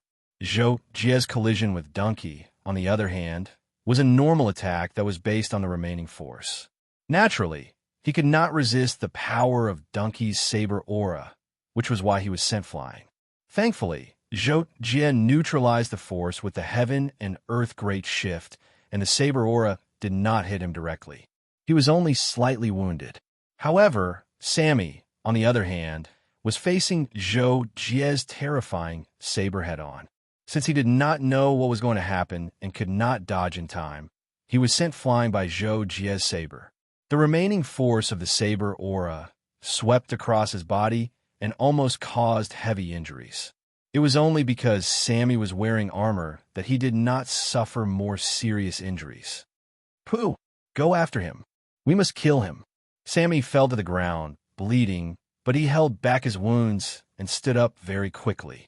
Seeing that Zhou Jie was sent flying, he fled as soon as he touched the ground. He hurried to ask Donkey to continue chasing him. Sammy did that because he was certain that Zhou Jie was also heavily wounded after taking Donkey's attack. After all, there were two of them, and Donkey was not injured at all. As long as they stalled Zhou Jie and fought him for a while longer, they could exhaust him to death first. However, if Sammy knew that Zhou Jie was not seriously wounded at all, and he only chose to flee because he felt that it was too troublesome to kill the two of them, Sammy would definitely be killed. Therefore, while Zhou Jie fled, Sammy and Donkey continued to chase him. Zhou Jie noticed that. Although he frowned, he felt that he had touched something when he recalled the terrifying attack that he had launched with the heaven and earth great shift just now. The feeling. It's exactly the domain of the ultimate state that I've always wanted. Zhou Jie soon realized that and was overjoyed. However, because he was in a mysterious realm, the domain of the ultimate state could not be performed. Even if he grasped the ultimate state, his strength would not be improved by much. Also, he was being hunted. Zhou Jie remained calm on the surface and gradually calmed down, thinking about how to counterattack and kill the enemies behind him. Sammy and Donkey chased him very fast without caring about the cost of the energy of their marks. They approached Zhou Jie's back several seconds later. Zhou Jie immediately made up his mind. He turned around and faced the enemies. While he slashed his saber, the Golden Lotus Sword was also stabbed at Donkey in the form of a giant sword. Sammy's spear was stabbed out, only to be blocked by Zhou Jie's saber. Zhou Jie then pushed the spear away and kicked him at close range. However, Sammy reacted quickly too. He hurried to dodge the attack and turned his spear to hit Zhou Jie's head. Zhou Jie met the attack with his saber according to the momentum of universal shifting and blocked the spear easily again. At this moment, Donkey slashed at him from the left, and Zhou Jie slashed his saber and knocked him back. Shocked, Sammy unleashed his martial arts, determined to kill Zhou Jie. His spear came at Zhou Jie incessantly. Zhou Jie was overjoyed to see that, because it was exactly what he wanted. He could take the opportunity to perform universal shifting perfectly and resist the enemy's continuous attacks with a minimum consumption. The universal shifting was most vulnerable to breaking the skill with brute force. Faced with the incessant attacks, the more he fought, the stronger it would be. Donkey slashed away the Golden Lotus Sword again and slashed Zhou Jie from the side. However, Zhou Jie slightly leaned to one side and blocked both his and Sammy's attacks at the same time. Donkey was dumbfounded. Sammy and Donkey were even more unconvinced. They joined hands and launched rapid attacks at Zhou Jie, trying to make it difficult for Zhou Jie to resist. However, the final result greatly surprised the two of them. After half a minute, not only was Zhou Jie not at all on the losing side, he was even more at ease. Even when Sammy launched Stormy Pear Spear, Zhou Jie resolved it after taking only 3 steps back. Donkey was enraged. Finally, he unleashed his most powerful saber slash. A terrifying saber light flashed and instantly slashed toward Zhou Jie's neck. If it was half a minute ago, Zhou Jie's expression might have changed slightly, but not now. Indifferently, Zhou Jie's smooth defensive saber technique suddenly changed. He slashed his saber forward in a semicircle while he lunged at Sammy. Boom! Zhou Jie's outburst had been prepared for a long time, without any sign. Also, it was terrifyingly fast. It broke Sammy's spear attack in the blink of an eye and cut straight in. The terrifying aura of the saber appeared and slashed Sammy's chest to his shoulder bone like lightning, heavily wounding him and making him fly backward. Ping! The semicircle of the saber collided with Donkey's attack from right to left. Donkey's saber aura was shattered, and both Zhou Jie and Donkey were blown back at the same time. Schwa. However, as a professional assassin, Zhou Jie had to consider everything when he was about to kill a person. Even though he was blown back, he still tried his best to retreat to Sammy's direction with the help of subtle movements. Tapping the ground softly, Zhou Jie soared to the sky and quickly fell towards Sammy, who was about to rise. Sammy tried his best to dodge, but he failed to anticipate Zhou Jie's attack angle. His head was slashed by Cadi's blade, and he was killed on the spot. Seeing that, Donkey couldn't help but roar in fury. It was obvious that the two of them were very close. "I'm going to kill you." Donkey was so infuriated that he did not seem to realize the gap between him and Zhou Jie. He unleashed all the power of his mark, trying to kill Zhou Jie. Zhou Jie stood where he was and stared at him coldly. It was not until the guy was right in front of him that his eyes suddenly glittered. He slashed his saber quickly and moved sideways. Poochie! Blood splashed out. Zhou Jie charged forward and crashed into Donkey, but he managed to dodge the guy's furious attack. Bam! Then, Donkey fell to the ground. A bleeding wound on his neck, near his chin, indicated his death.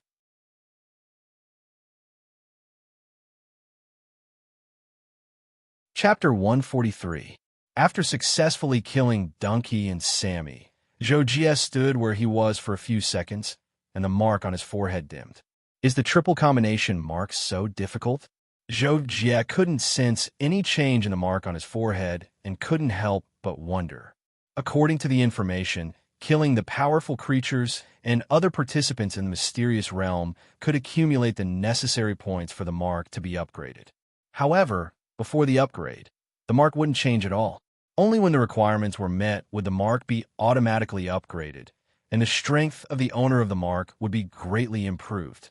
Zhou Jie had killed a lot of creatures in the mysterious realm and 2 owners of the Sun mark, but he still hadn't met the requirements for the mark to be upgraded. He was somewhat helpless. Then, Zhou Jie searched Sammy and Sammy's belongings and found more than 10 kilograms of blood mud essence in their space bracelets. P.S. As mentioned earlier, there are 2 kinds of space storage devices. One is made with technology, and the other is made with loss. Generally, space storage devices made with technology don't have the concept of owner recognition and can be used by anyone. Only a few high-end, custom-made space storage devices can be used. Most of the lost space storage devices, on the other hand, require blood to recognize the owner. As long as the original owner doesn't die, other people can't access the items in the space storage device through normal means. So far, only Zhou Jie's space ring is a lost space storage device. Other than that, even most Lord-level experts use technological space storage devices. That's more than 200,000 cultivation points. That's unbelievable. After obtaining more than 20 kilograms of blood mud essence, Zhou Jie felt like he was dreaming. He had obtained something so valuable in less than 2 days.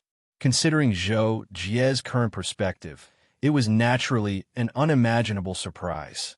However, the opportunities in the Sky Ocean Mysterious Realm were terrifying in the first place. Even Lord-level experts would go crazy for them. However, they couldn't enter and could only rely on their Star Lords. Although they had already lowered the price of the blood mud essence, for Star Lords, even the hair of a Lord-level expert was a treasure. Naturally, the price of the blood mud essence was a pleasant surprise for Star Lords. Next, I should hurry up and upgrade my imprint. Once I reach the triple merge imprint, I will be able to deal with more situations. Making up his mind, Zhou Jie looked at the bodies of Sammy and Roland and suddenly had mixed feelings. The 2 of them would have been the favorites of the major forces if they were in the outside world. Zhou Jie found it hard to believe that they had been killed by him just like that. Even Luo Feng might be killed here. But no matter what, he's still a 9-star lord. He must have something special about him. The thought flashed through Zhou Jie's mind as he leaped and disappeared into the forest. Zhou Jie moved forward in one direction for a day or so. He encountered some apocalyptic beasts or powerful plant creatures on his way, but none of them were as good as the willow tree or the apocalyptic beast killed by Sammy and his companions.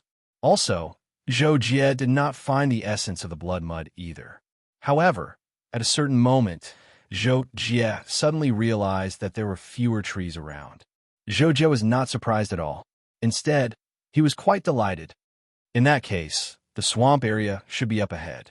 According to the information, that place might be the core area of the blood soil jungle. There are many exotic beasts there, and there are also many powerful plant life forms in the surroundings. The essence of the blood mud mainly comes from there.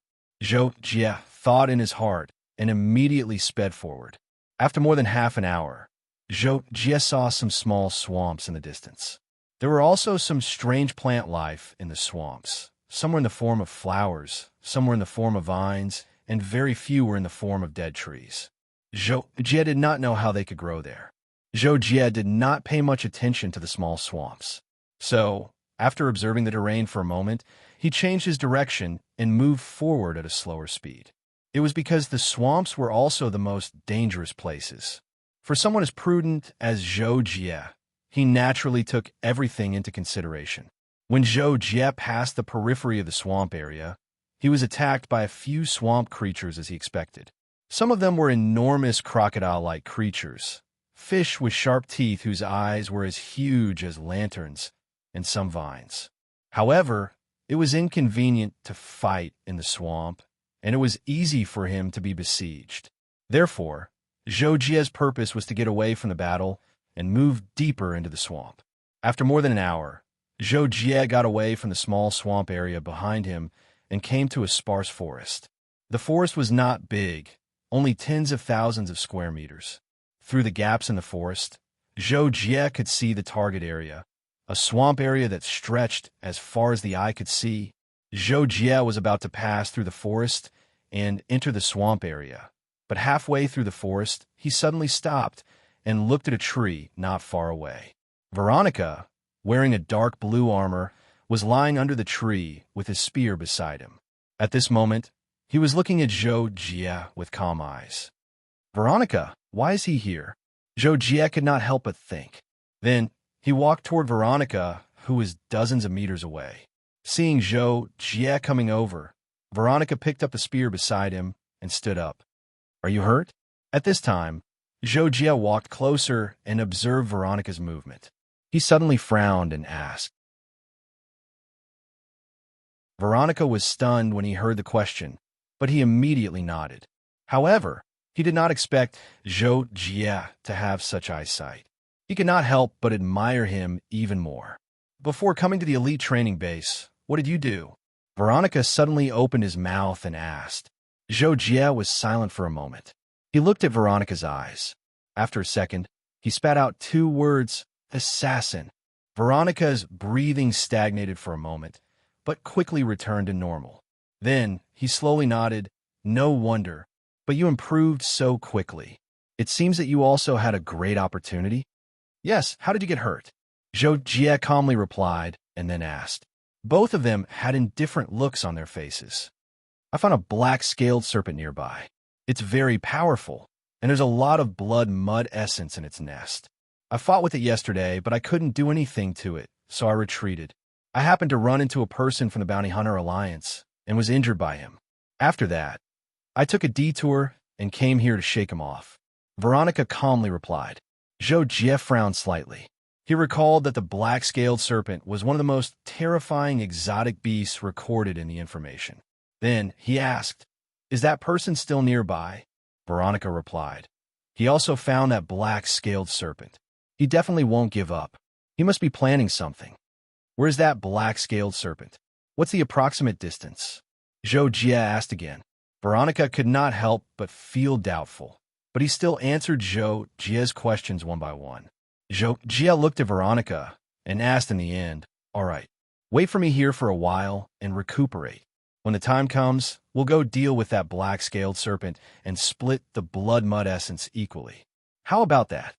Veronica was a little surprised by this, but he reacted and agreed, sure. What are you going to do? Scout out the situation? Or deal with that person? Both, Zhou Jie said, and immediately went in the direction Veronica pointed out. Along the shore of the swamp area, there were small patches of forest, similar to where Veronica was hiding. In a forest about a dozen kilometers away from Veronica, a yellow-haired young man was crafting a large number of traps, which had already covered the entire forest. Zhou Jie immediately noticed a few traps after entering this forest. This made him slightly surprised, and he carefully surveyed the surrounding forest. Most of them are binding traps, and they're not well hidden. The chain of traps is huge, and they don't seem like they're meant for dealing with humans. They should be for dealing with large, exotic beasts, Zhou Jie guessed, and carefully made his way into the depths of the forest. The yellow-haired young man quickly sensed Zhou Jie's arrival. He was shocked and hurriedly hid in the shadows, retracting his aura. Zhou Jie naturally sensed the yellow-haired young man as well. However, after he hid, there was no sign of his aura or movement. In addition, the forest was dark and covered by plants.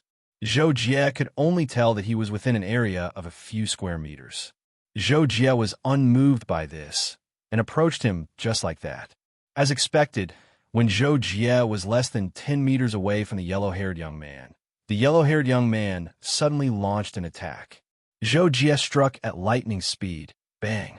Poochie! Ah! With a miserable cry, the yellow-haired young man died, just like that. This time, even Zhou Jie was a little speechless. The other party had charged too fiercely, and his reaction just so happened to counter the other party's attack. With his proficient killing techniques, he touched the other party's neck in one move. Although he was speechless, Zhou Jie was naturally happy to get rid of his opponents so easily, especially when the imprint on his forehead changed. The originally golden circular imprint started changing, quickly turning into a triangular shape. At the same time, it automatically released a large amount of energy for Zhou Jie. Triad imprint.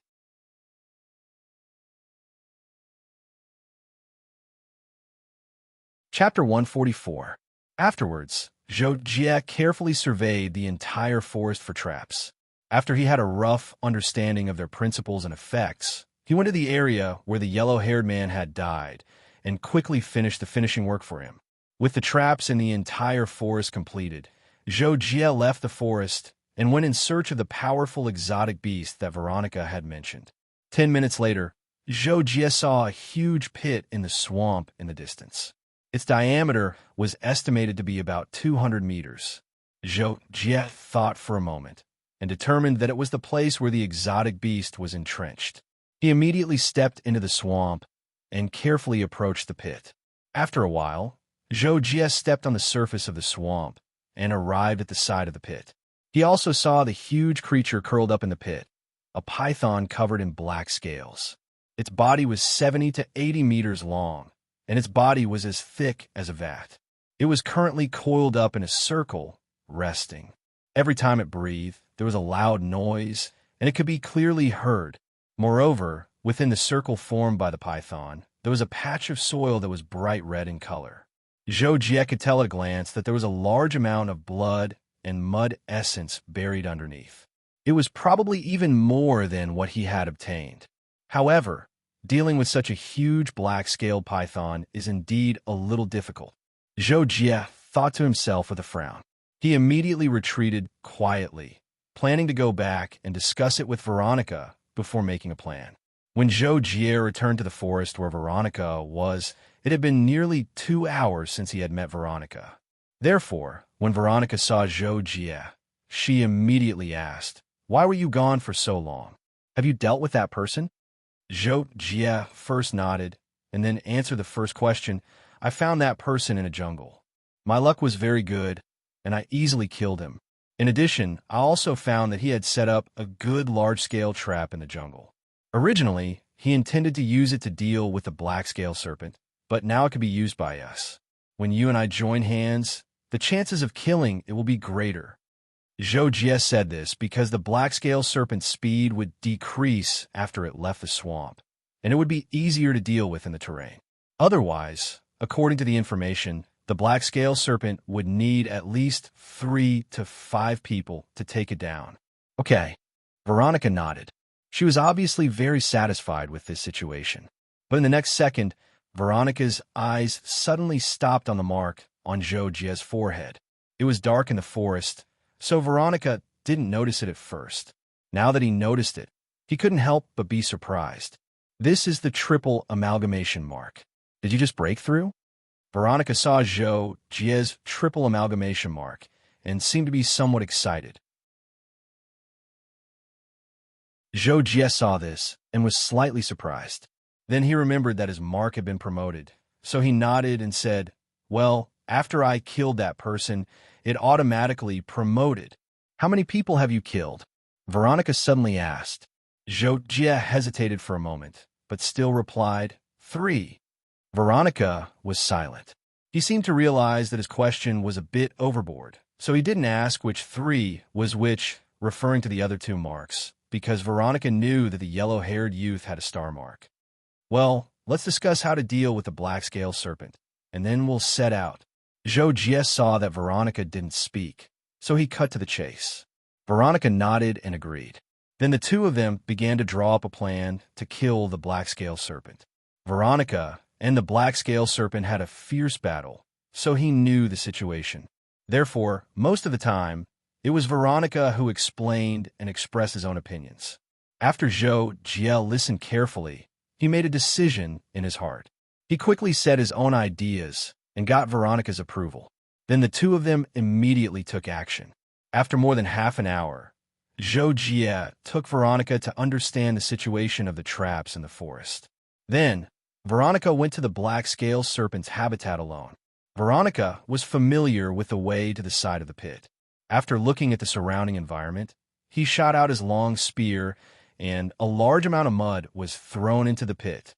The pit was 15 meters deep, and this large amount of mud naturally fell on the black-scaled serpent's head. The sound of Veronica's attack had already awakened the black-scaled serpent.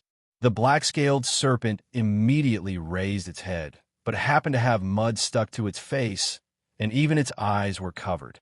The black-scaled serpent couldn't help but be angry. It shook its head to get rid of the mud on its face.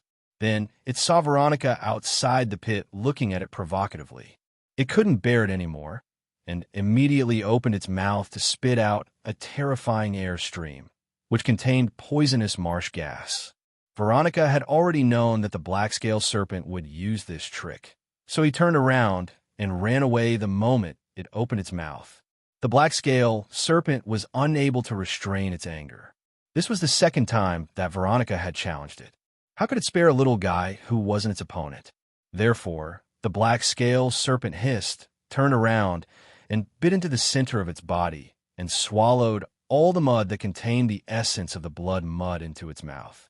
Then, it shook its long body and shot out of the pit like a sharp arrow, chasing in the direction of Veronica's escape at an extremely fast speed. The distance between the pit and the bank of the swamp was less than 200 meters. Veronica flew and landed on the bank in less than a breath. Then he stopped and waited for the black-scaled serpent to catch up with him. Then he would lure it into the distant jungle. The black-scaled serpent's speed was also very fast. It was like a fish in water in the swamp, and unexpectedly reached the bank in a flash. Then it rushed toward Veronica with a fierce roar and wanted to tear him into pieces. Veronica didn't dodge. Instead, he raised his spear and collided with the black-scaled serpent. Seeing Veronica's spear coming, the black-scaled serpent changed its forward momentum. It twisted its body and swung its scaled tail. The scaled tail collided with Veronica's spear at an inconceivable speed and splashed out sparks. Veronica was immediately shaken back. Obviously, he was no match for the black-scaled serpent. However, this wasn't the first time that Veronica had fought with the black-scaled serpent. Naturally, he was confident in this. While he was retreating, he stepped on the ground and flipped over. Then, he rotated his spear and suddenly rushed toward the black-scaled serpent's head. The black-scaled serpent also didn't dodge. It twisted its huge body and rushed forward. The spear pierced its scales, and only a small wound appeared. Before Veronica could exert his strength again, the scaled tail had already swung. Veronica hurriedly withdrew his spear to defend, but he was no match for the strength of the scaled tail. He was swept to the ground like a cannonball and left a shallow pit. Roar! The black-scaled serpent roared and rushed forward again. Veronica endured the surging blood in his body and frantically retreated in the direction of the distant jungle. This time, the black-scaled serpent had made up its mind to eat Veronica. Naturally, it quickly chased after him. It swung its scaled tail several times and hit Veronica in a panic. Veronica not only had to escape the repeated attacks of the black-scaled serpent, but he also had to pretend that he was in a difficult situation. It seemed that the black-scaled serpent would catch up with him at any time. Veronica was calm enough at this time, and he could do it just right. He made the black-scaled serpent feel excited that it was about to catch up with him. Finally, Veronica pretended that he couldn't dodge. His spear collided with the scaled tail, and his whole body flew forward. The black-scaled serpent saw this and angrily rushed forward. It wanted to take advantage of this opportunity to swallow Veronica. However, Veronica exploded at this time. His whole body flew forward and disappeared into the jungle in front of him. The black-scaled serpent pounced on empty air. It reacted very quickly and chased after him. It also rushed into the jungle. It had already reached this point. Even if the jungle was not suitable for it to fight, it still wanted to eat Veronica.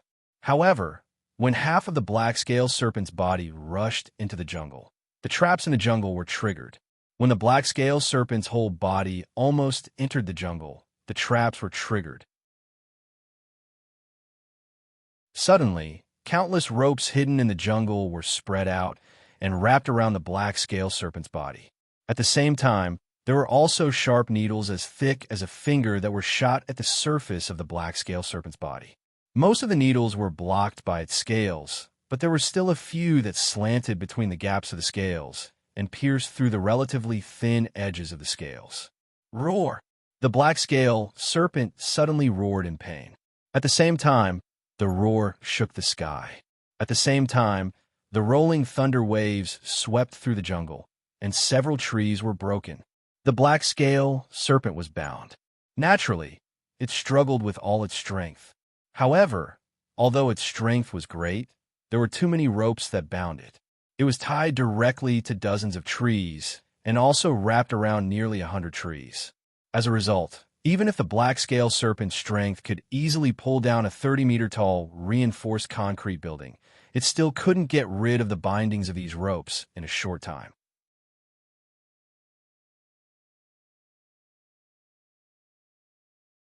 Chapter 145. However, the black-scaled serpent still couldn't stop struggling. Under its terrifying strength, more than a dozen trees near were crooked, and several of them even had their roots uprooted. Veronica had already flown to Zhou Jie's hiding place at this moment. The two of them met and looked at each other. Zhou Jie said, "You've worked hard." He flashed out and rushed towards the black-scaled serpent with his blade. The black-scaled serpent was struggling when it suddenly caught a glimpse of a black shadow shooting towards it from the side. It immediately opened its mouth and roared. An extremely terrifying windstorm erupted from its mouth and wrapped in a thick dark green poisonous miasma. Along with the airflow in its mouth, it burst out like a bomb. Zhou Jie didn't give way to this.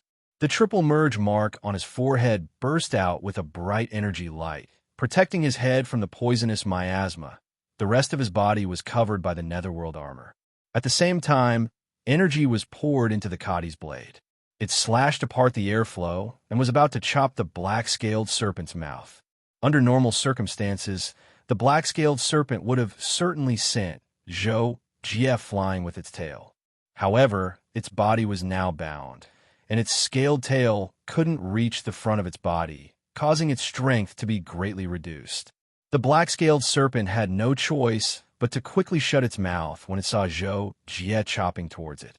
At the same time, it turned its head to avoid the vital parts of its head. Punk! Zhou Jie's blade chopped the black-scaled serpent's body. He thought that he could cut a lot, but he didn't expect that the black-scaled serpent would suddenly shrink its body. Under the circulation of energy on the surface of its body, its defense would simply increase by several times. Zhou Jie's powerful blade only left a faint mark in the end. Then, the black-scaled serpent swung its front body and swept towards Zhou Jie. Zhou Jie quickly dodged and stepped on the serpent's head to quickly fly out. This defense, its strength, is also greater than I imagined. Zhou Jie felt the soles of his feet go numb. Thinking that his previous chop didn't even cause any substantial damage, his heart couldn't help but tighten as this thought flashed through his mind. Fortunately, Zhou Jie had already considered the fact that the black-scaled serpent's thick skin couldn't be cut through, so he planned to deal with the black-scaled serpent in the same way he dealt with the Titan giant ape. Zhou Jie turned back, but the black-scaled serpent couldn't chase after him because it was bound. It could only roar angrily and madly struggle with its huge body. Several trees that were closer to it were uprooted in an instant, and as it continued to struggle, the trees in the distance gradually broke off their roots and exposed the surface of the soil. Seeing that Zhou Jie alone couldn't pose too much of a threat to the black-scaled serpent, Veronica also turned back and fought side by side with Zhou Jie. Let's go together and act according to the plan. If there's a chance, I'll launch a fatal blow. Zhou Jie immediately shouted and then rushed out again. At the same time, Veronica also flew up, her long spear piercing towards the black-scaled snake's head, eyes, nose, and other weak points. The black-scaled serpent saw that Zhou Jie and Yi Shiwen had joined hands to kill them, but not only was it not afraid, but it was also burning with anger at this moment, so that it could have a chance to eat the two of them. Zhou Jie had the triple seal, so his explosive attack was stronger than Veronica's. His blade turned into a rainbow and chopped towards the black-scaled serpent's head. Veronica's spear was long, but her attack was easy to penetrate, and her attack speed was also very fast. She specifically targeted the black-scaled serpent's eyes and nose, so the black-scaled serpent couldn't dodge, and its bound body couldn't break free. Of course, the black-scaled serpent also waved its head and neck several times to attack or sweep towards Zhou Jie and Yi Shiwen. But because the two of them were prepared and its body was inconvenient to move, its attack didn't have much effect. On the contrary, the scales on its face were broken by the continuous attacks of the two people, and its nose was dripping with blood. This made the black-scaled serpent extremely angry, and it finally opened its mouth and spat out a terrifying energy and poisonous miasma again. Zhou Jie and Yi Shiwen immediately retreated. After a few seconds, the poisonous miasma was blown away, and Zhou Jie and Yi Shiwen once again went forward to attack. The black-scaled serpent struggled with all its might, but it could only be injured continuously. But dozens of seconds passed, and as the black-scaled serpent struggled, the power that bound it continued to weaken. More than 30 trees had been uprooted by its power, and the black-scaled serpent's attack range was gradually increasing. Moreover, it was still trying to break free from its scaled tail, and more than half of its body had already broken free from the bindings. "Increase the attack," Zhou Jie shouted, and the great universal shift exploded with an attack that had been accumulating power for a long time. It turned into a brilliant blade and chopped at the side of the black-scaled serpent's face like lightning, immediately causing some scales and blood to splatter everywhere. The black-scaled serpent roared in pain, but Veronica took advantage of the situation, and her spear turned into a ray of light, directly stabbing the wound that had just appeared on the black-scaled serpent's body.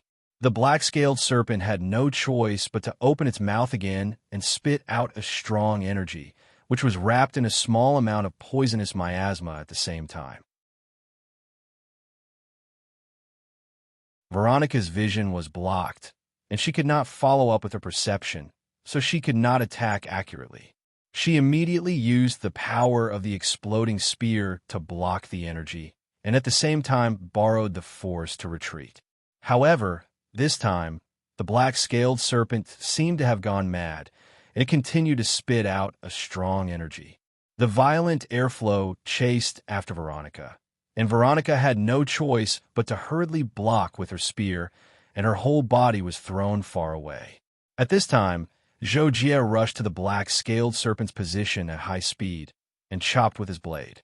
The black-scaled serpent, which was still spitting out energy, suddenly seemed to be strangled by its throat, and it let out a painful, throat-breaking sound, and its huge body seemed to be convulsing and trembling a few times.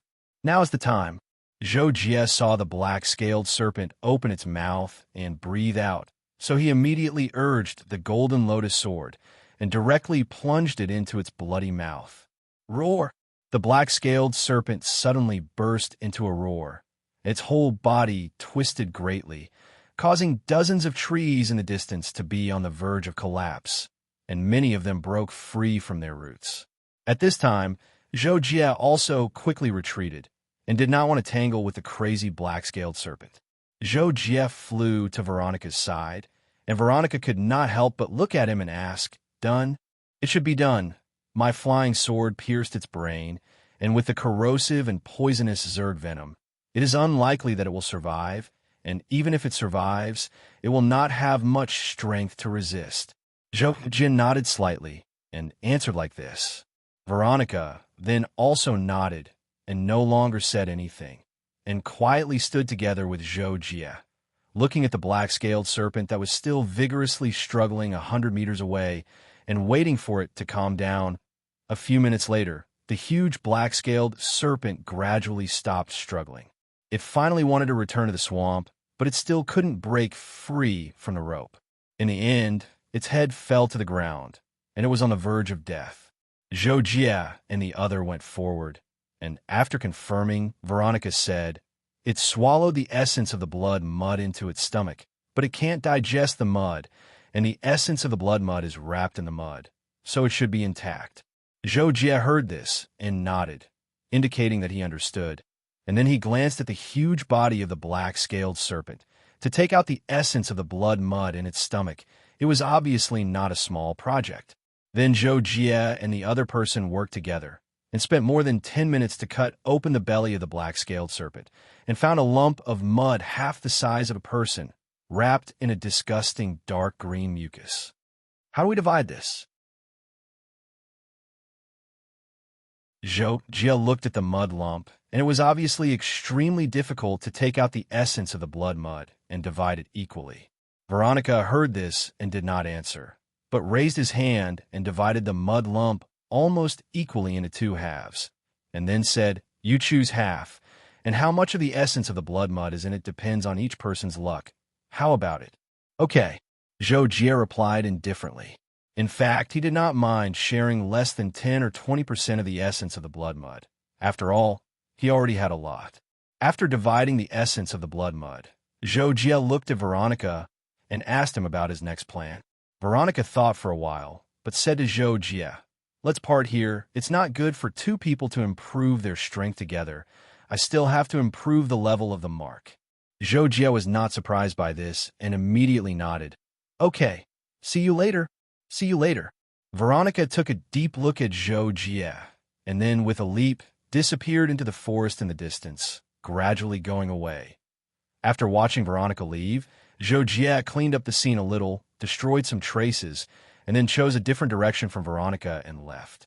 In the next few days, Zhou Jie moved in the swamp area, and naturally, he was more cautious because he could clearly feel the increase of the creatures in the secret realm. Almost every half a day, he would encounter a powerful life form comparable to a willow, and Zhou Jie killed all that he could, but unfortunately, he did not find the essence of the blood mud. He knew that it might be hidden somewhere in the swamp, but the swamp was so big that he could not find it, and it mainly depended on luck.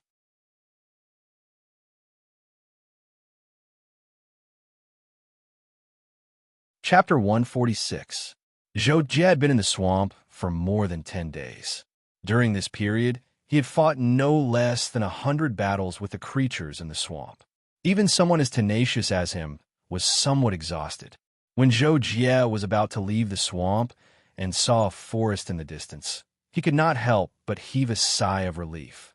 He sped up and left the swamp.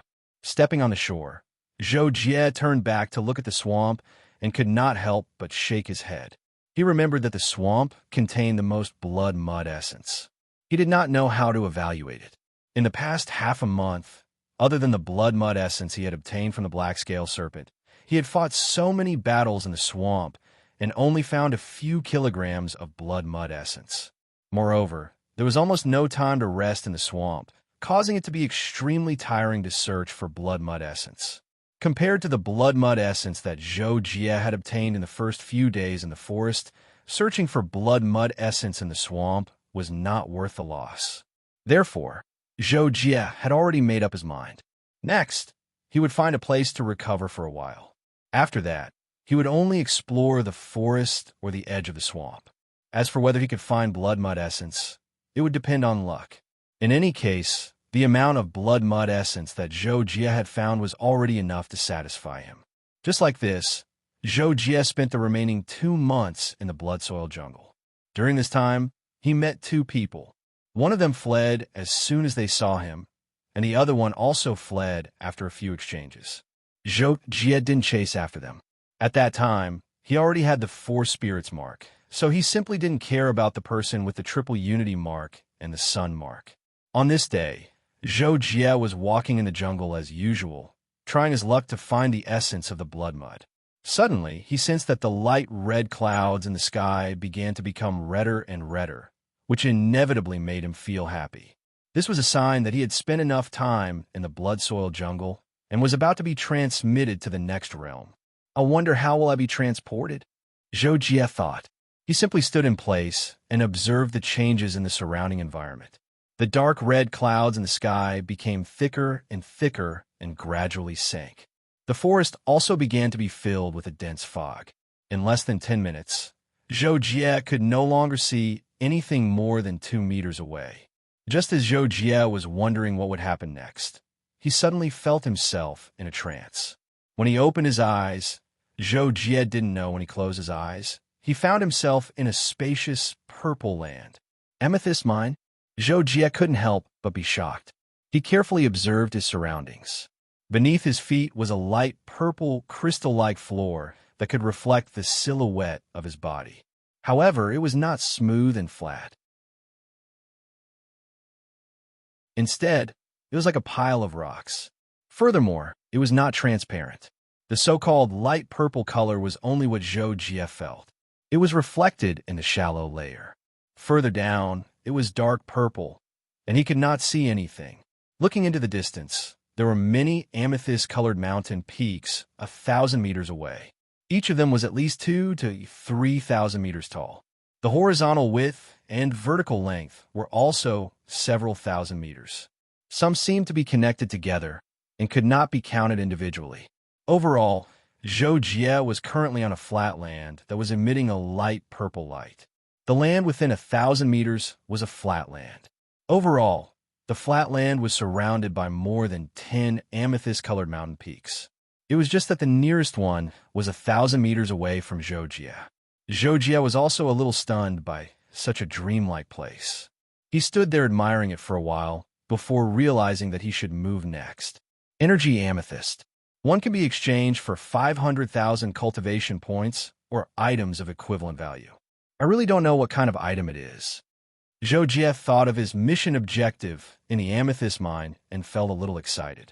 He immediately chose a mountain peak and rushed there. After a while, Zhou Jie came to the foot of a mountain peak. He first inspected the texture of the mountain peak itself. After discovering that it was just some ordinary light purple crystals, he lost interest and directly climbed up. Just like the blood-soiled jungle, there would be tremendous pressure when flying more than 10 meters above the ground. Moreover, flying consumed more unnecessary energy. After climbing for a while, Zhou Jie suddenly looked around. He couldn't help but think in surprise. Everything here can be seen at a glance, but there doesn't seem to be any danger. Then where's the lakeside where the energy amethyst is located? It was useless to think too much. Zhou Jie quickly shook his head and increased his climbing speed. In a few minutes, he arrived at the top of the mountain. Standing at the top of the mountain, Zhou Jie saw the scene behind the mountain. He was stunned for a moment and couldn't help but exclaim in surprise. About 10,000 meters in front of Zhou Jie, there was an endless chain of mountains, all of them emitting a lustrous purple-gold light. The most shocking thing was that each mountain was extremely huge and towering, like a natural moat. Even from 10,000 meters away, Zhou Jie felt that those mountains were incomparably huge and unimaginable. In any case, Zhou Jie estimated that those mountains were all around 10,000 meters in height. He just didn't know if it was 20,000 meters, 30,000 meters, or even higher. Then, Zhou Jie looked at the mountains behind him and on both sides. They were all 2,000 to 3,000 meters tall. Compared to the huge mountains that were tens of thousands of meters tall, they were like a few small hills, inconspicuous. The energy amethyst should be in those mountains, right? It's just that I don't know how long it will take to find such a huge mountain. Zhou Jie thought for a moment and decided to set off for that huge mountain as soon as possible. After all, there were only 3 months. He had to strive to obtain an energy amethyst no matter what. Thus, Zhou Jie slid down the mountain and soon arrived at the foot of the mountain. He ran all the way to the next mountain. Zhou Jie ran for a few hours in a row before he crossed over 5 mountains and entered a plain. In the center of the plain, there were a few huge mountain ranges that were connected by a few incomparably huge mountains. Because he had just consumed a lot of energy, Zhou Jie reduced his speed and approached the mountain range in the distance. However, the total distance was only 10,000 meters. Zhou Jie estimated that it would take less than 10 minutes to reach the foot of the mountain range. However, When Zhou Jie was flying at a low altitude, he saw a translucent pinkish-purple thing moving in the distance. He couldn't help but feel puzzled. Then, he flew in the direction of that thing. When Zhou Jie was less than 100 meters away from that thing, Zhou Jie clearly saw that it seemed to be a ball-like creature. It had a transparent face, including its nose, eyes, and mouth. It was actually very cute as it hopped around. "This is the purple gold spirit?" Zhou Jie was surprised. He recalled the records of the exotic beasts in the purple crystal mine. The only one that had a similar description was the purple gold spirit. After the thought flashed through his mind, Zhou Jie sped up and approached. His flying sword stabbed out and landed directly on the purple gold spirit. However, what left Zhou Jie dumbfounded was that when the flying sword stabbed into the purple gold spirit's smooth surface, it actually slipped off. Yes, it was like poking a piece of jelly with chopsticks. If the angle was slightly off, the chopsticks would simply slide off the surface. There was no way they could stab into the jelly at all. The purple gold spirit, however, was frightened by this. It let out a sharp cry and bounced off into the distance at an extremely high speed. Zhou Jie had no choice but to speed up and catch up again. At the same time, he stabbed out with his flying sword. This time, Zhou Jie was more careful. He stabbed down vertically and finally pierced into the purple gold spirit. The purple gold spirit immediately shattered, turning into a mass of pure, substantial energy that emitted light.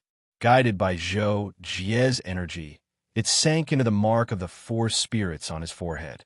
It can directly replenish energy and even improve the level of the mark. Good stuff. The moment the energy entered the mark, Zhou Jie felt that the mark's energy was quickly restored to almost 100%. He couldn't help but exclaim in delight. At this point, Zhou Jie was no longer in a hurry to enter the huge mountain range to search for purple crystals. Instead, he planned to search for the purple gold spirit on the plains. If he could use this to upgrade his mark to the mark of the 5 spirits, it would definitely be twice the result with half the effort for his following actions. Just like that, Zhou Jie searched for the purple gold spirit on the plains. Not long after, he saw another one. He immediately flew overexcitedly, controlling his flying sword to assassinate it. But it was also at this moment that Zhou Jie caught a glimpse of a white dot flying out of the huge mountain range in the distance from the corner of his eye. Zhou Jie couldn't help but turn his head to look in that direction. When Zhou Jie saw clearly what that white dot was, the expression on his face immediately turned into one of shock. An immortal dragon?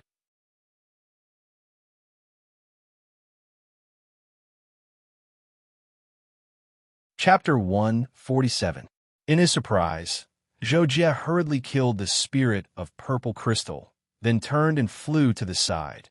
The undying divine dragon had been flying in his direction just now, so Zhou Jie chose to run to the side. At the very least, he could verify whether the undying divine dragon was flying toward him or not. Facing the undying divine dragon, Zhou Jie did not have the slightest intention of hunting it.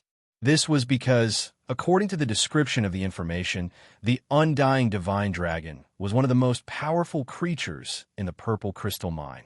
Of course, there were other powerful creatures that could be on par with it, but the problem was that the undying divine dragon was called the undying divine dragon.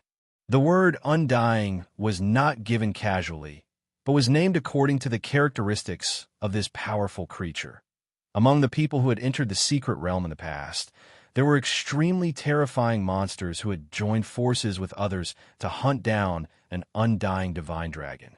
However, after the undying divine dragon's head was chopped off, its body suddenly burst with a terrifying brilliance of energy. Immediately after, its head that had fallen to the ground disappeared, and it grew back to its broken neck. Moreover, the undying divine dragon, which had been on the verge of death, actually recovered to its peak and was once again insufferably arrogant. Those few people who had hunted the undying divine dragon had expended a great deal of effort before they were lucky enough to chop off the undying divine dragon's head. Seeing the undying divine dragon come back to life just like that, all of them were dumbfounded and fled in fright. From then on, no one dared to have any ideas about the undying divine dragon. As Zhou Jie flew to the side, he kept an eye on the undying divine dragon's movements. At this moment, the undying divine dragon was still thousands of meters away from him. Suddenly, it began to descend from a height of hundreds of meters. Its wingspan extended to the limit, which was a full 100 meters. Its two strong dragon claws stretched forward, and after sweeping across the ground, it flapped its wings and flew back to the top of the huge mountain range. Seeing this, Zhou Jie immediately stopped running. He had just seen clearly what the undying divine dragon was holding from the ground. It was a spirit of purple crystal. This made Zhou Jie immediately understand that the undying divine dragon was here to capture the spirit of purple crystal, and it was very likely that the undying divine dragon was using it as food. The undying divine dragon flapped its wings and turned into a black dot in a few breaths' time. Zhou Jie could not help but sigh inwardly. Creatures of the mystic realm could fly here without being restricted by the laws of space. This meant that they were invincible. The undying divine dragon could not be killed. It was really a bug-level existence. Afterward, Zhou Jie approached the huge mountain range while searching for the spirit of purple crystal. The journey that originally took less than 10 minutes took more than an hour. During this time, Zhou Jie had hunted a total of 4 spirits of purple crystal, but his 4 spirit mark had yet to be upgraded to 5 spirit marks. Zhou Jie came to the foot of the huge mountain and looked up at the peak. Although there were no clouds here, due to the angle, he still could not see the peak of the mountain. Therefore, Zhou Jie did not say much and began to climb the mountain in front of him. After climbing about 500 meters, Zhou Jie found some mountain paths that could be walked on. However, they were very shallow and were not man-made, but naturally formed.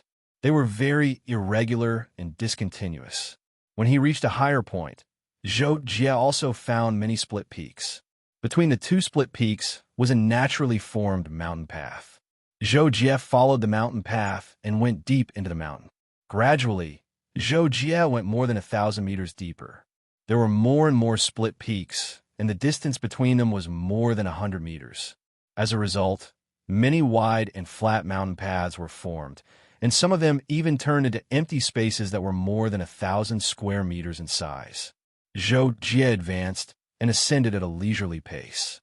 At the same time, he was constantly familiarizing himself with the various mountain situations. This was out of his professional habits and experience, but no matter what, this was a good thing. When he encountered danger, at least he knew the escape route.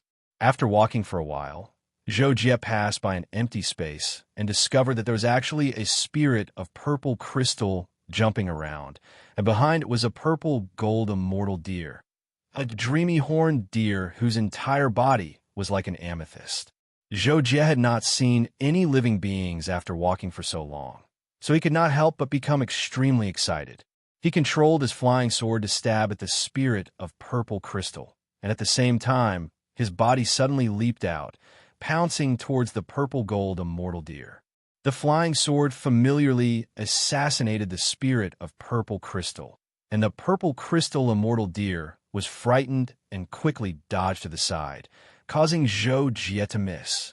Naturally, Zhou Jie was unwilling to leave empty-handed. He hurriedly accelerated to the limit and charged towards the purple crystal immortal deer. The energy of the Kadi's blade burst out, ready to cut off its escape route at any time. But in the next second, something that left Zhou Jie almost dumbfounded happened. Seeing that Zhou Jie was continuing to charge at it, the purple crystal immortal deer seemed to understand that it would be blocked if it ran from the sides, so it actually turned around and jumped back, jumping out of the open platform. Outside the open platform was an abyss that was thousands of meters deep. Zhou Jie could not help but stop his charge. In a flash, he arrived at the edge of the open platform and looked down. He saw that the purple crystal immortal deer was actually running down the cliff at a controlled speed, as if it was running on flat ground. Obviously, it would not fall to its death. Is that even possible? Zhou Jie was speechless. He could only shake his head turn around, put away the flying sword, and continue forward. After spending nearly half a day, Zhou Jie had climbed to a height of 10,000 meters above the mountain peak. During this time, Zhou Jie had also seen a few creatures, including the purple crystal immortal deer, the spirit of purple crystal, the purple crystal icy ape, and the purple crystal crane. Among them, the spirit of purple crystal and the purple crystal icy ape were killed by Zhou Jie. As for the other two, haha, Zhou Jie could only smile and say nothing. As Zhou Jie walked along the edge of a wide mountain path, he inadvertently glanced to his left. However, this inadvertent glance made Zhou Jie's eyes widen. He hurriedly looked down at the cliff on his left. As mentioned earlier, there were no clouds or fog here. Looking down from 10,000 meters above, he could clearly see the outline of the scenery on the ground. Moreover, although Zhou Jie's eyesight was not as good as an eagle's, it was still several times better than an ordinary person's. Most importantly, although the scenery on the ground was only the tip of the iceberg, it was still very large. What Zhou Jie noticed was that on the ground 10,000 meters away, there was a corner of a lake or pool. Most of it was blocked by the mountain in front of him. Only a small piece was exposed. It was about 1/10 of a circle, but it was still about the size of a thumb. It was enough to attract Zhou Jie's attention. Zhou Jie was shocked by this unusual scenery. At least it was in the purple crystal mine. After all, it was in a mining area. He hurriedly continued walking up the mountain to the other side of the mountain so that he could see the entirety of the lake or pool. 10 minutes later, Zhou Jie came to the other side of the mountain. However, he realized that there were a few protruding mountain peaks that blocked his view. Only then did he realize why he had not discovered the lake, pool, at the foot of the mountain earlier. On his way here, he had gone around the entire mountain peak once. Helpless, Zhou Jie estimated the angle and continued forward. Finally, he saw the corner of the surface lake at a position, and it was slightly larger than before. It was just that there was no way to see the overall appearance of the lake. Zhou Jie was still itching. He immediately slid down the cliff. The cliff had a certain angle downward. Although Zhou Jie couldn't fly away from the cliff, it was no problem for him to slide down. Climbing up was not easy, but sliding down was much faster. In less than 2 minutes, Zhou Jie had slid down a few thousand meters and landed on one of the protruding mountain peaks. Zhou Jie came to the top of the mountain peak and looked down. This time, the massive lake on the surface was almost completely exposed to his eyes. It was an almost circular lake with a diameter of at least 10,000 meters. It was different from the uniform purple or pink color of the other scenery in the purple crystal mine. Actually, there was not much difference between the two colors. It was just a difference in the depth of the purple. The lake was an azure blue, just like blue crystals. It was equally beautiful and beautiful. However, on second thought, Zhou Jie was puzzled as to why this lake existed in the middle of chain of mines. What was its source? There were no clouds in the world of the purple crystal mine, and there was very little water vapor in the air. The formation of this lake was indeed a little strange. Just as Zhou Jie was thinking, he suddenly noticed that there were ripples on the surface of the lake. The originally calm surface of the lake suddenly stirred up an area, and a huge water column shot up. Of course, in Zhou Jie's eyes, it was just a small wave.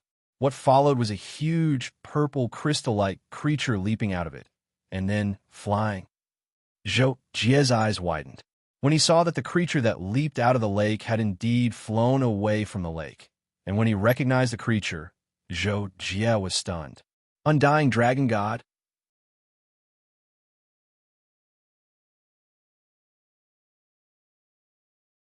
Chapter 148. After the immortal dragon god flew out of the lake, it flew toward the side of the mountain where Zhou Jie was and left the area between the two peaks.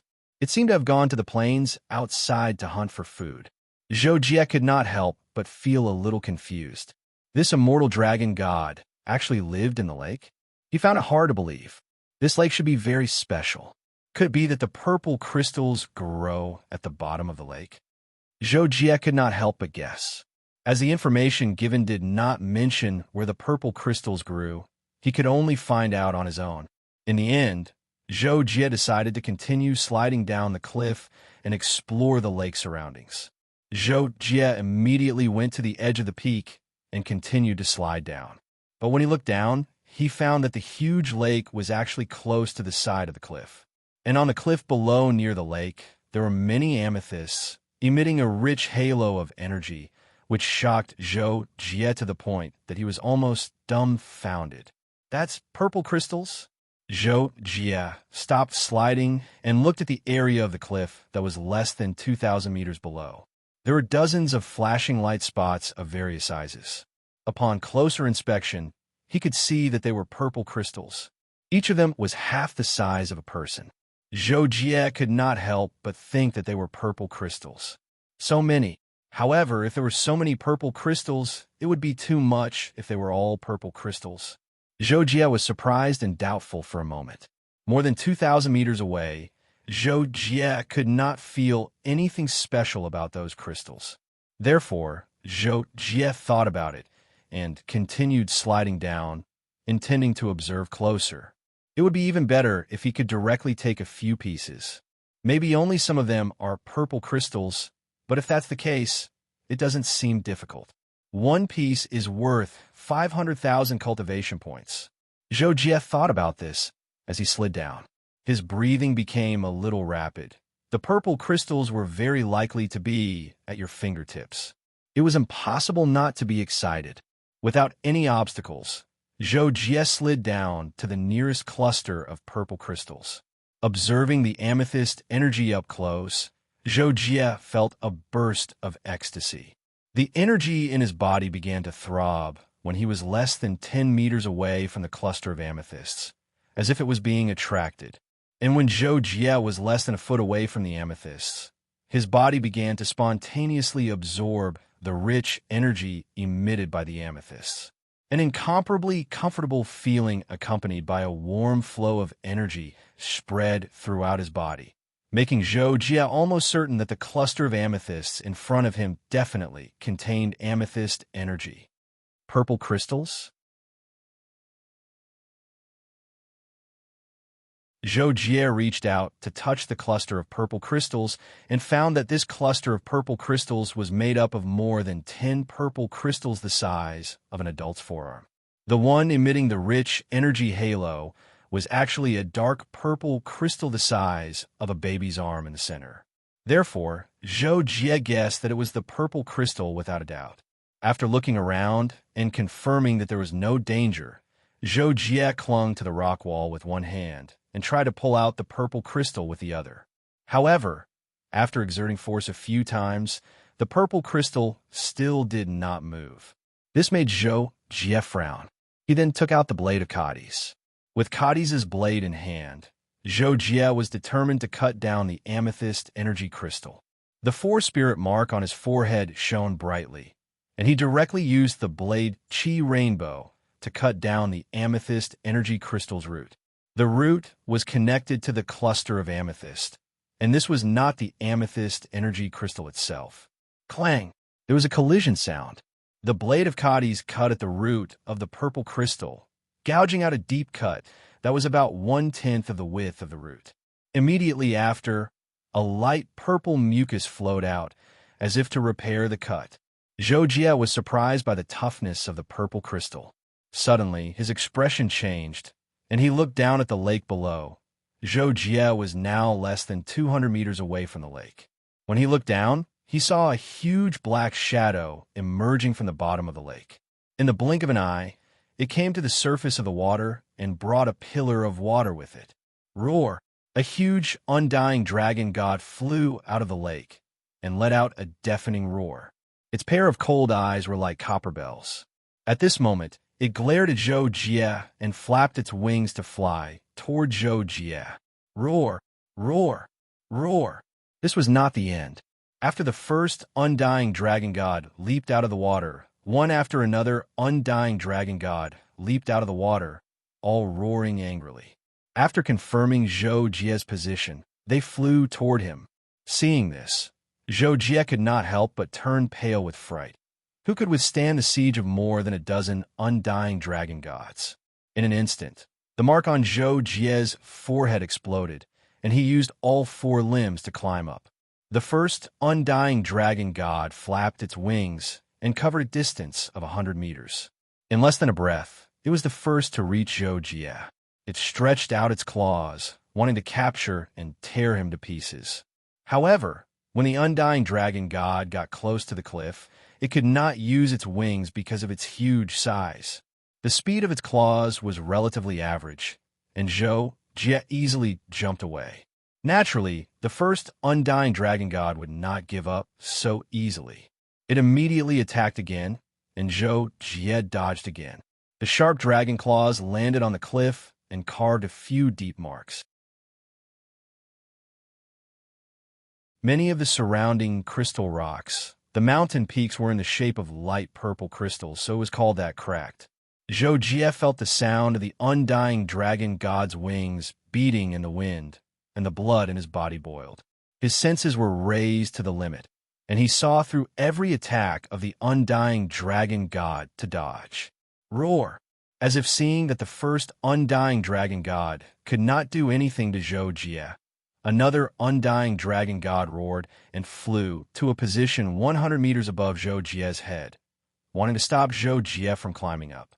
Zhou Jie sensed it in advance and hurriedly jumped to one side. However, two more undying dragons blocked his left and right sides, making it even more difficult for him to dodge. Fortunately, the four undying dragons could not attack at the same time. Zhou Jie took advantage of his small and nimble body to dodge all the claws of the undying dragons. In the blink of an eye, he had climbed more than 1,000 meters.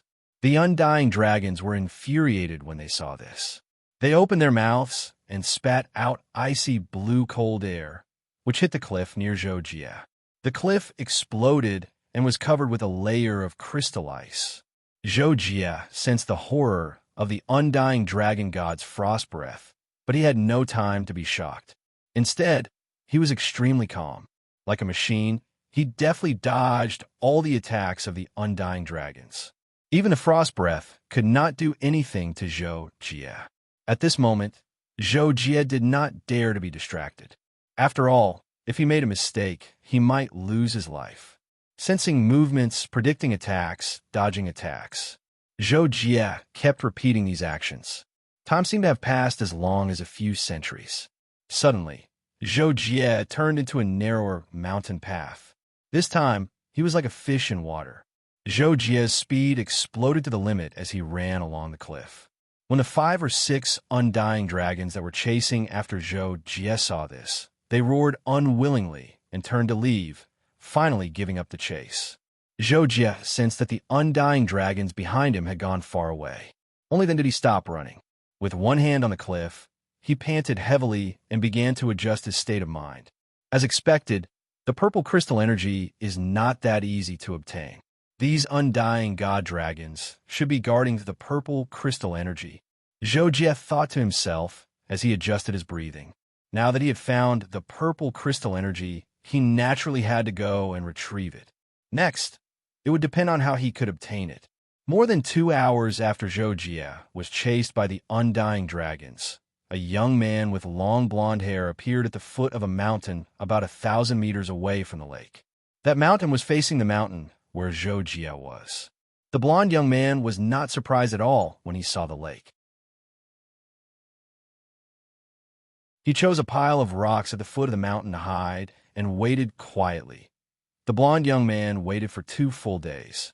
During this time, a total of 6 people came to the lake. They were summoned by the blonde young man and also hid in the pile of rocks. In the pile of rocks, the 7 people had been gathered there for more than half a day. What's going on? Where's Sammy and Dunk? Are they really dead? A red-haired young man could not help but ask at this time. The blonde young man in the lead also looked at the ground coldly and said 2 days. Logically speaking, they should have arrived. If they didn't, they could only be dead. Then there's no need to wait. Hurry up and get ready to start. The sooner we get the purple crystals, the sooner we can hunt the purple crystal spirit.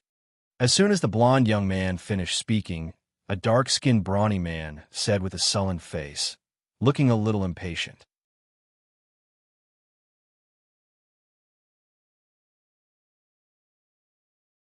Chapter 149. Then let's do as Pu Jinsen said. Let's assign the tasks and get ready to move. The blond youth was silent for 2 seconds and suddenly agreed with the black-skinned brawny man. Everyone frowned, but no one said anything. The blond youth was the leader of this operation. He was also the only 9-star lord from Sky Sea Cosmic Nation who entered the secret area. He was also one of the direct disciples of the leader of Sky Sea Cosmic Nation. In Tianxue had lived for a long time and had taken in more than 10 direct disciples. 7 of them were still alive. Therefore, the blond youth, Harry, was not as famous as Zhuo Qiuhong's direct disciple, Luo Feng. However, he was as powerful as Luo Feng. After all, he was thousands of years older than Luo Feng and had not been able to break through to the Horde leader level. Therefore, for those below the Horde leader level, he was one of the top figures in the entire Wanhai starfield. The people of Sky Sea Cosmic Nation had entered the secret area more than 10 times. Naturally, they had more information about the secret area than other powers. For example, the information that Zhuo Qiuhong gave to Zhou Jie and the others was compiled by him. It did not mention the location of the purple crystal because the purple crystal that Zhuo Qiuhong found was in the mountain peak. He knew that the others were also in the same place. This made him think that the purple crystal was randomly distributed in the mountain peak. Therefore, there was nothing to explain. Zhuo Qiuhong did not know that Zhou Jie had found the lake.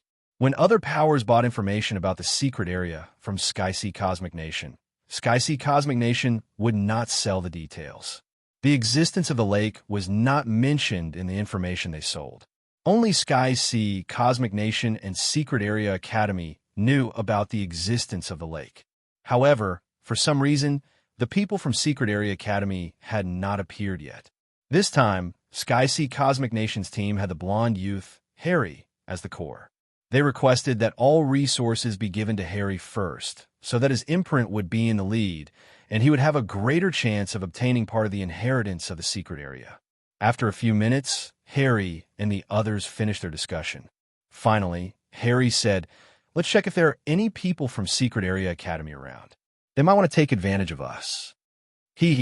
Maybe they know that we'll come here first and don't want to fight us head on. They'd rather wait for us to take the purple crystal and leave first." Pu Jinsen laughed when he heard that. He was the second most senior person in the room and was a 7-star master. His elders were quite powerful in the Sky Sea Cosmic Nation, which was why he dared to speak so casually. "I hope so too, but just in case, let's check the surroundings first," Harry said calmly. Thus, the group split up and each of them chose a direction to investigate. Zhou Jie had already noticed the people from Sky Sea Cosmic Nation the day Harry arrived. Unfortunately, Zhou Jie's position and height allowed him to see part of the area where Harry and the others were hiding. That day, Harry was walking around, and Zhou Jie accidentally saw him. Harry's arrival naturally attracted Zhou Jie's attention. Since he wanted to obtain the purple crystal energy source, he needed to observe the lake's situation. Therefore, over the past few days, Zhou Jie had already seen through Harry and the others. He knew that they must be from the Sky Sea Cosmic Nation and had formed a team to obtain the purple crystal energy source. They started to act. Zhou Jie quietly hid at the edge of the cliff. When he saw Harry and the others come out from their hiding place and scatter in all directions, he quickly realized what they were thinking. "I'll hide for a while and see how they're going to obtain the purple crystal energy source. It'll be easier for me to act now that I've learned from their mistakes," Zhou Jie thought to himself and retreated to the hiding place he had chosen earlier. Harry and the others did not search very carefully, but the area was quite wide. They even searched the 2 nearby mountains and even the top of the mountain, but they did not find Zhou Jie. Half a day later, Harry and the others regrouped and began to act. Zhou Jie came out from his hiding place and looked down from the edge of the cliff. He saw a man in green armor come to the edge of the lake and pick up the crystal fragments on the ground to play with the water. The man in green armor did not play for long, and the originally calm, lake began to surge. Accompanied by a series of angry roars, a few undying divine dragons broke out of the water one after another, locked onto the man by the lake, and pounced on him. The man in green armor quickly turned around and ran. His speed was so fast that even Zhou Jie was shocked. So fast, he's almost as fast as the undying divine dragon's flying speed. The man in green armor quickly ran out of Zhou Jie's sight, and 4 undying divine dragons left with him. The remaining 3 undying divine dragons chased after him for a while, then turned around and planned to return. However, at this moment, another person appeared and attracted the attention of the 3 undying divine dragons. Then, this person also chose a direction and ran wildly. The 3 undying divine dragons chased after him, and soon they were out of Zhou Jie's sight. At this time, another 3 people appeared. They came to the surface of the lake and attacked the lake, stirring up waves that were dozens of feet high on the surface of the lake. Soon, another 7 undying divine dragons broke out of the water and split up to attack the 3 people. The 3 people immediately fled in panic and lured the 7 undying divine dragons away. Not long after, Harry and Pu Jinsen appeared, but this time, the 2 of them went straight for the purple energy crystals that grew near the cliff of the lake. Harry and Pu Jinsen each chose a purple energy crystal near the lake, and with a few flashes, they came to the purple energy crystal. They each took out a strange-looking tool and began to use all their strength to chisel the purple energy crystal. Crack! Harry's chisel broke 1/3 of the purple energy crystal's root, but he did not pull out the tool. Instead, he began to cut the purple energy crystal's root with force. The purple energy crystal was cut by him, and it broke from the root at an extremely fast speed. On the other hand, Pu Jinsen was much worse than Harry. His chisel only cut about 1/5 of the purple energy crystal, but it was still very fast. It would probably take less than 2 breaths to cut a piece of the purple energy crystal. In less than 2 seconds, the surface of the lake below trembled. Accompanied by soaring waves, a terrifying long snake-like creature as thick as an ox emerged from the water. It was more than 50 meters long above the lake's surface, and as soon as it appeared, it pounced on Harry like lightning. Harry was about to cut a piece of the purple energy crystal when he sensed the movement behind him. He could not help but frown, but he obviously knew that this would happen. He quickly took out a snake-like tool, and the 5 marks on his forehead burst out. He stabbed the snake-like tool with his backhand and accurately pierced the snake-like creature's jaw, forcing its head up and unable to open its mouth to bite. Pah! Harry successfully cut a piece of the purple energy crystal with a crisp sound. This made him happy immediately. Without thinking, he put away the purple energy crystal and climbed to the shore. At this time, the snake-like creature broke free from the snake-like grip. Seeing Harry escape at lightning speed, it angrily opened its mouth to bite again. Harry came to Pu Jinsen's side and stabbed the snake-like creature with his backhand. He then handed the snake-like fork to Pu Jinsen and took the tool in Pu Jinsen's hand at the same time. You block it.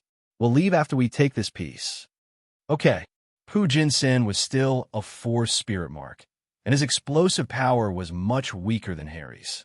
If he continued to cut the purple energy crystal, it would take at least 1.5 breaths of time, but Harry took over much faster, only 5 seconds.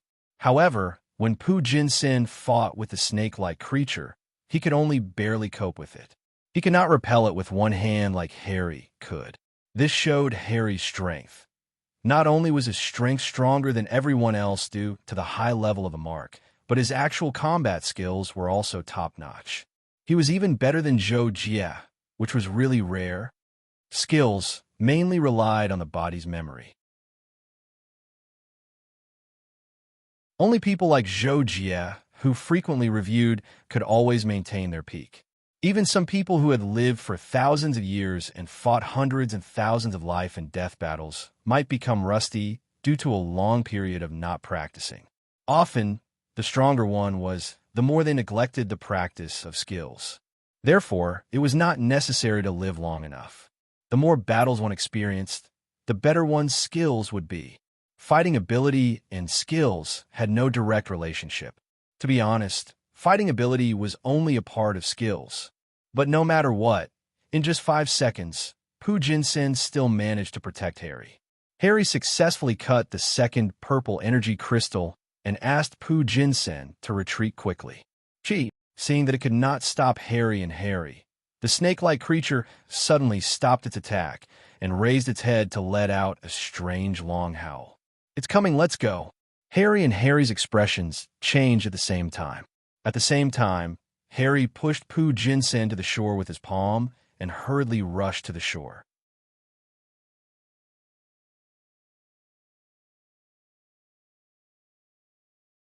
Chapter 150. The duo ran as soon as they touched the shore, not stopping at all. It was as if a terrifying beast was chasing after them, forcing them to flee in panic. As a matter of fact, it was indeed an extremely terrifying existence that made the two of them flee for their lives. At this moment, it sensed the summoning of the serpent creature and broke out of the water. Its enormous body brought up a waterfall-like wave from the sky and poured back into the lake with a loud splash. The enormous creature flapped its wings and flew high into the sky, chasing after the two of them. Zhou Jie was hiding in the dark. When he saw the last huge creature that came out of the water, he could not help but be shocked to the extreme. It was an undying divine dragon with a body length of more than 100 meters, with a wingspan of more than 150 meters. It was almost twice the size of an ordinary undying divine dragon. And the most terrifying thing was that it actually had 3 long necks and 3 heads. A 3-headed undying divine dragon. Zhou Jie looked at the undying 3-headed dragon chasing after the duo.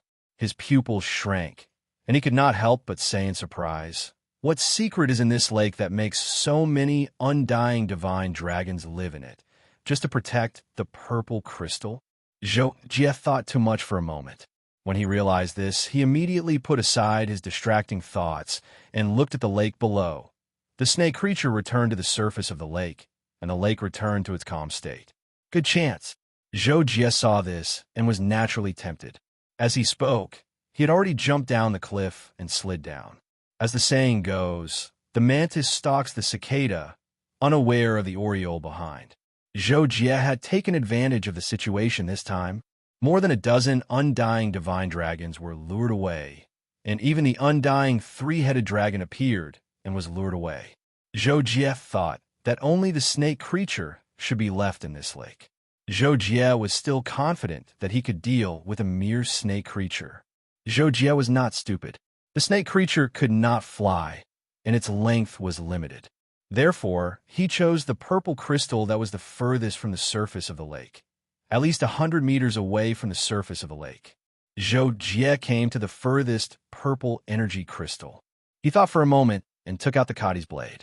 He did not slash it forcefully, but carefully tried to cut the base of the purple energy crystal. However, what made Zhou Jie feel helpless was that this would not work at all. The Kadi's blade was not sharp enough, and the surface of the crystal was extremely smooth. He did not know how long it would take to cut into it, and who knew when the dozens of undying divine dragons and the terrifying 3-headed undying dragon would return. Therefore, even if he could cut into the crystal without alarming the serpent creature, in fact, it would not work, as the people of the Sky Sea Cosmic Nation had already tried. He could not do it. After discarding this stupid idea, Zhou Jie did not have to worry too much. The mark on his forehead flashed, and the blade of Kadi's exploded with a powerful slash, accurately cutting into the root of the purple crystal. This time, it cut into nearly a quarter of it. Then, Zhou Jie used the method that Harry and the others used to cut the purple energy crystal. He began to cut the purple energy crystal madly in a seesaw manner. Of course, Zhou Jie's cutting of the purple energy crystal was noticed by the serpent creature in the lake. The serpent creature broke out of the water at the first moment, and after locking onto Zhou Jie's position, it leaped up and opened its mouth to bite at Zhou Jie. Zhou Jie did not even look back. With a thought, The golden lotus sword shot out and pierced the serpent creature's lower jaw like lightning. Gee! The serpent creature cried out in pain. Its huge body had not even touched Zhou Jie when it lost all momentum and fell down. Seeing this, Zhou Jie could not help but breathe a sigh of relief. This was because the serpent creature was no longer a threat to him. He could easily take one of its purple energy crystals, or even more. Zhou Jie realized that he might be able to get more than one purple energy crystal. He could not help but be excited at the moment. He worked even harder to cut the purple energy crystal. After about 20 seconds, he successfully cut the purple energy crystal and stored it in the infinite space ring. During this time, the serpent creature roared angrily and launched a few leaping attacks at Zhou Jie, but naturally, it was useless. Zhou Jie was very excited about this. He quickly went to a nearby purple energy crystal and began to cut the second one. Seeing that it could not do anything to Zhou Jie, the serpent creature was furious to the extreme. It finally gave up on attacking. Instead, it raised its head and roared desperately again and again. Chi! Seeing this, Zhou Jie's expression changed slightly. This was because the serpent creature's roar was so powerful that it could be heard for dozens of miles. Even the mountains were trembling slightly because of it. Even if the immortal dragon god heard it, it would be difficult for him to come back in 20 seconds. I still have time to get this one. I'll leave after I get it. Zhou Jie also knew that greed was insatiable. If he insisted on taking the third piece, he might be seen by the immortal dragon god. By then, he would be in trouble. Zhou Jie did not want that to happen. Therefore, after cutting the second purple energy crystal, Zhou Jie climbed up, intending to escape this place. When the serpent creature saw Zhou Jie escaping upward, it roared a few times unwillingly and finally plunged back into the lake. Zhou Jie climbed up a wide road more than 4,000 meters above the mountain peak and could not help but breathe a sigh of relief. When he thought of the two purple energy crystals in his hands, he could not help but smile. However, before Zhou Jie's smile could fade naturally, it turned into a look of astonishment. This was because a familiar roar came from the corner in front of him. The immortal dragon god. Zhou Jie recognized the roar. He did not have time to think about how it had appeared at this height of the mountain peak. He turned and ran. However, in the next second, Zhou Jie knew why the immortal dragon god had appeared. As soon as Zhou Jie turned his head, he sensed two waves of energy approaching rapidly from not far behind him. In the blink of an eye, they appeared less than 10 meters behind him. At this time, Zhou Jie had just started to run. As he did not increase his speed, he was directly overtaken by the two waves of energy. When Zhou Jie saw that the two waves of energy were two familiar figures, Zhou Jie suddenly felt uneasy. It's actually these two people. Zhou Jie instantly felt his scalp go numb. At the same time, he knew which immortal dragon god was chasing behind him. At this time, Zhou Jie also rushed forward with all his strength and then slid down the side of the cliff. It turned out that the two people who had just overtaken Zhou Jie were Harley and Pu Jinsen, and the one chasing them was naturally the terrifying immortal three-headed dragon. Zhou Jie thought that he should not be the target of the immortal three-headed dragon, so he quickly chose to jump off the cliff to avoid the immortal three-headed dragon hurting the innocent.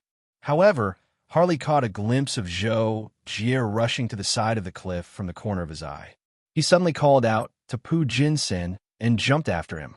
Therefore, on one side of the cliff, the three figures rushed down the cliff, each using their weapons to reduce their speed and drawing a trail of sparks on the crystal cliff. Because of its huge body, the immortal three-headed dragon was originally flying at the edge of the cliff. At this moment, when it saw Zhou Jie and the other two sliding down, it immediately rushed down angrily. It opened its mouth and spat out ice breath. Not only was it more powerful than the ordinary mortal dragon, but more importantly, it had 3 heads and could spit out 3 ice breaths at once. The 3 ice breaths attacked Zhou Jie and the other 2 separately. Zhou Jie could not help but curse in his heart. I don't think I provoked you, have I? Why are you taking care of me? However, Zhou Jie did not know that the immortal dragon was extremely sensitive to the energy amethyst. Therefore, the immortal three-headed dragon could sense the traces of the energy amethyst left on Zhou Jie's body. Therefore, it also regarded Zhou Jie as a thief and wanted to punish him. In the face of the ice breath, no one dared to resist it directly. Zhou Jie and the other two tried their best to dodge, and they looked extremely embarrassed in the process of rapidly sliding down. However, something even worse happened right after. In the distance, there were roars of the immortal dragon. Several immortal divine dragons flew back from the left and right sides of the lake, and Zhou Jie and the others were still falling into the lake. In this way, not only were they being chased by the immortal three-headed dragon, but they were also about to be surrounded by more than a dozen immortal divine dragons. When Zhou Jie discovered this situation, he really wanted to kill Harry and the other two on the spot. He could have reaped the benefits without doing anything, but in the blink of an eye, he had fallen into such a terrible situation. This was all because of Harry and the other two. At the same time, Harry and the other two also turned pale. Obviously, they did not expect such a situation. At that moment, Harry had no choice but to shout to Pu Jinsen, break through to the left, and join the others. Roar!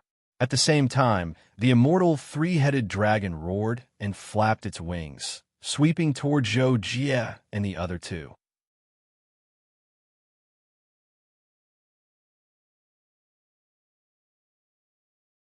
Chapter 151. When Zhou Jie and the other two saw this, they had no choice but to jump up and climb some distance to avoid the undying three-headed dragon's wing sweep. However, this way, they were even further away from the ground. The two wanted to go to the ground so that they could move more freely and meet up with the others. However, when Zhou Jie jumped up, he immediately changed his mind. He was alone anyway, and there were so many undying divine dragons below that he would just be looking for death if he followed them to the ground. He might as well go up. After making up his mind, Zhou Jie immediately used the force to continue climbing up, while the two slid to the left and separated from Zhou Jie. Zhou Jie thought that he might be able to escape like this, but the undying three-headed dragon suddenly flapped its wings and pounced on him, spitting out a breath of ice at him. Zhou Jie quickly sped up and fled. At the same time, he was puzzled. He had not been discovered by the undying three-headed dragon when he stole the purple crystal, so why did it leave the two behind to chase after him? On the other side, the two sensed that the undying three-headed dragon was chasing after Zhou Jie. They were overjoyed and sped to the left to slide to the edge of the lake. Zhou Jie did not have time to think too much. The undying three-headed dragon chased after him and spat out a few breaths, causing him to dodge awkwardly and almost get hit. He quickly focused on his escape route. Just like that, Zhou Jie returned to the wide mountain road and ran all the way down the mountain road. The undying three-headed dragon chased after him and attacked from time to time. However, the mountain road was not long. After only a few hundred meters, it became a steep path again. It was formed by the crack between the main peak and the side peaks. Zhou Jie entered the path. The undying three-headed dragon's body was huge, but it could not enter. However, it still flew about 30 meters above Zhou Jie's head and followed him closely, occasionally opening its mouth to spit out a breath of ice. Zhou Jie had no choice but to continue fleeing down the mountain. He remembered that on his way up the mountain, he had seen a crevice in the mountain. It was very narrow and could only fit 4 to 5 people walking side by side. It was about 100 meters deep. If he could hide there, the three-headed dragon would not be able to do anything to him. After running for a few minutes, Zhou Jie finally found the canyon. Without thinking, he jumped down along the wall. The three-headed undying dragon was furious when it saw this. It swept its wing across the upper edge of the canyon, scraping off a piece of broken rock and crystal. However, it could not do anything to Zhou Jie, who had already jumped into the canyon. However, the three-headed undying dragon did not give up. Instead, it flew to the edge of the canyon and extended one of its heads into the canyon. Zhou Jie slid to the bottom of the canyon. The canyon was less than 100 meters long. Because it was formed by the crack of the mountain, the left and right were sealed. The only exit was at the top, but the three-headed undying dragon was at the top. Before it left, Zhou Jie would not be able to escape. The only good thing was that the three-headed undying dragon could not enter the canyon. Zhou Jie looked up at the three-headed undying dragon. The three-headed undying dragon was also looking at him with one of its eyes. After a few seconds, the three-headed undying dragon suddenly roared angrily. The sound was suppressed by the canyon, and Zhou Jie had to use the energy of the seal to protect his ears. It was not over yet. Following that, the three-headed undying dragon began to spit out a breath of ice that went straight for Zhou Jie's head. The canyon was too small, and there was no way to completely dodge it. Zhou Jie was affected by the frost breath, and even though he used his energy to resist it, he still felt a bone-piercing chill. This made him wonder if he would be frozen solid if he was directly hit by the frost breath. After a few consecutive breaths, the three-headed undying dragon's head seemed to be tired. So, it extended another head into the canyon and continued to spit. Zhou Jie was speechless. He could only try his best to dodge and defend. The energy of the seal on his forehead was constantly being depleted, and Zhou Jie began to worry. Suddenly, Zhou Jie had a flash of inspiration and summoned Kakashi. Oh my god! Kakashi was eating potato chips and reading beauty magazines in the Kaji when he was suddenly teleported out by Zhou Jie. Coincidentally, he was met with a breath of ice. He could not help but curse on the spot. Oh my god, I'm freezing to death. Jocko, what's going on? Kakashi was complaining when he raised his head to take a look. He was so scared that his face changed drastically and he shouted at Zhou Jie. At this time, the three-headed undying dragon stopped its breath. Zhou Jie quickly rushed over and grabbed Kakashi. He lifted him above his head and faced him. Hey Jocko, what are you doing? No, I'm going to kill you, help. Kakashi saw this and knew what Zhou Jie was trying to do. He immediately screamed. He was even more of an actor than an actor. Zhou Jie quickly stopped him. Kakashi, listen to me. Before Zhou Jie could finish a sentence, the three-headed undying dragon spat out another breath of ice. This time, it hit Kakashi's back, causing Kakashi to scream like a pig being slaughtered. Aw, help! I'm freezing to death. Zhou Jie's face darkened. He immediately asked loudly, Aren't you a robot? Can't you turn off your senses? Unexpectedly, Kakashi replied, I'm an intelligent life form, not a robot. My senses are the same as a real person's, so I can't turn them off. It's just that there's a limit to my senses, so I won't faint like a normal person. All right then, hold on for a while and listen to me. Zhou Jie heard this and said.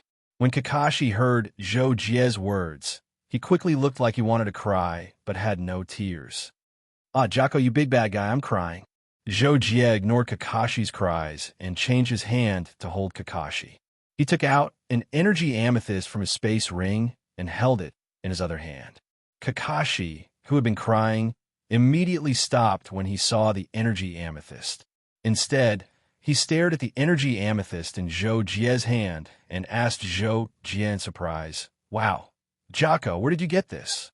Can you absorb the energy in it? Zhou Jie did not answer Kakashi's question in this critical situation. Instead, he asked a question of his own. Oh, Kakashi could not help but scream again as the three-headed undying dragon spat out another breath of ice. Zhou Jie quickly grabbed Kakashi with both hands to block the attack. He was only slightly affected by the ice breath and was unharmed by it.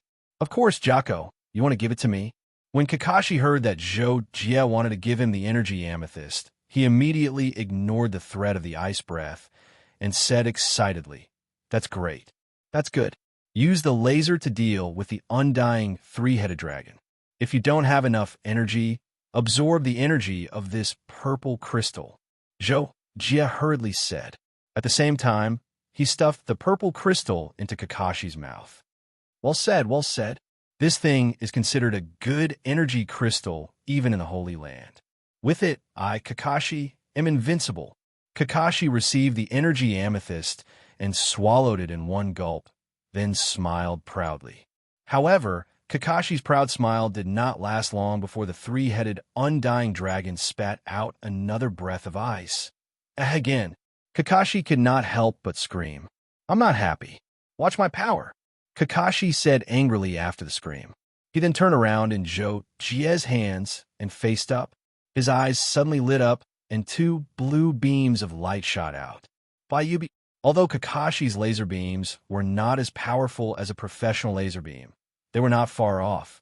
Even a 9-star lord would not be able to resist them without being prepared. Although the three-headed undying dragon's defense was terrifying, when the laser beams hit its face, its scales were shattered, and its flesh was torn apart. Smoke rose from its face. Roar! The three-headed undying dragon roared in pain, but Kakashi's laser did not stop at all. In less than half a second, 2 more laser beams were fired, directly hitting the head of the three-headed undying dragon's nostrils. Bayubiu. The laser beams kept shooting out, and the three-headed undying dragon's head was reduced to a bloody mess. In less than 5 seconds, it pulled back, not daring to look at it again. Ha! Kakashi could not help but laugh proudly when he saw this. He was so excited that his legs were rowing in the air. Jie was relieved when he saw this.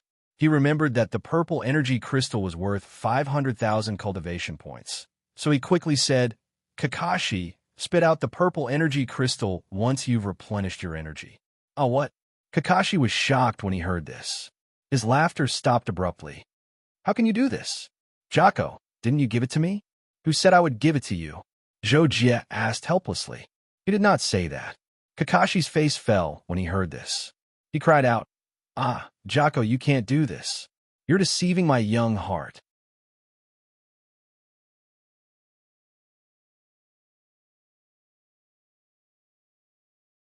Chapter 152.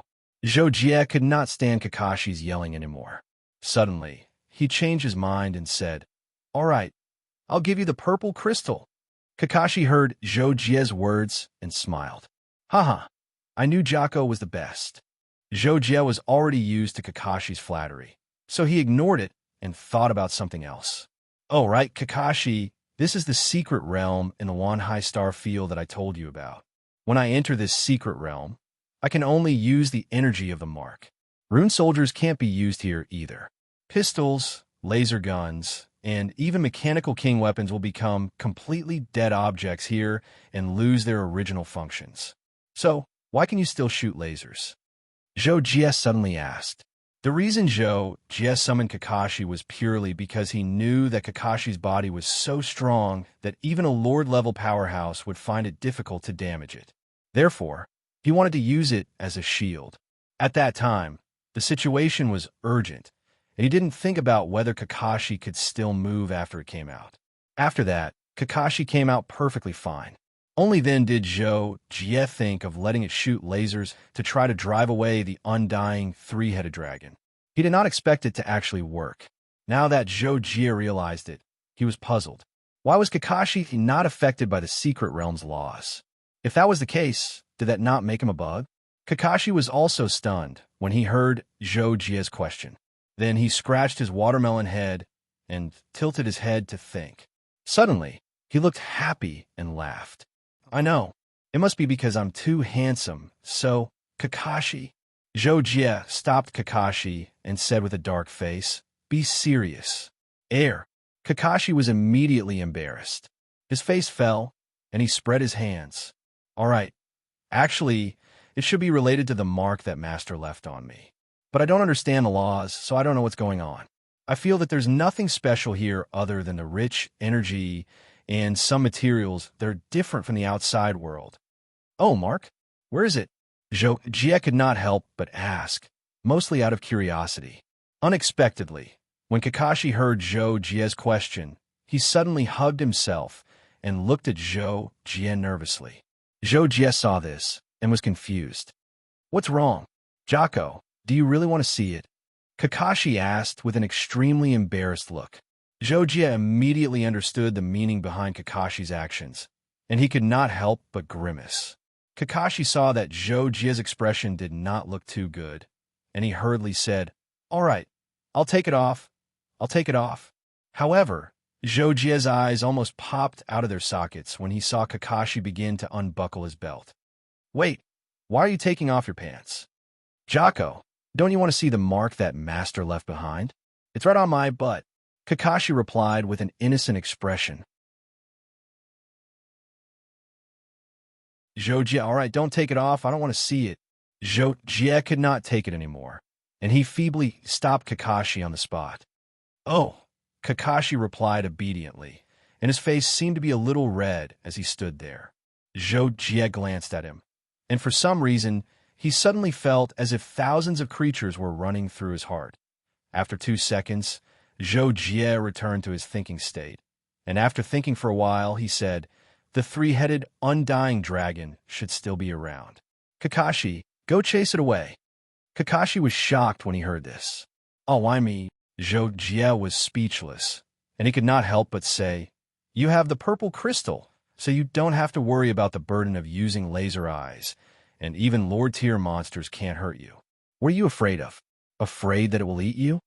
Kakashi thought for a moment, and it seemed to be the case. So he nodded and looked at Zhou. "All right, I'll go, but if it really eats me, Jocko, will you miss me?" Kakashi's last question almost shocked Zhou to death. Poor Zhou, who usually dominated the game, now felt as if he was being trampled, and he did not feel good. "Are you going or not?" Zhou asked, Kadi's blade in his hand. Kakashi's eyes twitched when he saw this, and he quickly smiled. "Ah, Jocko, I'll go now. Leave this to me, don't worry." After saying this, Kakashi quickly climbed out of the canyon. Soon, the three-headed, undying dragon's roar came from above the canyon, and the ground under Zhou's feet trembled slightly. Then, it was Kakashi's turn to fight the three-headed, undying dragon alone. Naturally, Kakashi screamed as he shot the three-headed, undying dragon until it was covered in wounds. Finally, after Kakashi's scream, the three-headed, undying dragon was exhausted and began to falter, and it stopped its useless attacks on Kakashi. "Haha, you can't do it anymore, right? So what if you have 3 heads? Master Kakashi still shot you to death." When Zhou heard Kakashi's triumphant shout, he knew that the three-headed, undying dragon had been defeated, but he was still a little confused. Wasn't the undying dragon god supposed to be immortal? Just as Zhou was puzzled, he also heard Kakashi's strange shout from above. "Wow, no way. I'm going to report you. You cheated. What the hell is resurrecting with full health?" When Zhou heard this from the canyon, he was suddenly relieved. "Okay, that's right." Then, the bottom of the canyon shook slightly again. It was obvious that the three-headed undying dragon was on the move again. At the same time, Zhou also heard Kakashi scream, "You don't come any closer, I'm going to scream for help. Someone's going to kill me, help." But to Zhou's surprise, Kakashi's scream came to an abrupt end. Zhou hurriedly listened carefully to the movements above the canyon. When he heard it, he immediately understood what was going on. The three-headed, undying dragon had actually flown away. At the same time, Kakashi rushed to the edge of the canyon and shouted to Zhou at the bottom of the canyon, "Jocko, the three-headed dragon has flown away. It must have been scared away by me, haha." Zhou did not say anything when he heard this. He quickly came to the top of the canyon and looked at the three-headed, undying dragon that had flown 1,000 meters away. His eyes suddenly lit up. "Kakashi!" Zhou suddenly shouted. Kakashi was stunned. "What's wrong, Jocko? Do you want more purple crystals?" Zhou turned to look at Kakashi, his expression showing a rare hint of malice. Seeing this, Kakashi could not help but widen his cute eyes and shrink his neck in fear. "Jocko, what do you want?" "Okay." Zhou also realized that he was a little too excited and turned to calm himself down. He then continued to talk to Kakashi. "It's like this, there are a lot of purple crystals growing on a cliff. The one in your stomach is from there, but I only had time to chisel 2 pieces before the three-headed, undying dragon found it. So, the situation after that is just like what you saw. I was forced to escape into the canyon, and you know what happened after that. Kakashi listened to Zhou Jie's explanation and his eyes lit up. He completely ignored the existence of the three-headed undying dragon and said, "There are a lot of purple crystals on a cliff? Where? Jocko, take me there quickly." Zhou Jie saw that Kakashi was so excited and immediately breathed a sigh of relief. He then reminded him, "But let me make it clear first. There is more than one undying divine dragon there. There are about a dozen of them. The three-headed undying dragon, just now, is the strongest among them. It has 3 heads, while the others only have 1. If you want to take the purple crystals, you will be obstructed by them." Kakashi heard this and hesitated for a moment. After thinking about it, he looked determined and said, "I'm not afraid." "Jocko, you said it yourself. The three-headed dragon is already the strongest. I'm not even afraid of it, so why should I be afraid of the other smaller ones?" Zhou Jin nodded slightly, but suddenly asked, "I wonder who was screaming so miserably just now." Kakashi heard this and straightened his neck. He looked around and said, "Is there? Who is it? Why didn't I see it? No, right?" Although Kakashi was not afraid of getting hurt, Kakashi's true strength was not strong. He did not know how long it would take to chisel out a piece of purple crystal. Besides, Zhou Jie was afraid that Kakashi and the others would come back and discover Kakashi's existence, so he did not let Kakashi act immediately. Instead, he let Kakashi return to the space ring first, and then carefully return to the edge of the cliff where the purple crystals were to investigate the situation.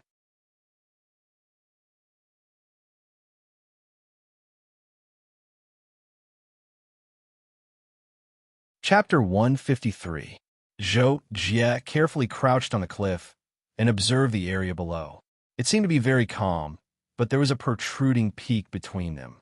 Zhou Jie could not see the surface of the lake. All he could see was the 2 sides of the lake. After making sure that the surrounding environment was safe, Zhou Jie slid down and once again landed on the protruding peak. He came to the edge and looked down. The entire surface of the lake was as calm as a mirror. There is no sign of the immortal dragon god, Harry, or the others. Zhou Jie thought for a while and summoned Kakashi. He then pointed to the energy amethyst on the cliff below. "Do you have a sharp weapon?" The energy amethyst needs to be cut before it can be removed as soon as possible.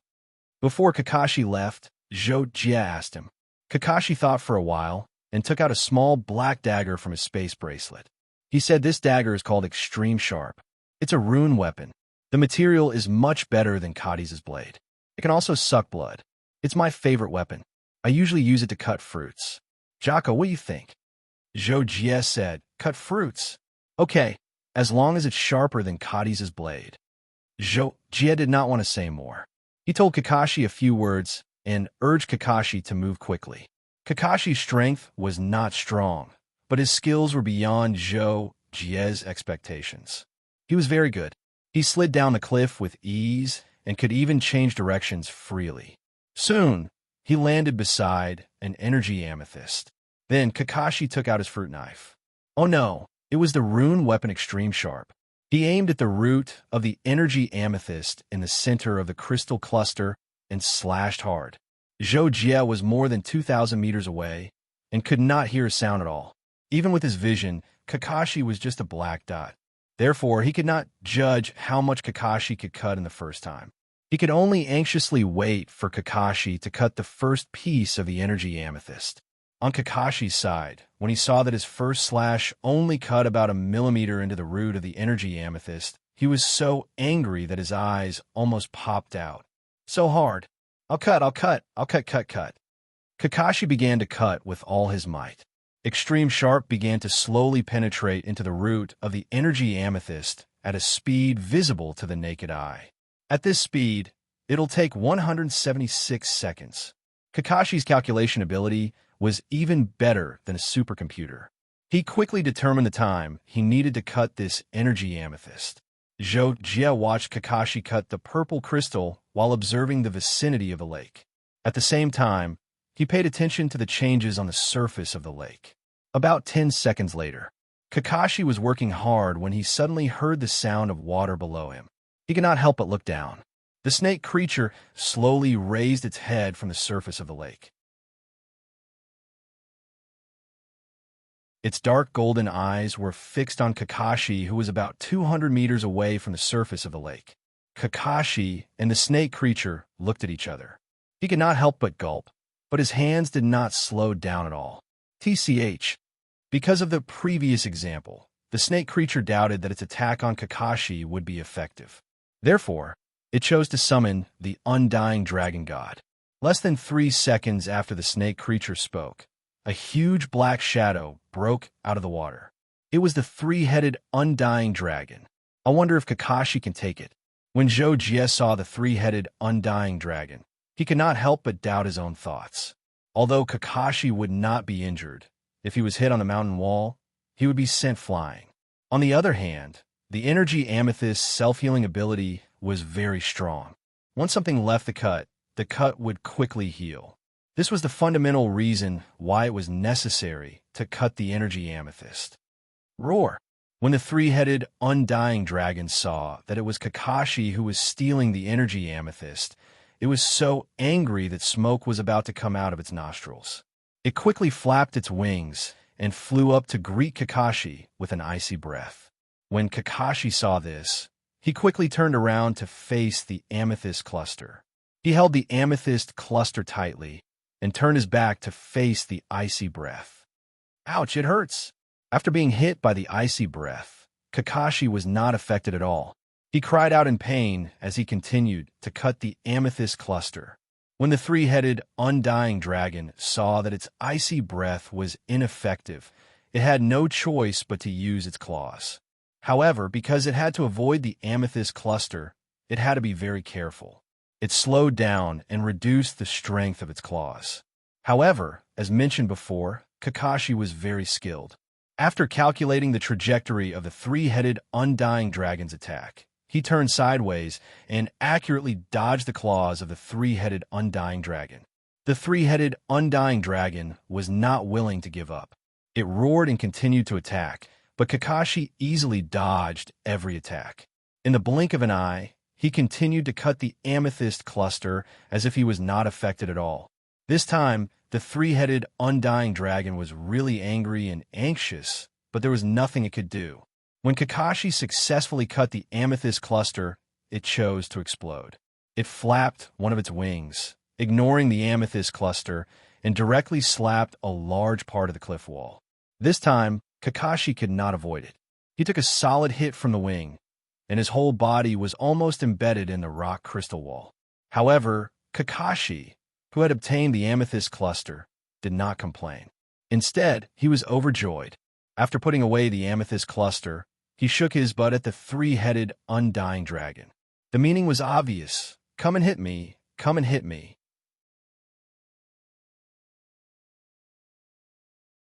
When Jie saw that Kakashi had obtained an amethyst cluster, he was also very excited. At this time, Kakashi ignored the 3-headed undying dragon and went for the second amethyst cluster. A few minutes later, Kakashi successfully cut the second amethyst cluster. The 3-headed undying dragon was furious.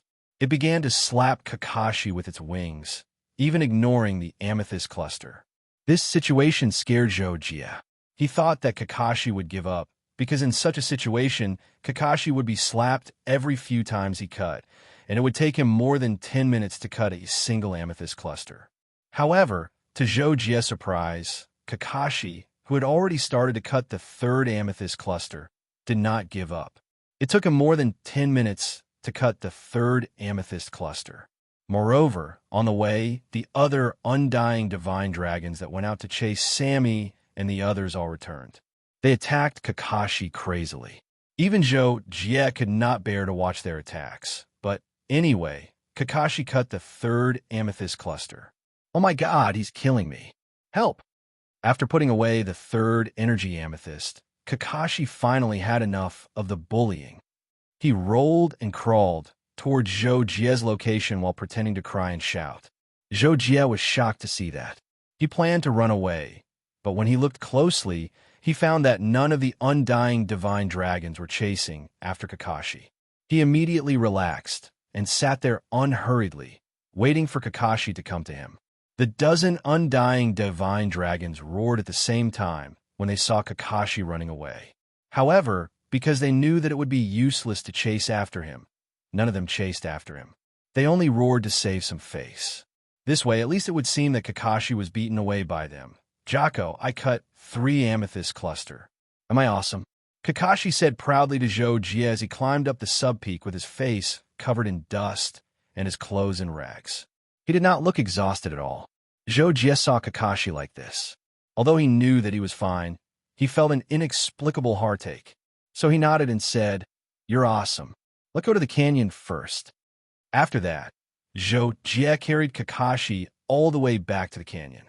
There was a sunken area here that was considered very hidden. Joe and Kakashi stopped at the sunken area. Kakashi then asked Joe, "Jocko, can I have another one of these amethyst cluster?" Joe glanced at Kakashi. To Kakashi's surprise, he calmly replied, "You can keep what you got. I'll ask you for more if I need it." "All right, you can go back to the spatial ring. I still have other things to do after I recover," Joe quickly added. Half a day later, Joe had more or less recovered. He got up and descended the mountain, coming to the plains. He planned to use the next 3 months mainly to hunt amethyst spirits and upgrade his mark to the 5th mark. After that, if he had the chance, he might get Kakashi to go get some more amethyst cluster. 3 months passed in the blink of an eye. Joe had successfully upgraded his mark to the 5th mark. Although killing people for their belongings and ill-gotten gains come quickly, it's still not the right way. Joe calmly said as he pulled out Kadi's sword. Blood gushed out from the blond man's throat, and he quickly breathed his last. This blond man was from the World Mercenary Group. He had just ambushed Joe and wanted to kill him for his belongings, but he was calmly killed by Joe. You're tuning into the Warrior Lore YouTube channel. Don't forget to subscribe and join us on this journey to catch the most captivating stories.